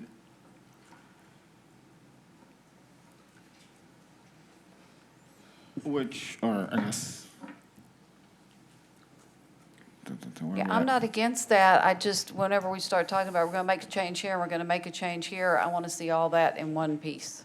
Okay, so the whole thing would be which encourage affordable ownership and ownership alternatives and accommodate affordable alternatives for home ownership. So I don't think it's a matter of just dropping it in, it's actually amending what's on here, because then it's, Yes, but the whole point was we've got a description in two places, and they were trying to make them closer to be the same, and so now you need to change it someplace else, and that's what I don't have in front of me. Mayor, I will add that to the list of bringing back, and staff we will work on it as to continue, so we can move forward. That's Right, what I was yeah. trying to get to. All right. Okay. Okay. This next one gets at table 4-6, found on page 411 of the development code. So this gets at, so currently, I think we right here are restricting CD5 just to downtown, I believe, correct? Yes. So I saw something in our packet that discussed that brought up a good point, the East Side Hub that we've talked about at great length.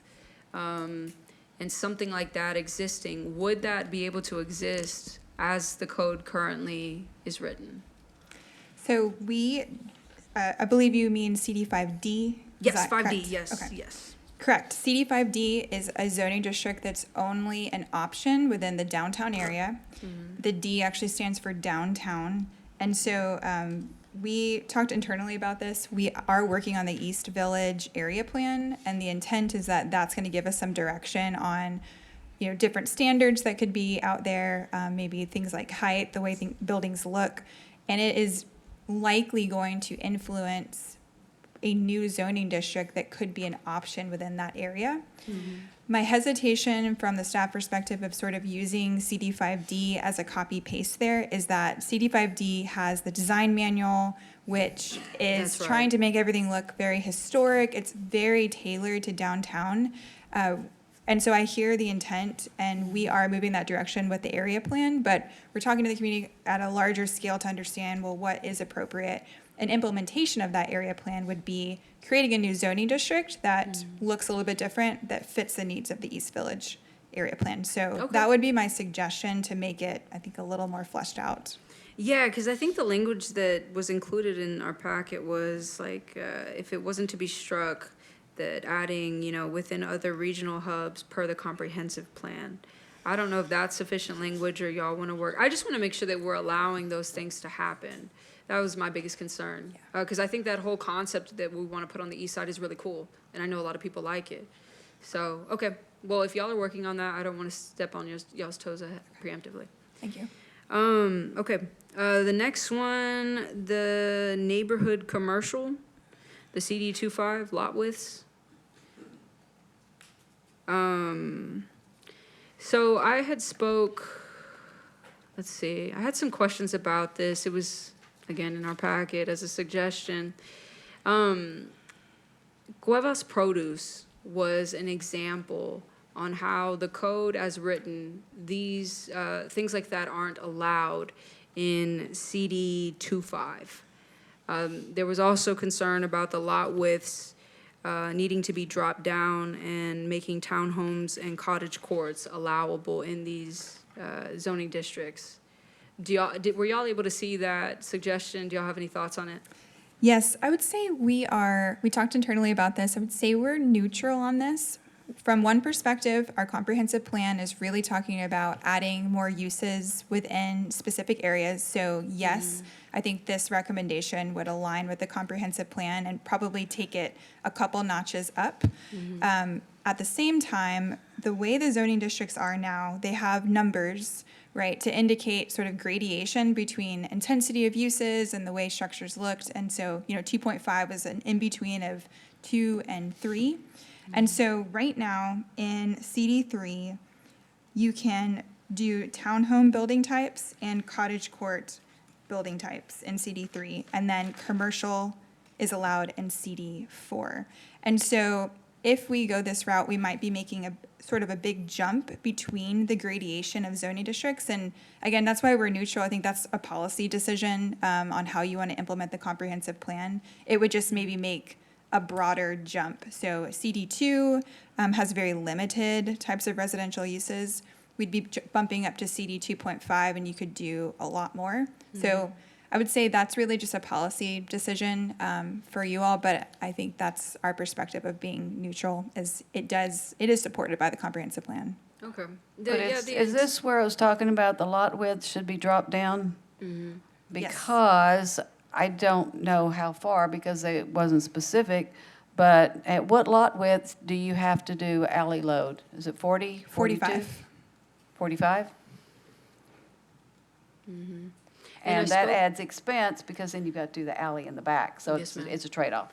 And I spoke, after I read it, I spoke to ask further on the intent about this, because as somebody who grew up in the city and used Cuevas and saw what it meant to that neighborhood when fully operational, it was huge. And when we talk about walkable communities, I think right now, the one walkable community that exists in our city is downtown and downtown only. And so Yeah, the but- intent behind this was to essentially ensure that communities themselves can be walkable because they have things to walk to. So if that's a Yeah, but little food store, if that's what have you. I don't understand the part about with the new stuff, Cuevas wouldn't be allowed to operate because we've got neighborhood commercial. And you see neighborhood commercial on more major streets or on corners. So in the neighborhood, couldn't a store like Cuevas Produce be neighborhood commercial? In CM would probably be but a property owner would have to request it. Right, Yeah. right, but it's possible. To say Cuevas couldn't happen in a neighborhood today, I don't think is accurate, because the zoning could be obtained to do that. I think their comment was in the district as it was proposed, that it wouldn't be able to exist in that CD 25. I don't have the Yeah, comments then in you- front of me, You but. do what we've done for years. You carve out the corner, and it's a neighborhood commercial. And I can give a little breakdown between the three that we're talking about. So what you can do between CD2, CD3. So That'd be good. CD2 is only going to allow really agricultural uses or a house, a very large lot with a house.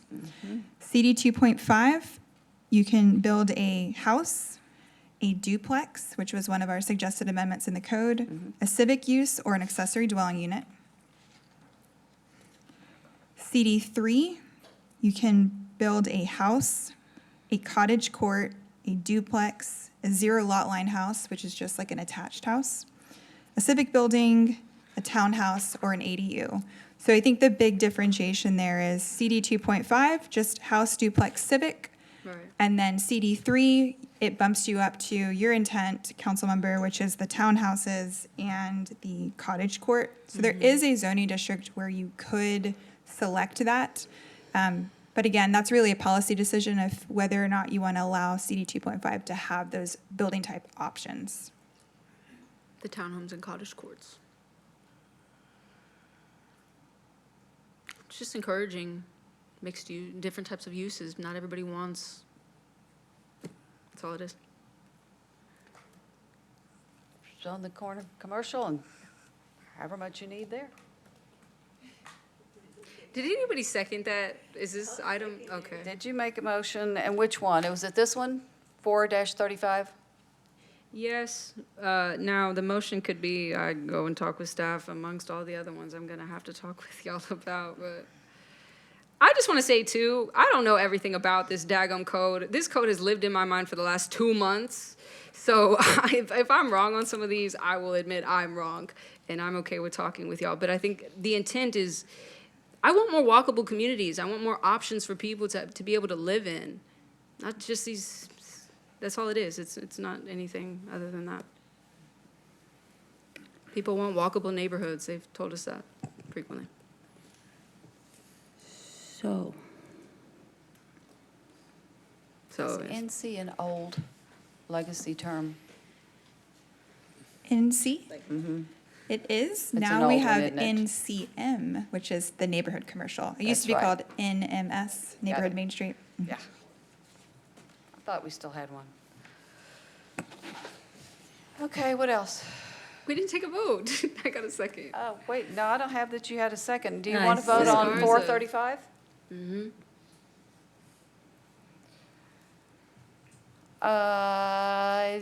I can't vote on that because I need to see the text in context. And that's fine, Mayor. I would like to see how my other colleagues feel, and Okay. if they're with it, like I said, I will commit to getting Okay. more language.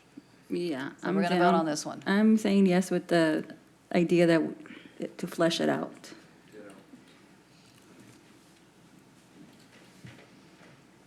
I'm a yes, but I'm just want to vocalize I'm confused why we're talking about neighborhood commercial and. I will bring 2.5. back language with further, because same. I'll Yeah. bring it back. I will And commit. I'm voting no because there's easier ways to fix that. That one.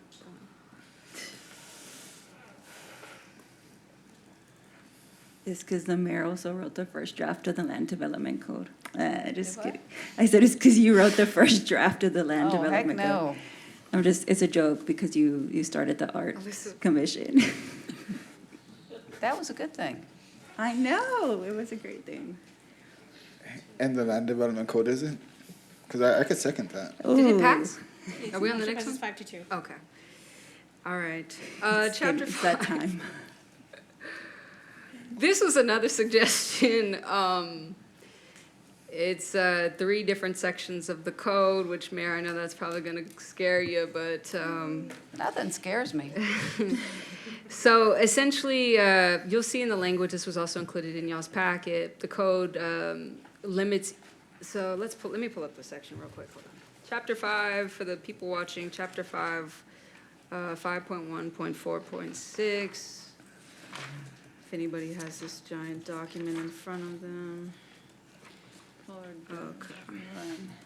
I've got it. So this first I've one got it is, called up on my computer. Staff, were y'all able to see this suggestion? Okay. Yes. Could you speak to maybe the implications, if any? I know y'all can't speak on the policy nature of it, but the implications of it. Yep.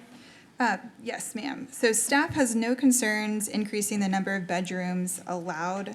And actually, I'll step back just to give some context. So we're in chapter 5. So these are the definitions of different land uses. So in the land use matrix, this is where we go to learn more standards about the specific use.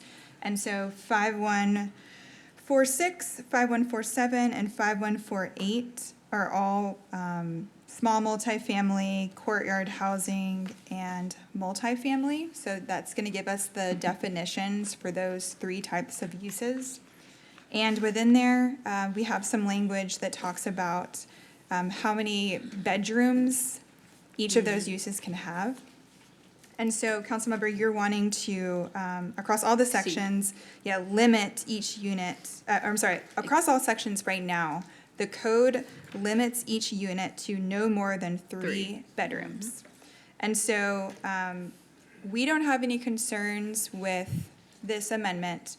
It might trigger the need for more parking potentially, just because there's, going to be additional units. And so that's kind of where the parking's coming in. So that was one of the kind of things that we were thinking through. Let me see here. And then we suggested increasing the number of bedrooms allowed to 4 bedrooms in those sections would be what we would recommend. Yeah, and the intent was to supply housing for, you'll see it there, generational or larger households. The subsection B actually gets into more of a formula for this, kind of how it would work. So they did include, for example, requiring that at least 20% of units include 2 or more bedrooms, or allowing 4 to 5 bedrooms. And I'm fine with 4 if y'all feel that 5 is too excessive. 4-bedroom units in certain districts through a conditional use permit. And so it just, getting at more balanced needs. So that's my motion. Could you give us the source of where all these are coming from so I can find it in the document? This one came from... And did all the others come from the same source, so I can find them in one place? We were sent a bunch of recommendations in the packet, so I'm sorry I That's didn't. what I'm talking about, from Yeah. different sources. I think I had a OneNote document. These are, I'd second that Sounding just- familiar. Just for the sake of conversation. I'm seconding that. H. I don't know, Mayor. I know I had it in some document, but this one. Oh, well, my colleagues say they're ready to vote. NAIOP? I know, I think, hold on. Mhm. I don't know what that acronym stands for. I think it was. A what? NAIOP is what it was. I have no idea. Mr. Mendoza? Thank you. To be clear, I am all about increasing population and multifamily. Been big on that. How will this affect the height? Will we have a lot more individuals coming in here asking for variance on height additive, going from 5 stories to 7 stories and things like that? No, we'd still have height caps on all of our zoning districts, and so any deviations to height would always have to come to council or go through a variance process. So we shouldn't see any unintended consequences with that. Okay. So are we talking here only single-family homes that, I thought it was just single-family structures? Are we talking about apartments here? I don't know. And the thing being shaded is making it harder to see, and it's also hard to read because I could use it bigger print. So this is not talking about single family. This is referring to small multifamily, which is up to 9 units. And Okay. these are uses, right? So we would categorize them into these buckets. That's what I was trying to figure out, is what are we even talking about here? Small multifamily, courtyard housing, which is up to 24 units. And the third is multifamily. What about cottage courts? That was not one of those sections that Ms. Rodriguez referenced. If you want to expand it, okay. Well, cottage Not courts doesn't necessarily, have the just bedroom. looking for clarity. Okay, I'm fine. I was fine with it if you wanted to. Well, I'm assuming it's not included because it doesn't have that limiting bedroom limitation under cottage courts. Do we want to then have the limit be 5? I didn't hear you. I'm sorry, Mayor, I didn't hear your question. Are we talking about just changing it from no more than 3 to no more than 5? Is it that I simple? believe staff had recommended 4 was probably the appropriate, rather than 5. And That's, I'm so I fine was with just that. trying to figure out what we're talking about. Yes, ma'am. And So I 3 to guess a lot of those homes, when you've got 4 bedrooms, then there's also the upstairs playroom or whatever, which could be a bedroom. Yeah, it can be a barrier for some homes that, if you're just doing a single family unit, you can have as many bedrooms as you'd like. Okay. But as soon as you become a small multifamily, then we have to deny a permit because they had 4 bedrooms or talk to them about it beforehand. Well, that's been the whole difference with the student housing, and that's why people will come in for a student housing permit Exactly. because they want more than 3 bedroom units. Yes, ma'am. So you have a way to regulate that already through the CUP process with the student Yeah. housing. Yes, but I'm just trying to make sure that they still have to come in for that CUP and that we're not changing that by doing this. No, because we're only referencing the small multifamily, courtyard housing, and multifamily as currently proposed.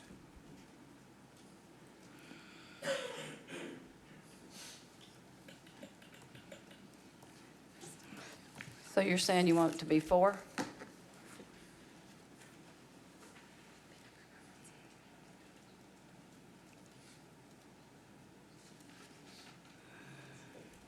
And we're only on A? Well, that subsection doesn't make sense. But yes, the B was just kind of getting at if there was some sort of formula needed or, allowing them in certain districts through a CUP. But it doesn't sound like my colleagues are interested in being that restrictive. It sounds like y'all are okay with 4, so it's just A. So no need for B, there's also go to 4. Yeah, just the A. All right. Sorry, who seconded? Ms. Garza. No, this one, Mr. Paselk seconded. You Oh, sorry. seconded the previous one. Sorry. Just to ensure that I'm voting on the right thing, could we just have staff remove section B real quick? Yeah, that makes sense.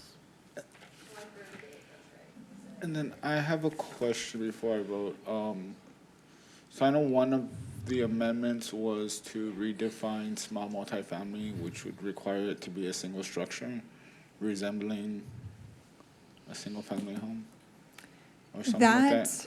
Yes, I know what amendment you're referring to. That would not affect this. That is more about like the orientation of the Well, buildings. I understand, but my concern is if we're not going from 3 to 4 and it's allowed to have 9 units, we're going from a total of 27 units in a single structure to 36 units in a single structure. If both pass. The units are different from the bedrooms, if I'm understanding, I might be misunderstanding. I mean, yes, I apologize. We're going from having, so currently limiting it to 3, but they can have up to 9 units. There would be 27 total bedrooms in one structure. Doing this, going up to 4, we're allowing up to 36 total bedrooms in a single structure. I'm just thinking like a structure fire. There's 36 people's bedrooms that are now gonna catch fire as opposed to 27 people's bedrooms that are gonna catch fire. But am I Yes. understanding that correctly? That's correct. I will say some multifamily floor plans that we look at, they might add an office or they might have a dining room. So they might still be the same square footage, but this just gives them the ability to, instead of on that floor plan, have, an office, they can have a formal bedroom with a closet, which is how it's defined in the building code. Or they can rent by the bedroom to 4 people. Well, if they were renting by the bedroom, we would be looking at a different use. Yeah. What would I'm gonna stop vote 'em? yes tonight, but I'm still kind of worried about, and this solution in my head might be just to not pass the other one and require a single structure, but whatever. Yeah. Either way, I'm a yes tonight, but I Hey, reserve staff, my right to not could you be a guys yes remove B later. for me real quick before I vote? I tell you what, leave it there and strike through. Just, okay, whatever we can, just to ensure. Just used a we're little not strike through voting up on there with the bold, italic, and underline. that. Okay. Okay, now, before I vote for this, you said that this would affect parking. Is parking defined, and I think I know the answer to this, by bedroom or by front door? It's And I def- think it's by front door for this type housing, isn't it? It's defined by unit, so let me read my staff notes on this. So one of the unintended consequences could be that, let's say there's a teenager and they can drive. If we're talking about family, which is sort of the intent of the original amendment, by having another bedroom, you could potentially have another person in there who could have a car. But our parking requirements are minimum, so they never prevent a property owner from providing more parking based on what they think they need. And so the minimum is it's 1 per unit, but that does not prevent them That's what I from thought. having the amount that they need. Great point. Yeah, that's a good point, Mayor. 1 parking spot for 4 bedrooms. Unless they decide to do more. We need to push that. But this is where parking garages come in. Unless we figure out what to do about the parking, I'm going to say no on this one, but if we can figure out the parking, I could be a yes. But for today, I'm a no.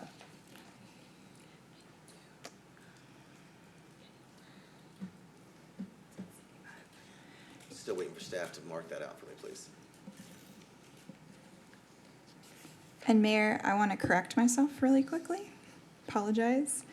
I'm getting confused with our CD5 and CD5D requirement. So in a CD5 or a CD5D zoning district, it's 1 per unit. But if someone is doing one of those other uses in like a conventional district, that's still the 1.05 spaces per bedroom.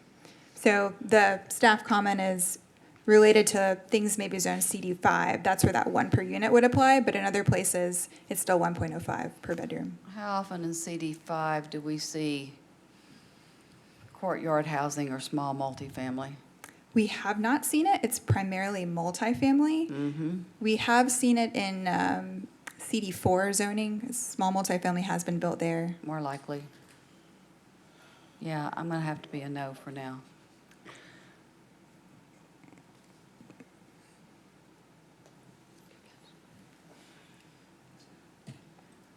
Motion passes 5-2 with Mayor Houston and Mr. Mendoza dissenting.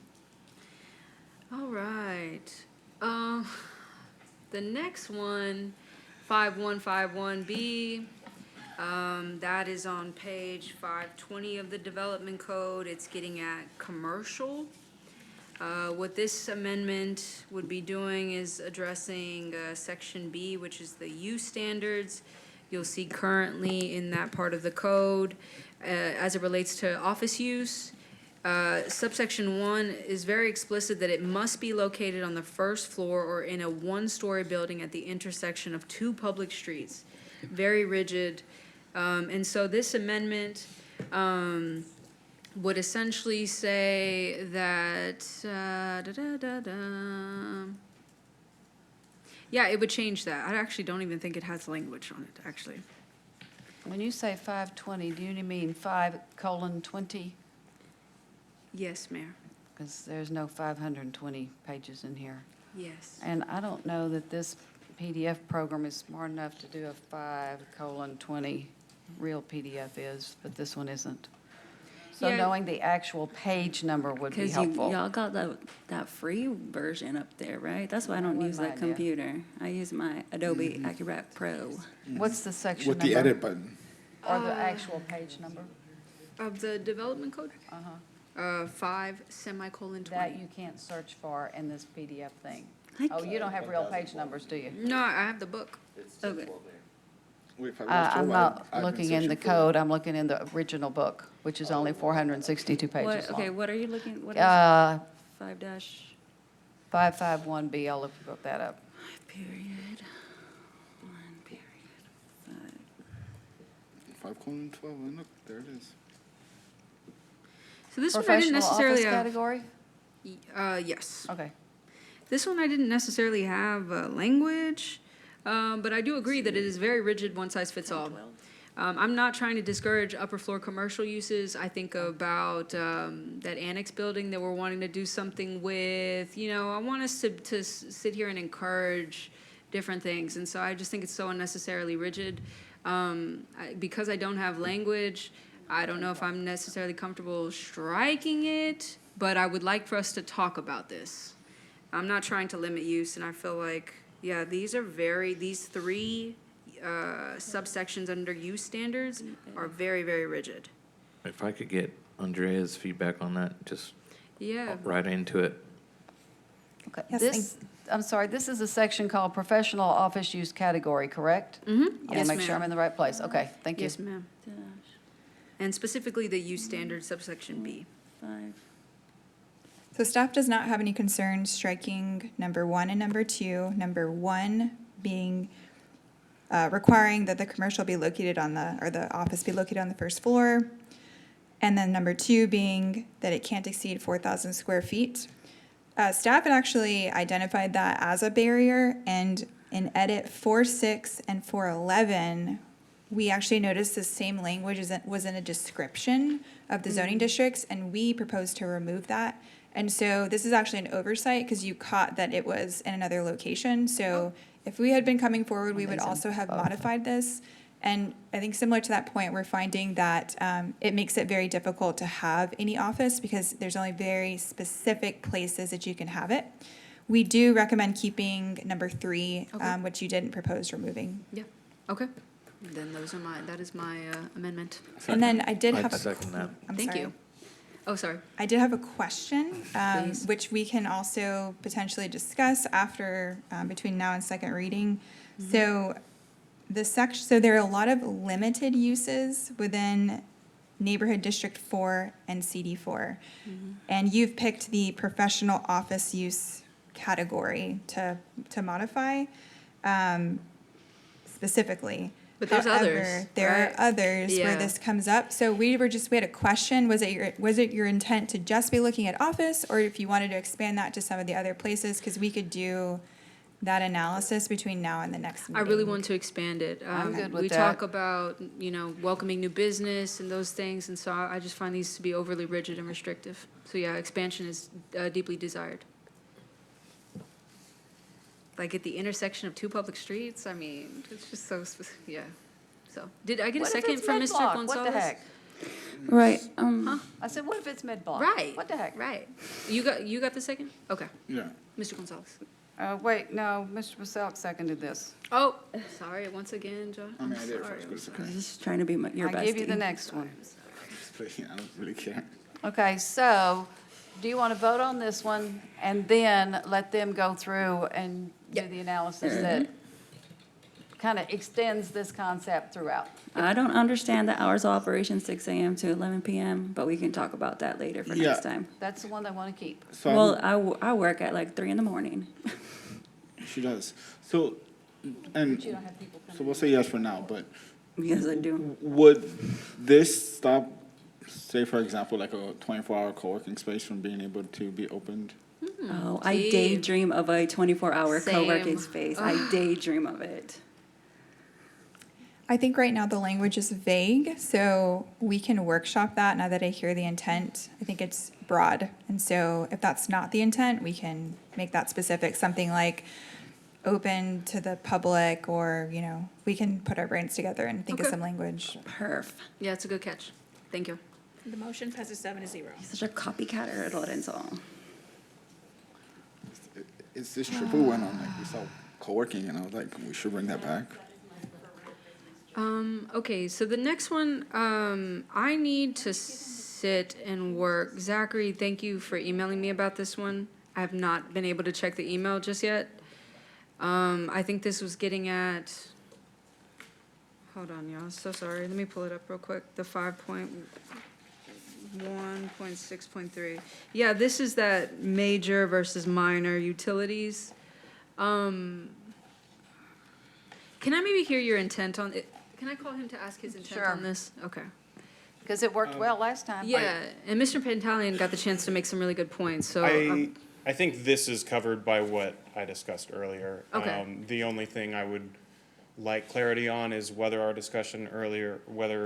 understood our discussion earlier to also include large diesel generator systems. I'm not talking about all, but yes. Okay. Let's So see. do we in need the this one or not? You're saying, when you say large diesel generators, you're saying it's not, I'm Or sorry. actually, not specifically diesel, large backup generator systems. I don't know if, I had mentioned it in our discussion several minutes ago. I don't know if y'all intended to include that in that third category we talked about for utility uses. Oh, I Is that- see. So that's the only thing I would clarify, but more directly to your question, I think that this is addressed in the conversation and the amendments that y'all discussed earlier. Okay. Okay. So I just have one question about that. Not knowing about backup generators, is a large generator, like, is there an industry definition for that, or would we have to define what large is? I think the LDC would have to define it. I'm sure someone more qualified than me can answer I just that, wasn't sure if there but- was like an industry definition of what a Yeah, large my- generator the is in- versus. That was The going to be my intent question, there- define large. Well, so the intent there is to make a distinction between these systems of generators that would be used for large load operators. Texas law, SB 6, I think, defines large load operators as 70 megawatts. 75. 75? 75. And so that could be a place to draw the line. But I think there's room for discussion there. And I think really what this conversation was born out of was initially the differentiation between those data centers that had behind-the-meter power generation to where they were powering the data center on-site versus one that was hooking up to the grid but only had backup generators. So that was the initial differentiation. I think now it's a matter of, with this new definition, do you encompass both behind-the-meter power generation and these backup generators in the same definition? Is that an I'm sorry, accurate? I'm not sure I understood your statement. So you were speaking to whether or not we include backup generators as As that like, part- third category that we're talking in about that third creating. category. And my only comment was, and I'll make the comparison of, say, Cloudburst, where they are doing behind-the-meter power generation. So they will have essentially a power plant on site to run the facility versus, say, what was being proposed with the Mayberry site, which was hooking into the grid, but having backup generators like most data centers do that are hooked into the grid. So just, again, just wanted to lay that out for you. You know, I don't think, and they're not the same. Those backup generators typically aren't gonna run the facility at 100%. They're just to keep operations online and probably run it at a In lower the event of capacity. a power outage or regular monthly operations, just to keep them lubed up and running and just operational. Not at 100% though. No, just, Yeah, you need a hours a ton of month. diesel generators.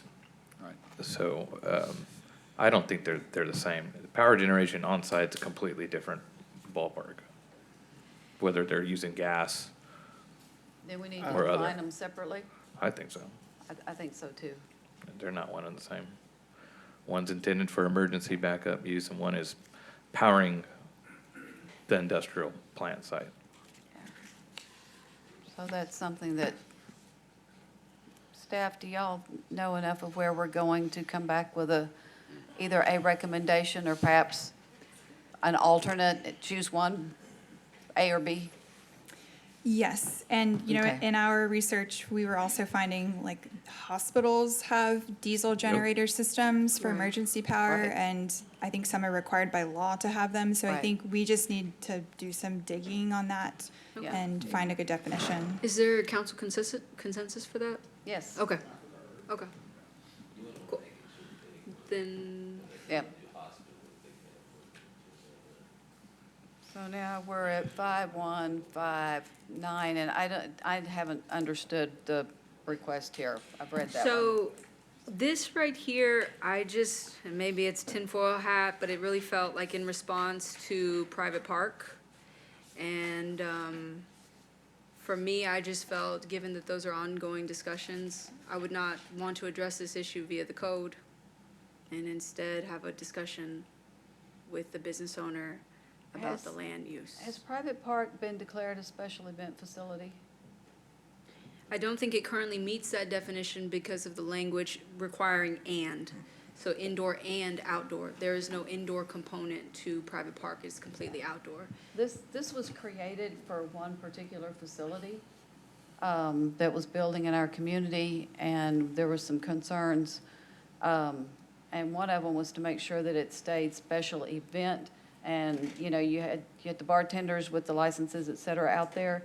We wanted to make sure that somebody didn't build something and call it an event facility, and then it just turns into a regular bar. And that was the concern on that one. So. Is that the intent? What we need to do is figure out, is there unintended consequences on this Right. that's affecting something Right. else? I guess that's a great question, or a great point, Mayor, is my question would be how this amendment would impact something like private park. Yeah, so right now, as currently defined in the code, it only states, it only states and.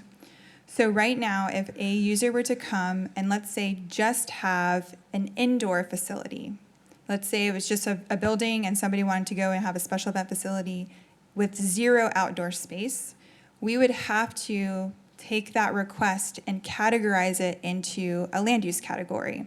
And so we'd find the most similar category, and in this case, it would be special event facility. And so the code gives us a lot of criteria on how to do that. And the same for the reverse. If it's just outdoor special event facilities with no indoor, we would then state, well, the closest thing I have to this is special event facility as currently defined with only the and. And so the intent to draw the or there is to just provide some clarity for, making it very consistent so we don't have to interpret anymore. We just know exactly where that would go. So if we don't add the or, my question to council would be, where would you like for those to go? If you want to split it out and have one that's just an indoor special event facility, an outdoor special event facility, and then a third that's indoor and outdoor, we would want direction on where those 3 go because the direction would be that they aren't similar. Does that provide maybe some background? Is we just have to categorize it into some land use, and the code gives us and tells us to do that and the process to do that. It does. I guess the concern was, how would it address something like private, I obviously don't expect us to get into the details of private park, but given that it's existed prior to this amendment, what that would look like? Or would it even have, that's the general question I have. Well, I want to make sure we don't get too specific about private park, because I have some opinions about whether that's actually a special, properly zoned or approved special event And facility. that's what I'm trying to get at, is So, that's an ongoing discussion. yeah, so I don't want to, I'm not sure how this amendment will affect that, because that's a unique situation. This says this particular type, no event center shall be located on a site of less than 5 acres. Yes, that's a standard related to that use. Yes, ma'am. Right. Would that particular facility, is it more than 5 acres? It's less than 5 acres. Okay, But so I it guess what I'm wouldn't even getting fit at, I into want to be here. careful about saying that it's Yeah. currently an authorized special event center. I just want to be careful that we're not, yeah, but I see what Completely it, understand. And I'm fine with talking with staff about this in the meantime. I think I've kind of made the intent or the concern clear, and so I just wanted to let you all know about that. I'm fine with that coming back with some staff input. Just out of If you curiosity, get somewhere on it, cool. what would you say is an outdoor event center or an outdoor facility? What would be, how would you categorize that? Like, is it just an outdoor structure with a roof on it, no walls? They put up tents. Okay. I got married at the Meadow Center, and Oh, we just nice. put up a tent. And that And would so be it's considered only an outdoor outdoor. venue. Mhm. So just so that I don't lose more sleep over this, as written now, that item wouldn't even necessarily need to be another amendment. We could just vote against 5-19, because that's, adding the word "or" is the only thing in 5-19. So if this is an amendment to take out the word "or," essentially we would just vote no on the amendment as proposed. Yes, we could, but the reason I'm glad I heard the staff explanation is because there might be something even outside of what I'm thinking Yeah. that this might address. And so I would love to speak with them before just motioning to strike it without fully understanding intent. Yeah, like I To said, me, it's like for maybe my we own may peace of need some mind. more options. Right. So I can, I'll mark it. Okay. I'll talk with y'all. I have a lot of work. I thought this was gonna be the last time I was gonna see this. Okay. All right.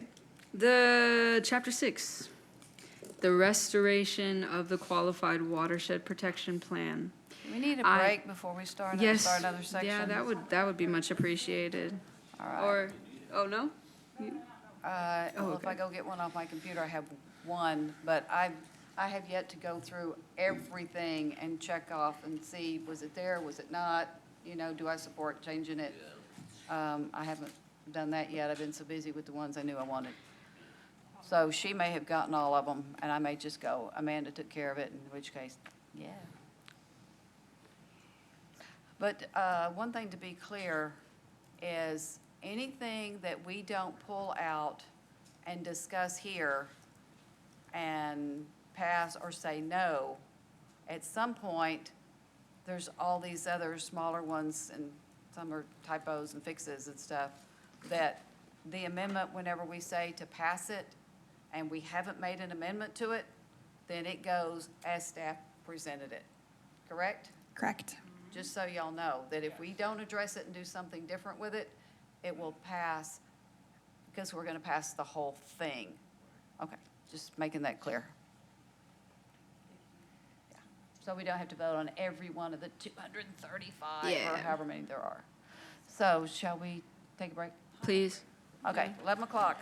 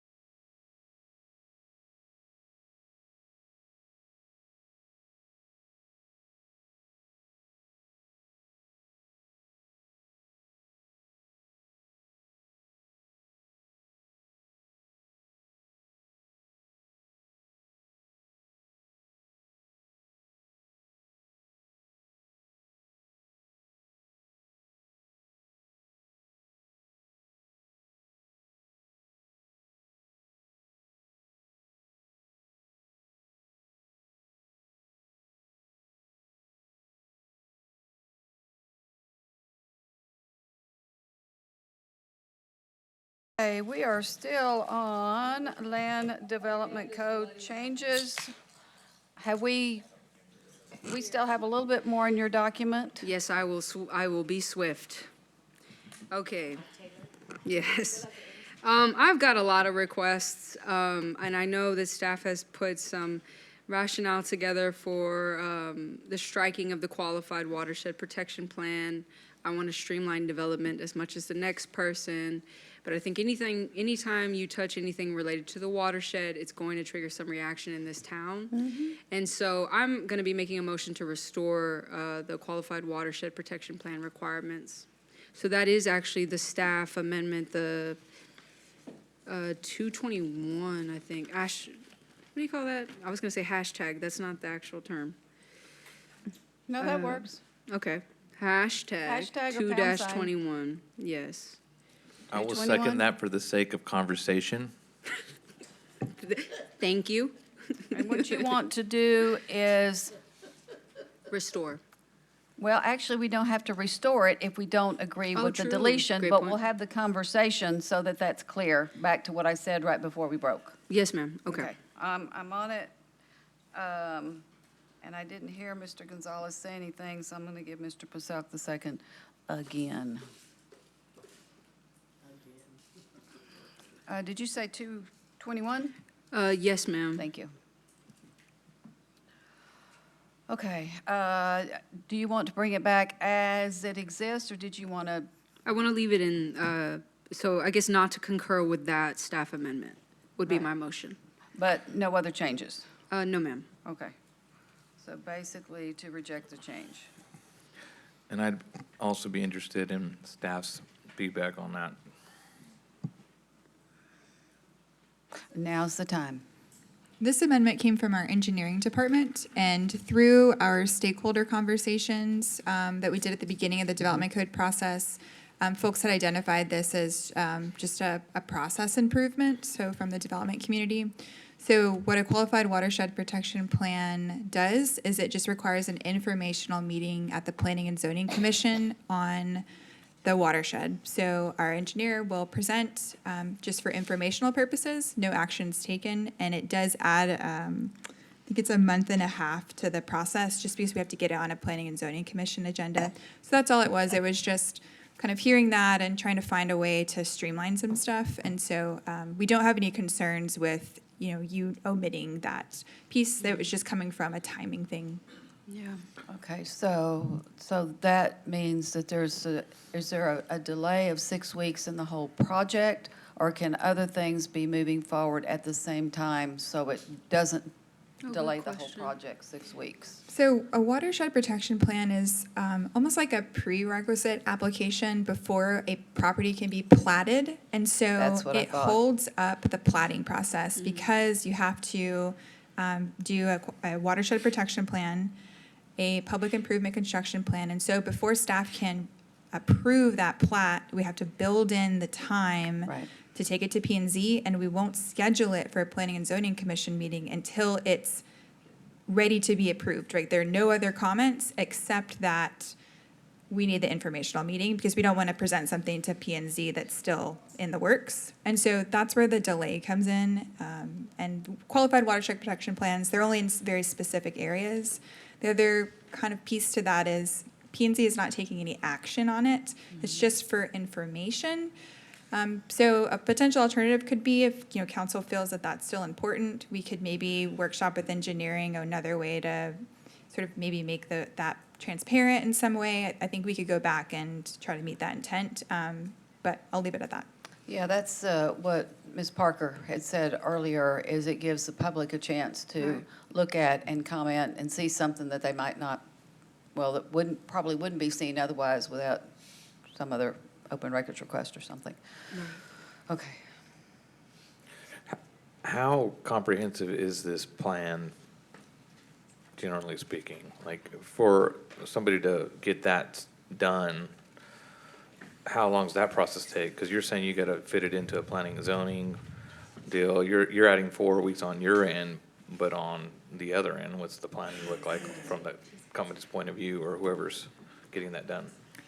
A watershed protection plan is probably the most complex permit that we have in the city. It requires there's a lot of re-reviews. It's essentially the big environmental study. So it's already the permit that takes the longest to go through because it's that like foundational permit. There's a lot of hydrology and a lot of kind of drainage pieces. And so I would say it's already a very long permit to get through, just the back and forth. And so it's just adding additional time on top of that.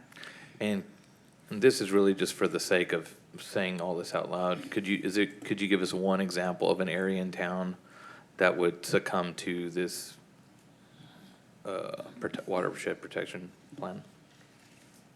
Just off the top of your head. I know Yes. plenty of watershed to choose from. Yes. Yeah. I'm But trying to a remember- watershed plan still has to be done, correct? Yes. This this isn't taking away the main part of this show. Correct. A watershed protection plan is a permit that's done with probably before any type of plating or any type of site development.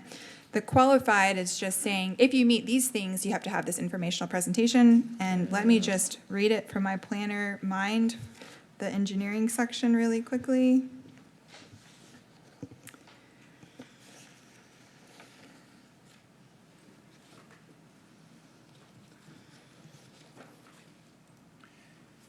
And Councilmember Walt, Assistant Director Villalobos is looking that up. I can tell you that I've had to speak to developers on this issue, and given the amount of time that they invest to develop the plan, pay for the modeling, what have you, and then to wait another 6 weeks to go through the process, they cite usually carrying costs for the land, contracts with property owners that are expiring and things of that nature. So it has been an issue that's been raised in my office a number of times.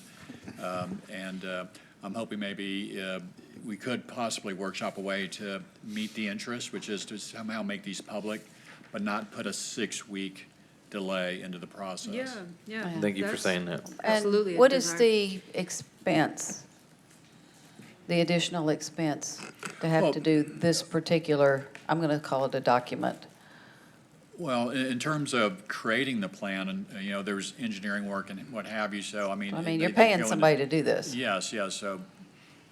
Thousands? Thousands, yes, tens of thousands, actually.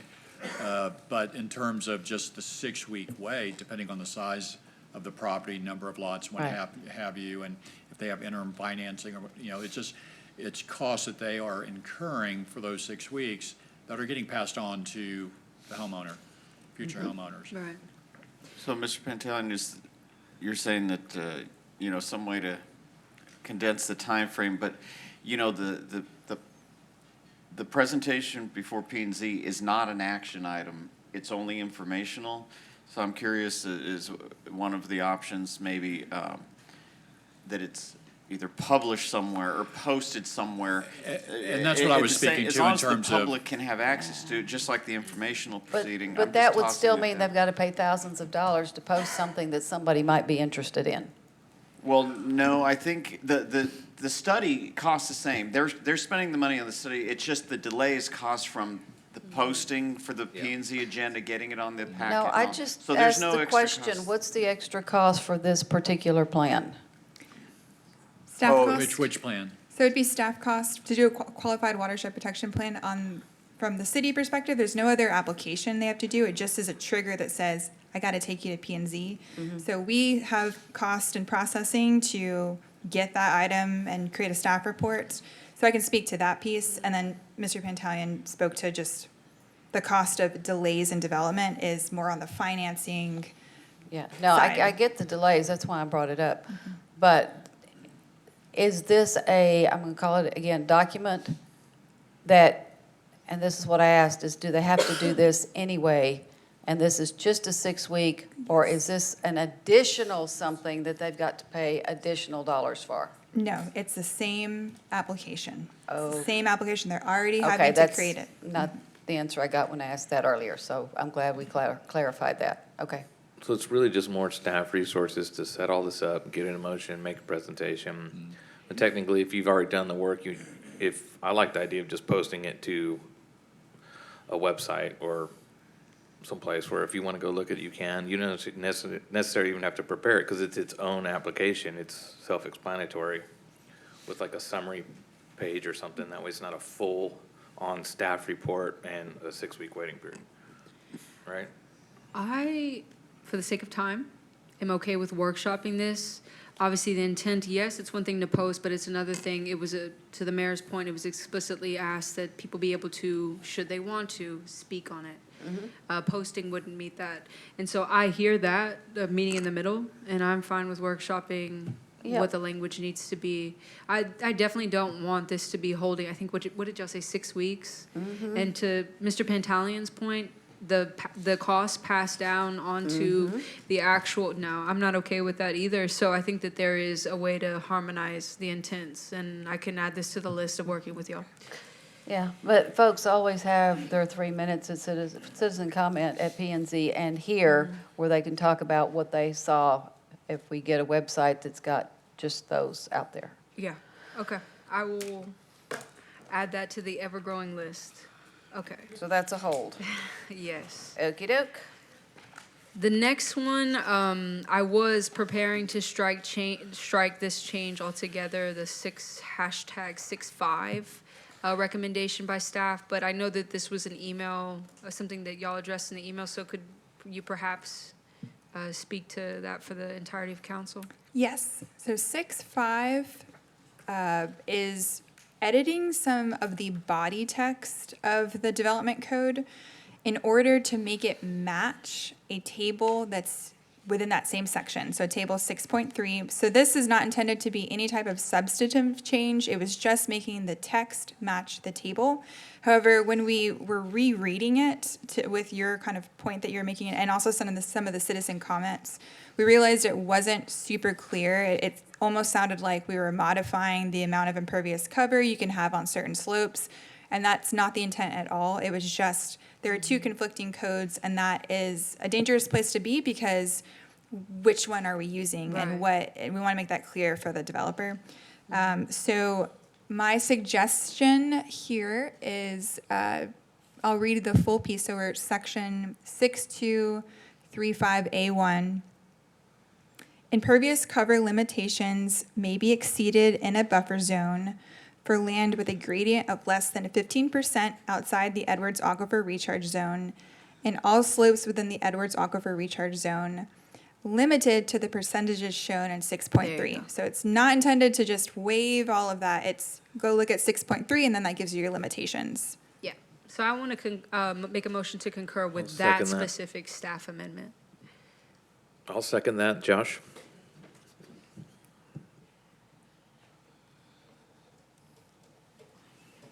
So that one, we want to affirm staff's recommendation. With the one on the screen, not the one that came in the justification. Staff's second recommendation. Yes, ma'am.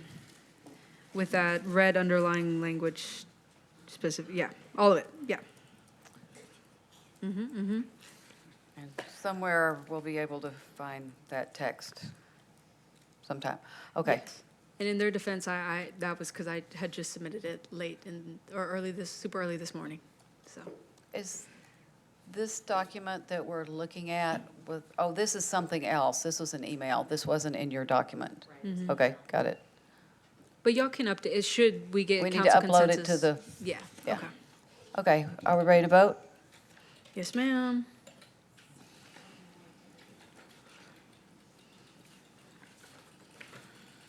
Motion passes 7-0. All right. Okay, thank you, my colleagues. We're almost done, I promise, or at least with mine. Okay, this one is staff's maximum parking amendment that was in our table, the justification table. This was a proposal to reduce the limit from 150% to 110% before mitigation begins. I saw this, I forgot, Mayor, I'm sorry, I forgot who suggested it in the packet.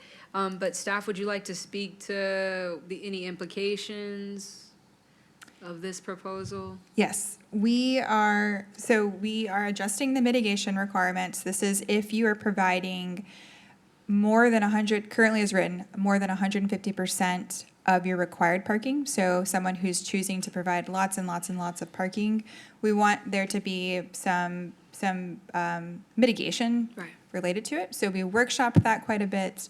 And we do feel that, reducing it to 110% is, would be a little restrictive. We ran some numbers and kind of went through some examples. So really our perspective was trying to take an incremental perspective. That's why we modified the standards to begin with, to make them work a little bit better. But if you are requesting to have 50 parking spaces, so let's say I'm a little grocery store, I need to have 50 parking spaces, and the cap was 110%, I would only be allowed to have 55 parking spaces, so 5 more, until the mitigation implications would be triggered. And so, we think that might be a little restrictive. We just did some rough numbers on some of our site plans, and folks they're always providing a little bit extra. And so we suggested if we want to find a sweet spot in there, maybe 75 spaces in that scenario would be a little bit better. So that would be, I didn't run the calculation on percentage. Oh, yeah, 130%. I'm fine with that. I will amend my motion to include 130%. I'll second that. after But it's said. to accept all the other things on that Yes, ma'am. page and in that section. Yes, ma'am. It would, but changing it to 130. Yes. Thank you, Mr. Migo. I had questions about this on the message board, and I think that's when some of my stuff got missed. Okay. Are we voting?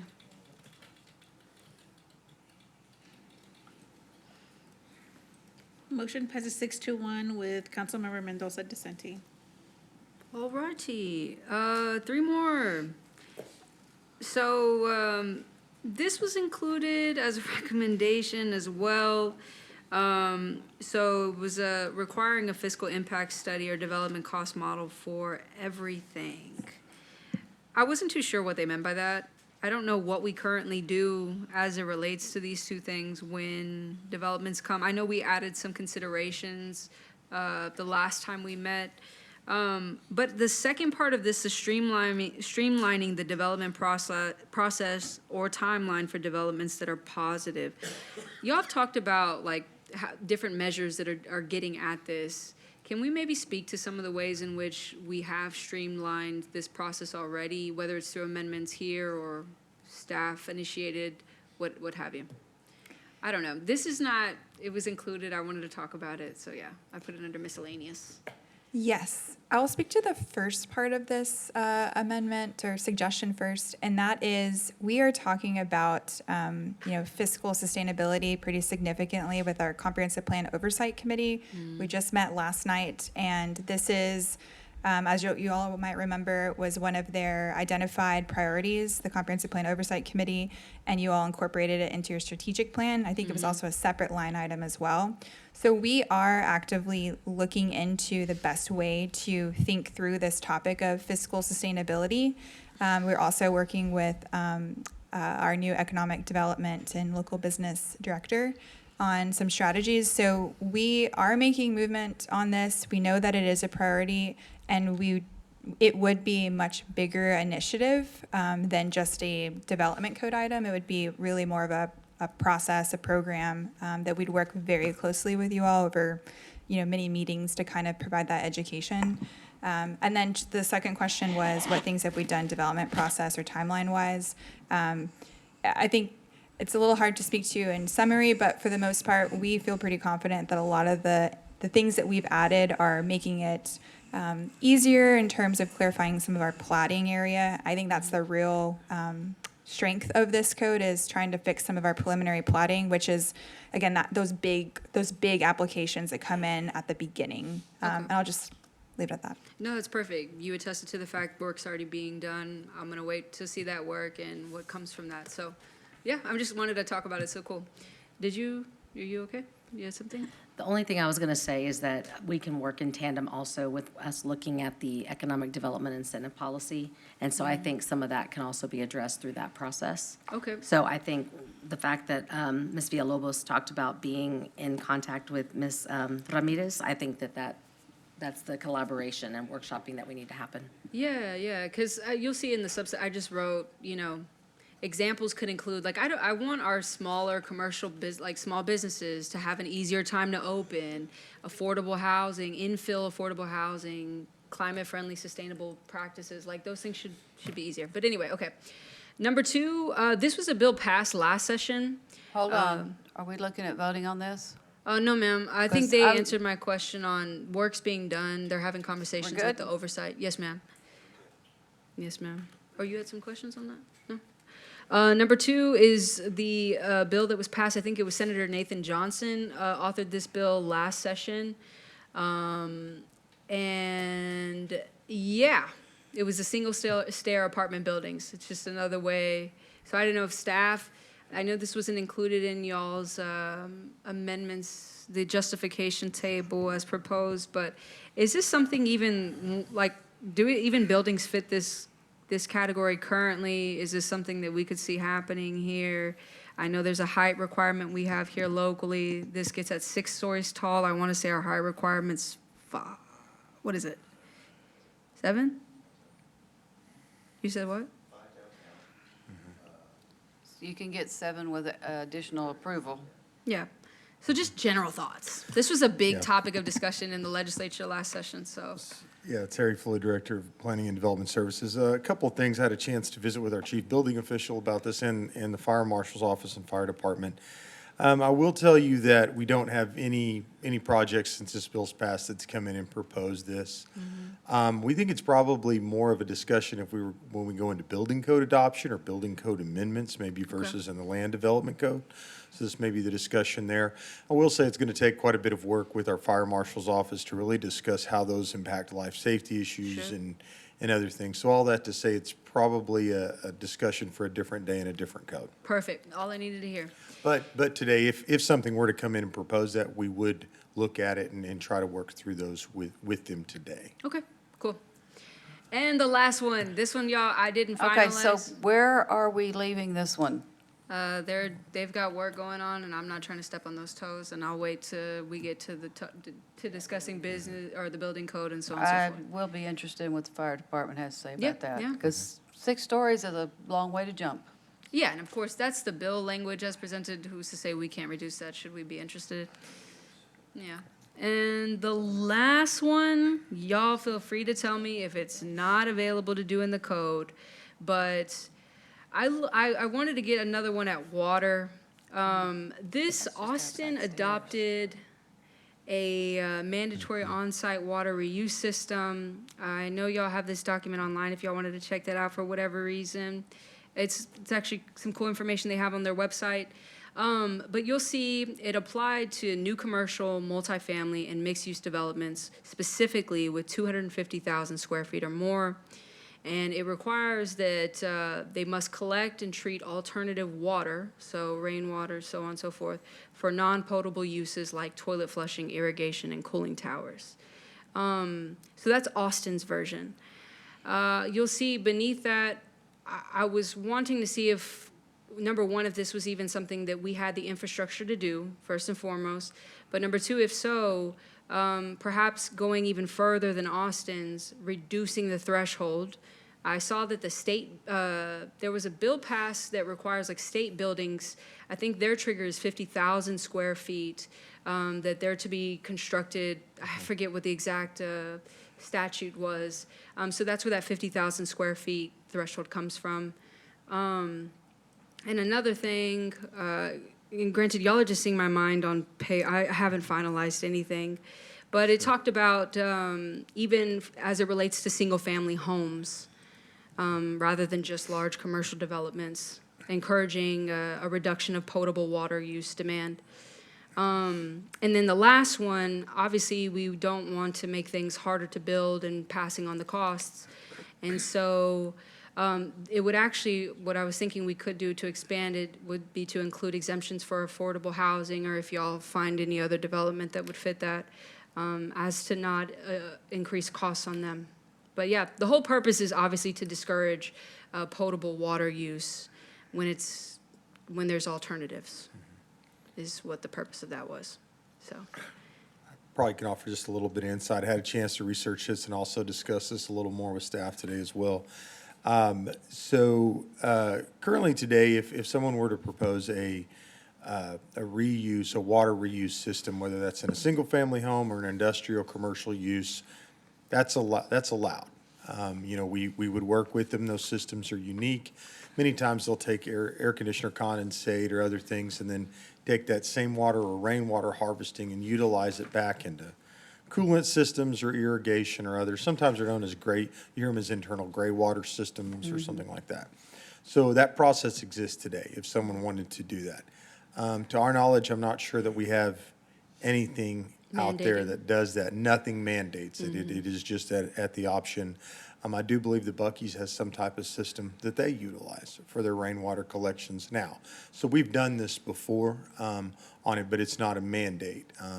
And I think we would want to, again, this is probably a discussion in the building code area, is if these options we're looking at if we're looking at a mandate for that, but we would probably want to understand the costs of those and how much additional cost they would add, particularly in the single family down the line, and what that would look like, because then it kind of counteracts affordability to some extent too, if we're adding $15,000, $20,000 to a house. So that's kind of the short and the long of it.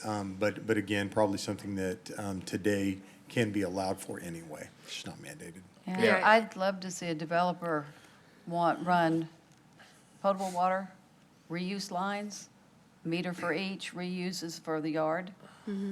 I'd love to see somebody come do that. And I figured this was, which is why I put it under miscellaneous. I figured this was probably not going to be addressed to the development code, but I guess I was kind of wanting to have this conversation to see if this would even be something council would be interested in. A lot of businesses, and I get the mandate versus maybe incentivization of doing something like this and us having that discussion.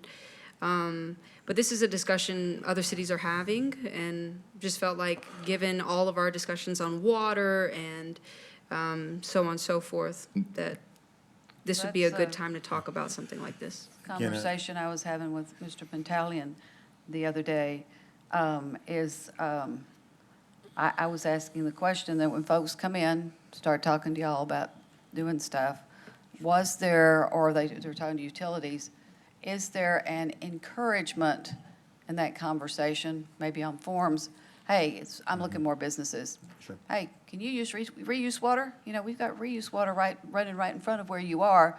Do we have that conversation, even though it's not a requirement, an encouragement?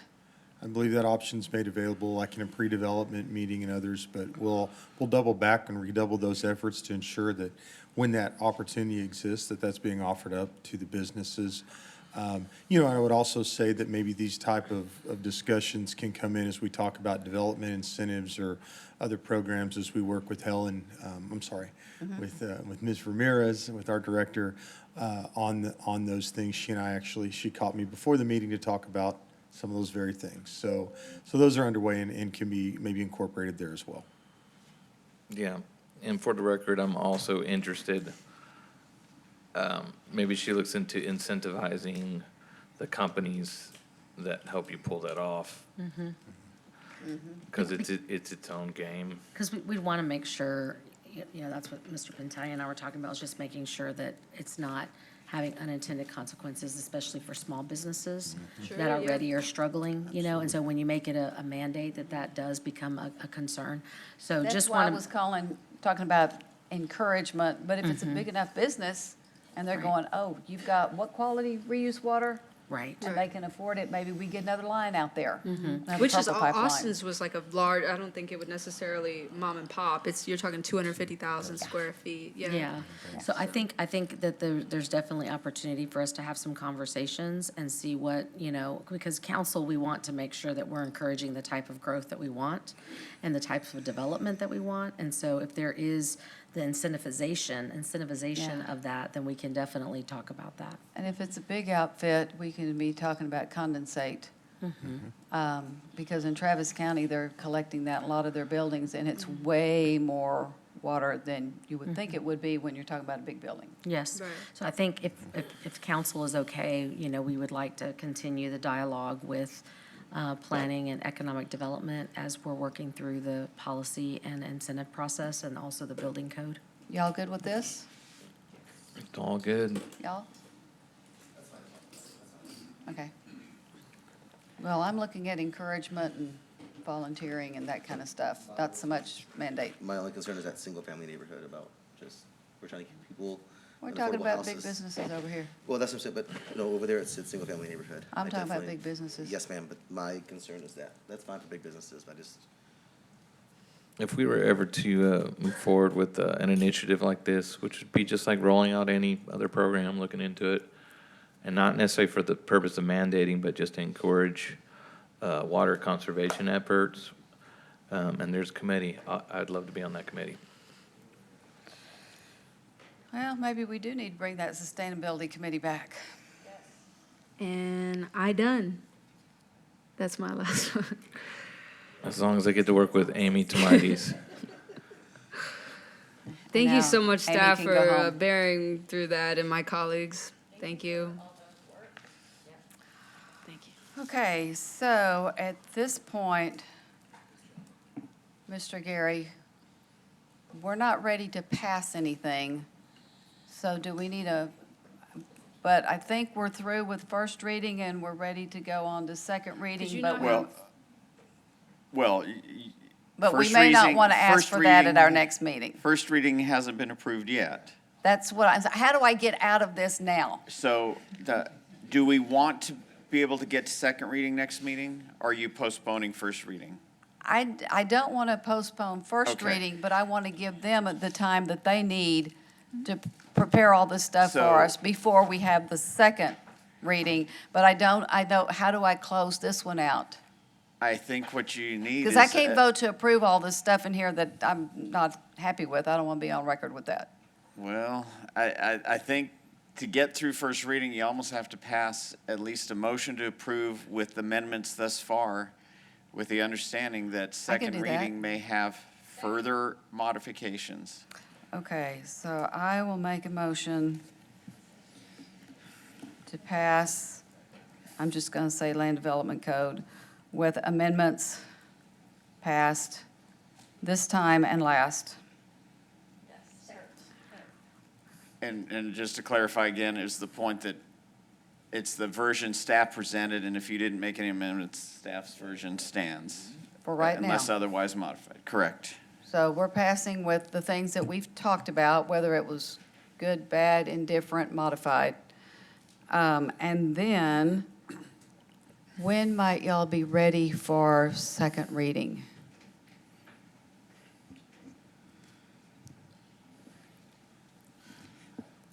I'm okay if you say it's a month. I think we can, well, so there's a few things to workshop. And we will need to find some time to meet. I think, Terry, I'll let you maybe take the lead on scheduling. Just remember, there's no second meeting in June. Right. Yeah.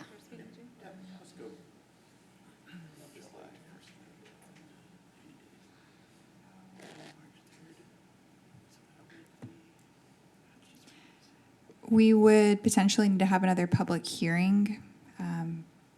So that would be the only difference if we postponed it to the June meeting. Because there's a certain window that, I thought it was 90 days. Is it 30? It's 90. For 90 days from the initial March public 3rd. hearing, I believe. So we started that at was March last- 3rd. No, we had a public hearing on it last meeting. From the last public hearing, that's correct. Yeah, 4/21. Because we had a second public hearing, I think we're okay. Uh-huh. So what date are we looking at? June, whatever that date is, 2nd? First meeting in June is on June 2nd. And that should provide us sufficient time, so that just gives us 2 extra weeks. Okay, so that's my motion, and I think, Ms. Rodriguez, you seconded. Everything's still ma'am. good? Yes, ma'am, with the Any- commitment that I will set up my meetings with staff and get that to y'all. This next week? When they're, yes, as soon as they're available. Yes. Yes, ma'am. Okay. So since my colleague suggested it, and because we all like to be super thorough and stay here till like the wee hours of the morning, is there any consideration to do this during like a special meeting so that we don't have a million other things on the agenda as well? That's really short to call a special meeting for the rest of us to be. I'm hoping talking that the about rest sometime of in it's June. gonna be 30 minutes max. All right, well, I just don't want to hear y'all complaining when we're here till 2 in the morning again, because I like Ms. Garza work in the middle of the night, so I'm fine with being here overnight if we have to, but I know some of staff doesn't want to. Lorenzo, Mr. Gonzalez, I appreciate you bringing that up, and I'm always down for an extra meeting, but I think we'd have to figure that out in a little more advanced time. Well, next time, we're gonna have What do you mean everything advance in time? They're advance. suggesting June whatever, I'm saying do it the very next day, that Wednesday, we have to, I'm just saying, don't put it on the same. We've got 2 evenings that we're going to be here doing evaluations of our staff at the end of May. Am I remembering that correctly? That's correct. And possibly, likely 2 more in June, And then budget workshop. mid-June. So let's finish voting on this. Okay. The motion passes 7-0. Okay.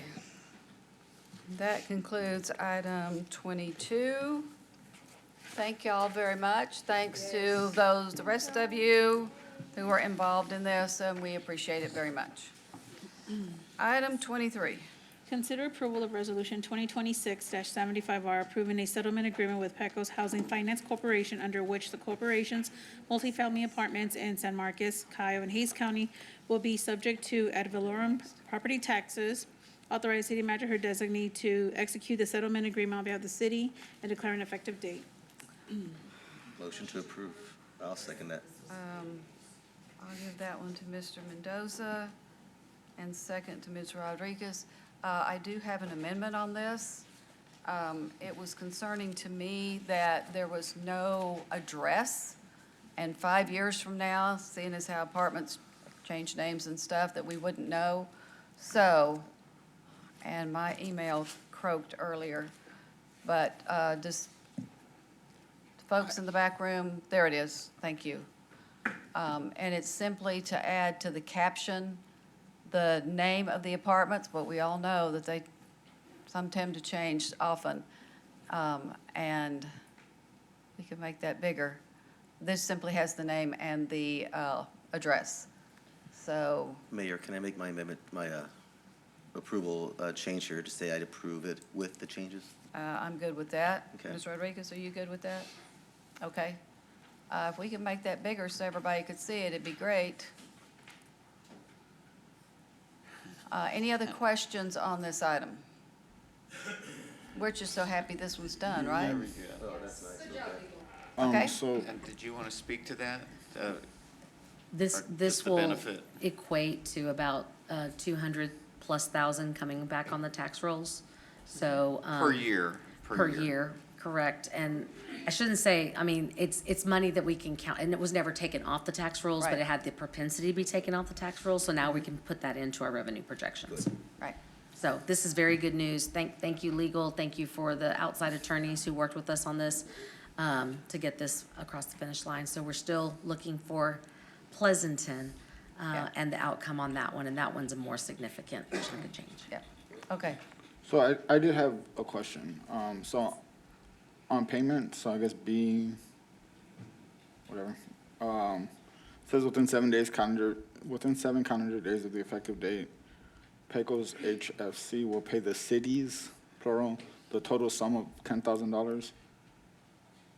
Are we splitting $10,000, or is each city receiving a $10,000 payment? I believe it's $10,000 total, but that was the settlement to just get this It is done what it because it's is. one item, and the other cities agreed to that. And we're not changing it, Do we know so. what the breakdown is? Let's vote.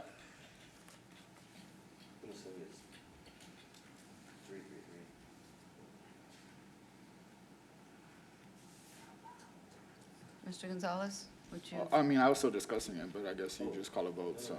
My question is, do we know what the breakdown is of the 10,000? I think that was Amongst them. answered. No, we said it was total. But it was equally between the parties, which is Kyle and Hayes County. And San Marcos, so it should be a little over $3,000 for each of us. All right, cool, thank you. The motion passes 7-0. Okay, let's roll back to item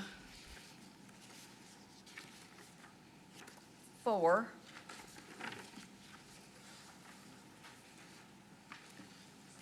Which was Kyle and Water. We tabled that to come back when they had info, and I believe our gentlemen have info now. Yes, Mr. Mayor. Kite, if you would like to start out? All right, Paul We're Kite, all Assistant ears. Director, Utilities for Water and Wastewater. So the contract did expire November 17th of 2025.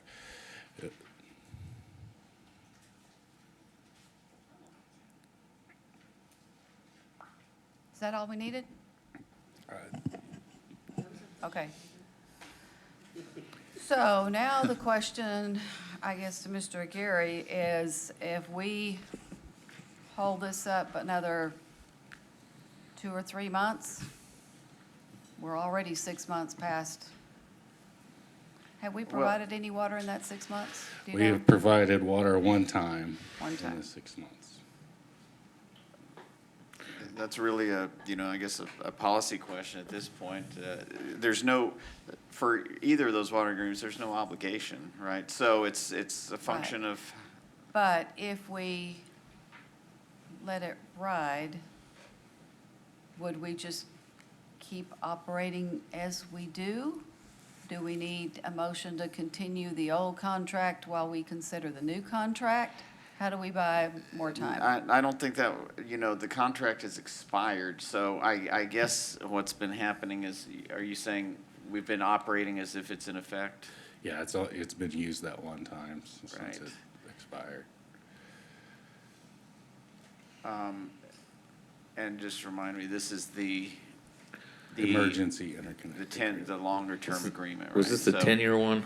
Yes. It is? Yep. And then last time we talked about it, it was 4 years or 2 years and 2 additional. Right, 2. So- I mean- Total of 6 was Mr. Scott's Why can't amendment. we just do 2 years? And we at didn't a vote on time? that because we tabled it at that point, so we hadn't even voted on that part yet. Right. I think what really is going to have to happen is some sort of ratification, because,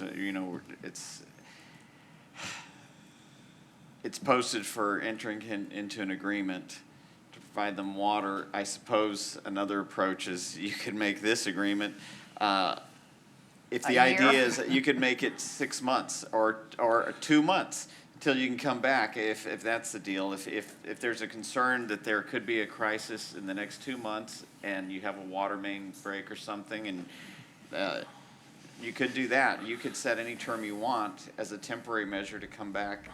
Or do a year, I mean. I'm gonna you know. say Yeah, I I would mean, do a it's- year because it sounds like a pretty big plan and it may be like our land development code. We thought we'd have this done, before, and it's a big deal. Right. And so I would want to give them, and what I want to do is I want to cover back to November 17th, so that's already 6 months. So I'm saying a year, at least. Yeah, minimally, but, I think one of the other concerns was about just the longevity of the 10-year piece. We could Well, it all, comes back and then we talk about that. So the way this was written, it was the 10 years with 2 5-year renewals. So my understanding, you, Mayor, you could just say, we want it for 1 year, just a fixed term, 1 year, nothing else. I'm And even then good we with 1 revisit year it. with a 1-year renewal until we get everything laid out, especially this drought stuff. Second. and I'd also ask, because I hadn't finished my thought, Sorry. was, You can always do 10 years with 2 years at a time. You know, if we're looking for a longer approval, but you can get out. I don't think there's consensus. I'm not asking to do that now. I'm just planning the idea for next conversation. For next year. Yeah, that makes sense. Yeah. Yeah. Well, technically, it'd be And before all of the November, options are legally on the table, because this is a completely discretionary agreement to Right. begin I could with. totally So talk about it. anything is on the table on Wow. terms and anything Cool. else, whatever council's Mayor, pleasure I'm good is. with the 1 year on the Okay, lead. I'm going to make a motion that we amend it from the 10 years, 5-5, to a 1-year extension, renewable, or whatever the word is, for 1 more year, and that this goes back to November 17th of 2025. And so that gives us some time and some elbow room. Yes. Looking for a second. Thank you, Mr. Scott. I'll give that to you because that was your idea to begin with. So that's an amendment. And so we can pass that, and then we can pass it as amended if y'all are ready to do that. Yeah, just Mayor, oh, I sorry. got one more comment. Go ahead. I'd vote on it now. Honest, I don't know why we'd have to bring it back. It's really restrictive. It's for emergency uses, and we're kind of, I mean, if you did 10 years, 2 years at a time, you're always up. You can always recover that again. I just don't want to kick the ball down the run for kicking the ball down the run. But That's I just my think, thought. I think the missing part of the conversation is the drought, the Drought water plan. restrictions. Yeah, you go. Okay, that's fair. But this will give us the 2, then it comes back whenever it's ready. Doesn't have to wait till then. And we don't want it to wait till then. I just want to give them some elbow room. That's just 'cause I So love this is Kyle, the Texas. amendment to go with 1 year with an extension of 1 year, going back to starting 11/17 of 2025. So the first year would expire November 2026. And would And would extendable for exercising 1 the more year. extension have to come back, or? No. Okay. Sure. Motion passes 6-1 with Councilmember Gonzalez Decenti. Okay, any other comments? If not, we'll vote on it as amended. Hold on, Mayor, let me clear it off. Okay. Motion passes 6-1 with Councilmember Gonzalez Decenti. Okay, that takes care of 4, and I believe we had already postponed 5. And so we have completed those items. So now we are to 24. Consider approval of Resolution 2026-76R, amending the city's adopted schedule of fees by adding new fees for temporary vendors in public parking spaces and for variances from the distance requirements for conditional use permits related to the sale of alcohol for on-premises consumption near a school and declare an effective date. Motion by Ms. Rodriguez, seconded by Mr. Paselk. This one I had questions, and I still wasn't getting a direct answer like I had hoped. So y'all go ahead.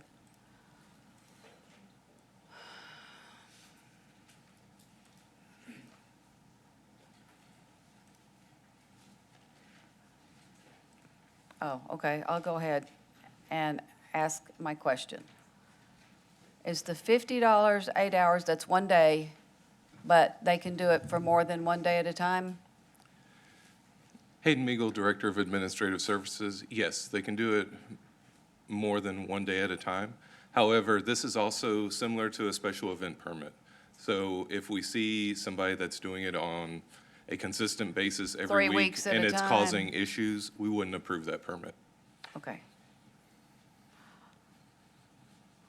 Okay, And we've only really received one request from this, from a business. They wanted to have I believe it was a florist, set up their flower truck outside of their business on Valentine's Day. And right now, under our schedule of fees, parking spaces are seen as a lane of traffic because we don't have paid parking downtown.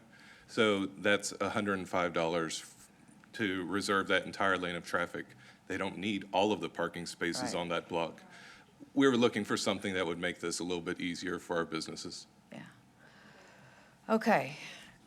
And on the $260, we've got the alcohol permit, and I'm going to call it the distance permit. Is it okay to call it that, Mr. Floyd? Absolutely. Okay, so when we originally talked about this, we said, oh, it shouldn't take any more time to do the extension permit, because most of what you're doing is the same thing for the same people.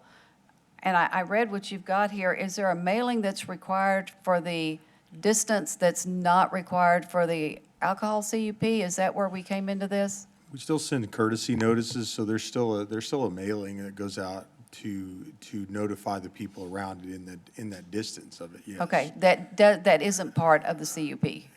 That is. Routine CUP. Right, these are separate and apart actions. Okay, so there's more required for the distance than it is for just the alcohol CUP? So you've got more Correct, yeah. postage, you've got more staff time, et cetera? Yeah. Okay.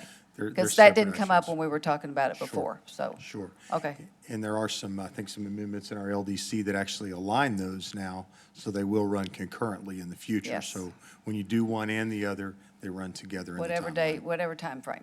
No, that's great. correct. Okay. Council, we have a motion by Ms. Rodriguez, seconded by Mr. Paselk to pass this as is. Are y'all good? Ready to vote? Everybody but one. Do you wanna- If you want to vote, now's the time. Yeah, sorry, I spilled coffee on my. Uh-oh. Were we okay with everything? Yep. Yeah, sure. The motion I'm the only passes one that had 7-0. questions. And now, item 25.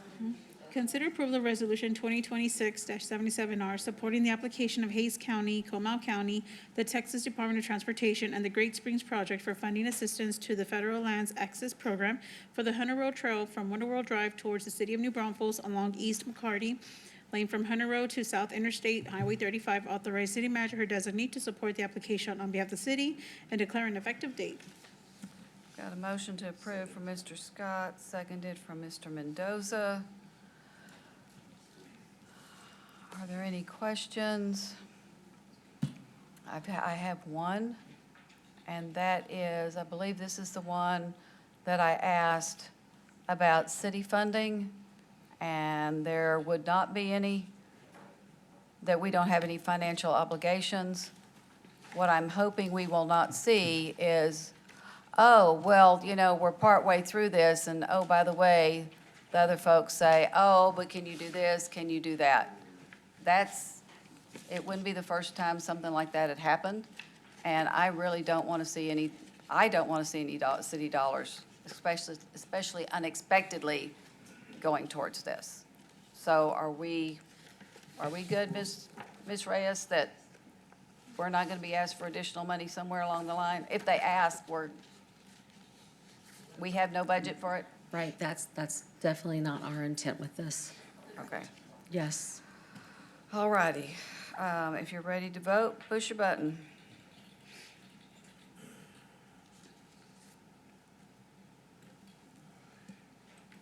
The motion passes 6-1 with Councilmember Gonzalez dissenting. Thank you to our wonderful planning staff who has stayed here throughout the entire night. Yep, thank you. Okay, Ms. Trevino, I'm trying to get out of here before midnight.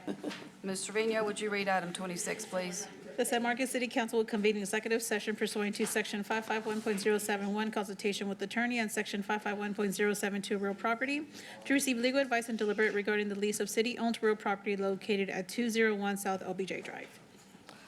We finished that at our 3 o'clock meeting, so we can move on to 27. Consider action by motion or provide direction to staff regarding the executive session items under Section 551.071, consultation with attorney, Section 551.072, real property, to receive legal advice and deliberate regarding the lease of city-owned real property located at 201 South LBJ Drive. We received information, and we had that discussion.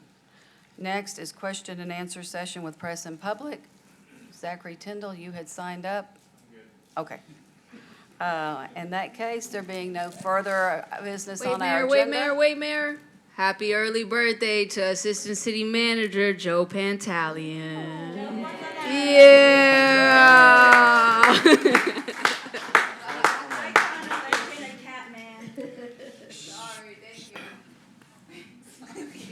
the day off, Yeah. Speech. Go ahead. Well, just starting out, it's my best birthday ever so far. There you go.